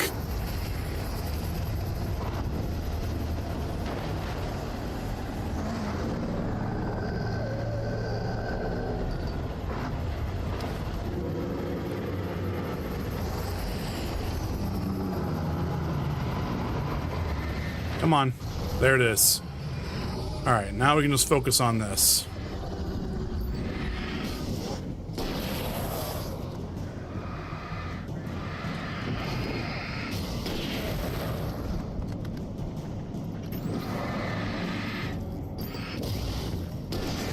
There we go. Nice job.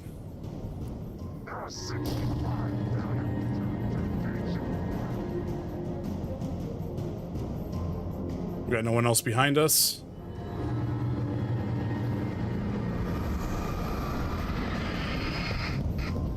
Get out of here.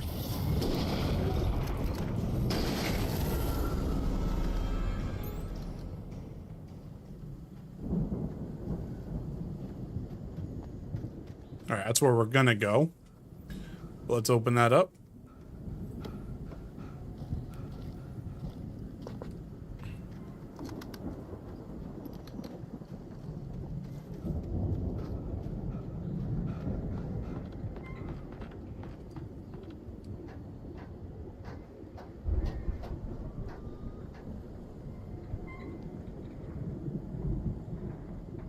Totally gonna have someone busting down through that. Or I guess I'm gonna be.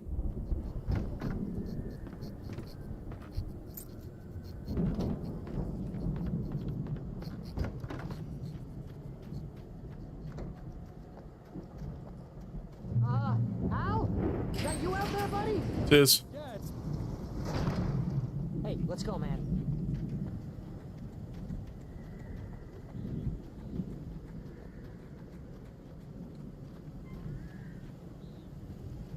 I think we're gonna have to work together to open this gate, Al. Hey, I think that's the farm on the other side of the field. We're almost there.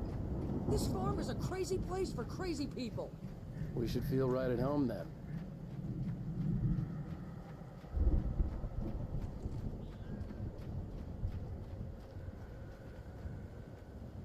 Come on, one more gate. Let's do this.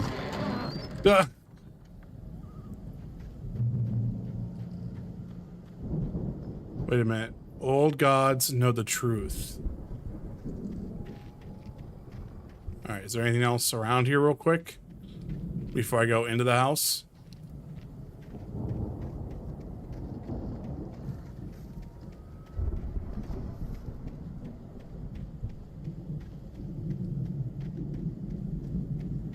Doesn't look like it.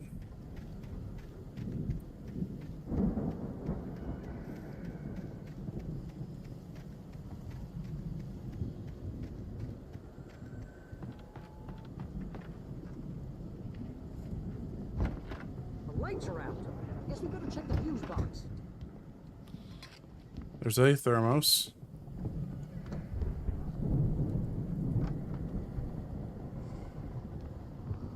Another one. Seems homely. There's their The power downstairs was out, but I was sure I could fix that at the fuse box. Huh.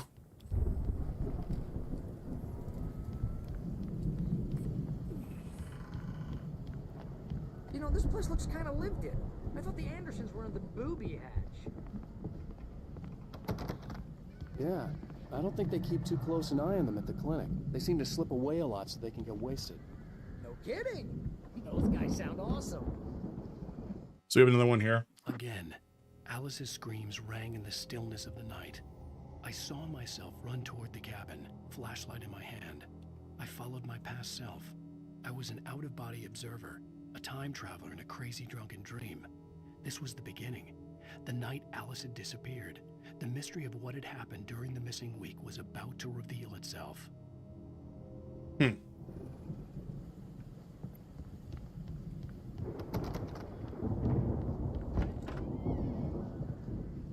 It's funny, they have some people sleeping, like that seems like there's like multiple people who live here.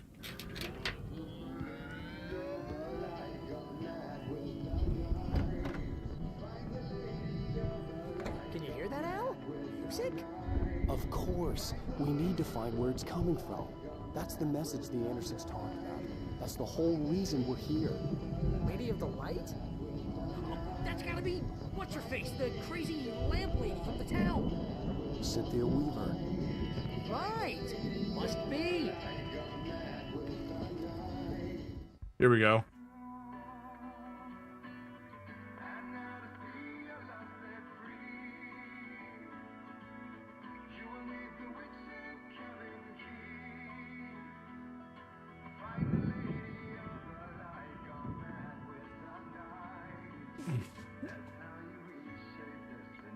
I love this song. I didn't even play the game and I like fully, and I love that song.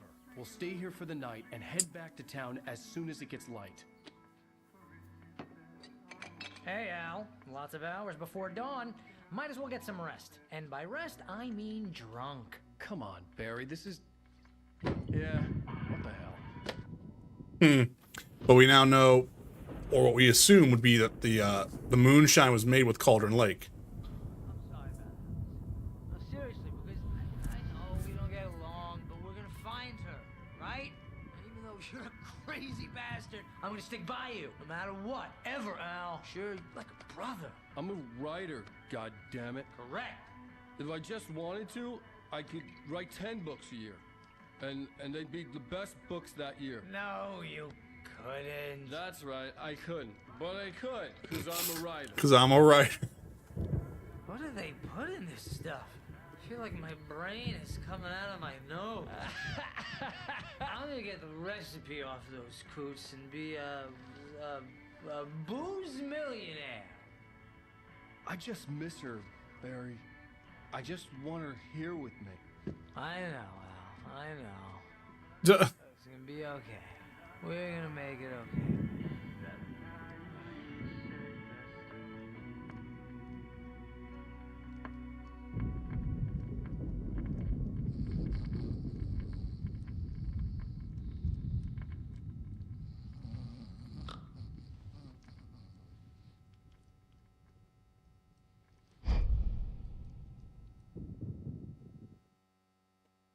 The cutout staring at him.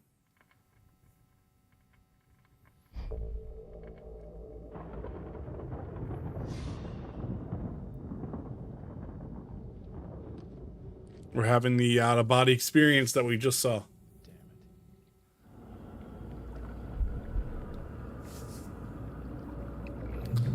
Huh.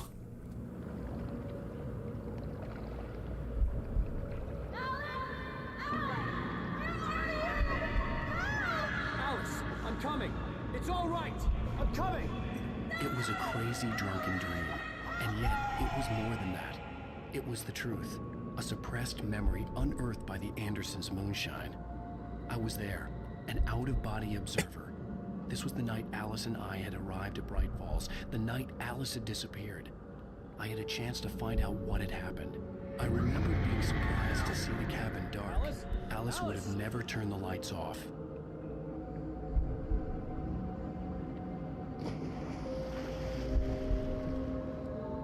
I remembered thinking I caught a glimpse of her form underwater, sinking into the darkness.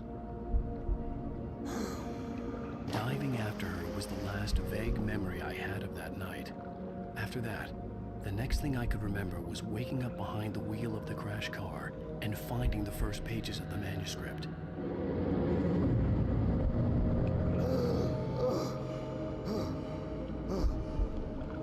I couldn't find her in all that blackness. I must have thought she drowned. Huh.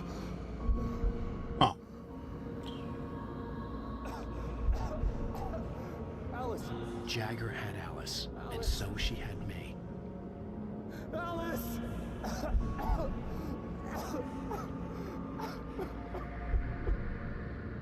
I'd been easy prey. Look at the cabin. Is there someone in the window? Alice? Maybe she didn't drown after all. Maybe she's inside.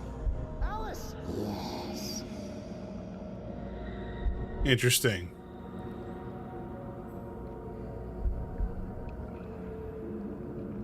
The dark presence had touched me.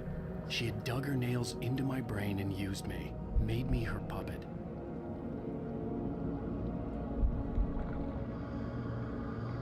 She must be here somewhere. Maybe upstairs in the study. Alice! Yes, that's where she is.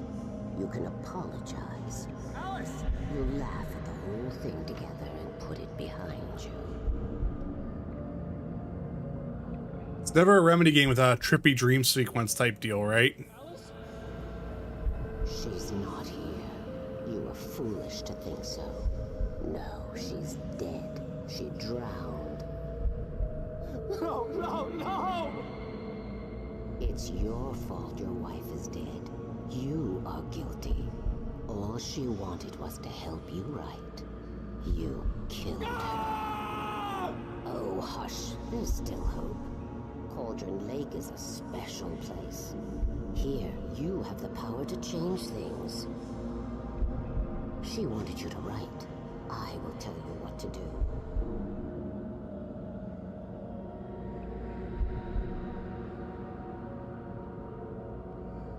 You can write her back. The story will come true, and all will be well again. She had Alice, and the manuscript was the ransom for her.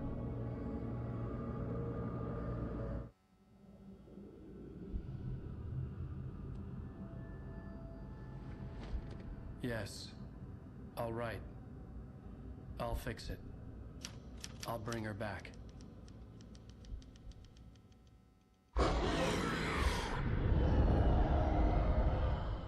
Oh shit. No. I wrote it. I remembered it all now. In the dark, I'd written for days, a week, almost a complete manuscript of a novel entitled Departure. Jagger had been my editor, whispering in my ear, making sure that the unfolding story would make her more and more powerful. I thought I was saving Alice. Even with the cobweb she put in my head, some part of me had been aware enough to write my escape into the story, to bring a light into the cabin to release me before I could finish. To interrupt the horror story before the ending, where darkness consumed everything and everyone.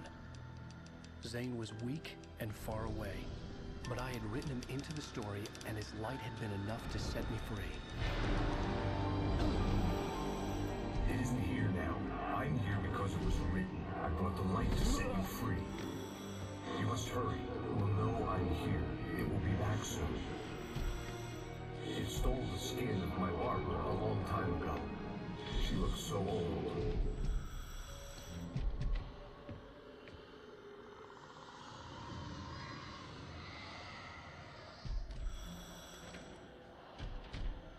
I had woken up, confused and groggy, my mind consumed by darkness and fear. All I could do was to escape.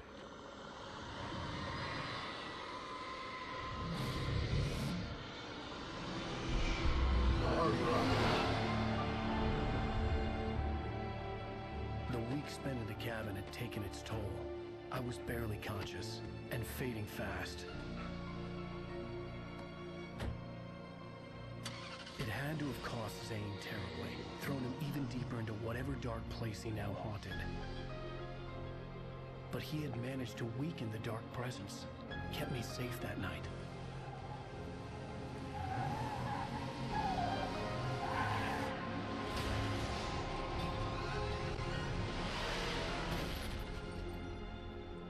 And then that was the intro of the game.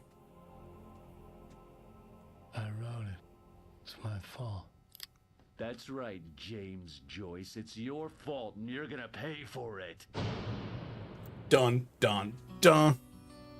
And then, of course, we get the better song.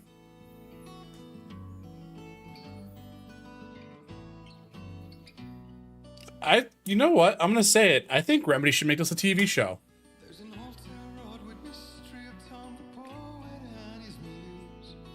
And of course, I'm gonna get copyright again for this. That's okay. Used.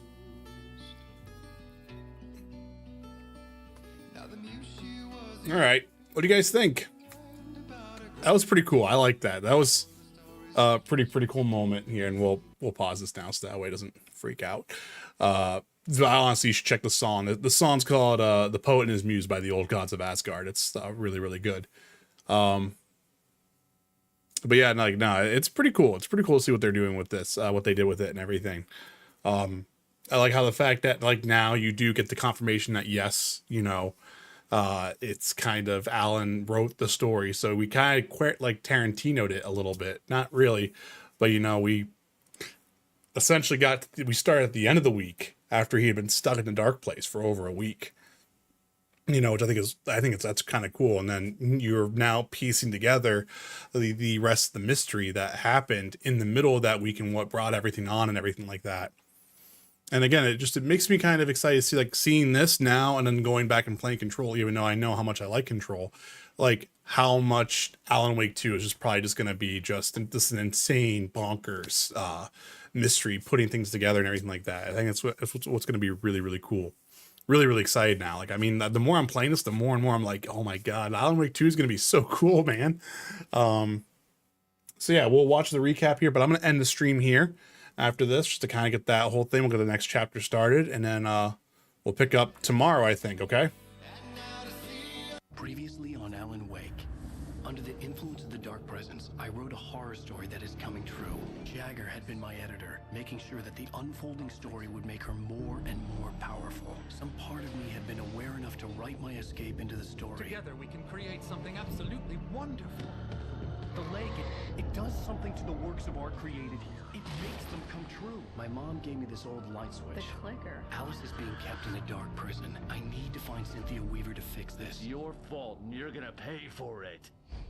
Episode 5, the clicker. Well, we're expecting a record crowd from the neighboring counties. Naturally, we hope to break the record set by last year's Moose Fest in our neighboring town, Watery. Watery, okay. Some people have asked me, what's the big deal about Deer Fest? And I think that this sums it up. It's about friendship and community. We've got a great party coming up, but let's try to hold it in until tomorrow and get through the night in one piece, all right?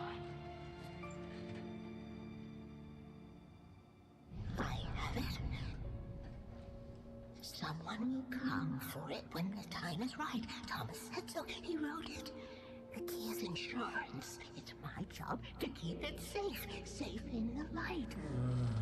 Always in the light. Hello.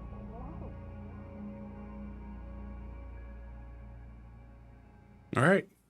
But there we go, guys. All the manuscript pages were gone. That's going to be it for me. Thanks to everyone who was here tonight. We got 5 likes in the stream. Really cool. Got 10 views. It's even exciting. I'm glad to see that the internet seems to work tonight a little bit better here. So yeah, I'm going to try to play a little bit tomorrow, hopefully. It's a pretty busy day for me at work tomorrow.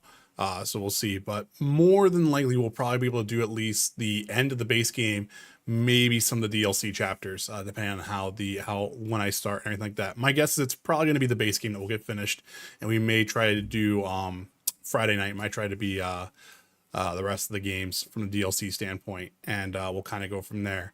And then we might play Control, and then we might come back to this and stuff like that until we wait for Alan Wake 2. But we'll kind of roll with that. Okay. So thanks to Rick, Mel, we got Italian Mob, we had Duroc, we had 9 Fox come in tonight. Appreciate you guys. Hope you guys have a great rest of the week. Hopefully see you guys here tomorrow night. Good luck on all of your game grinds, whatever you're doing right now for stuff like that. Okay, Duroc, don't work too hard. I hope not. All right. But yeah, guys, I will see you. I'll see you next time. All right. Thanks so much for watching.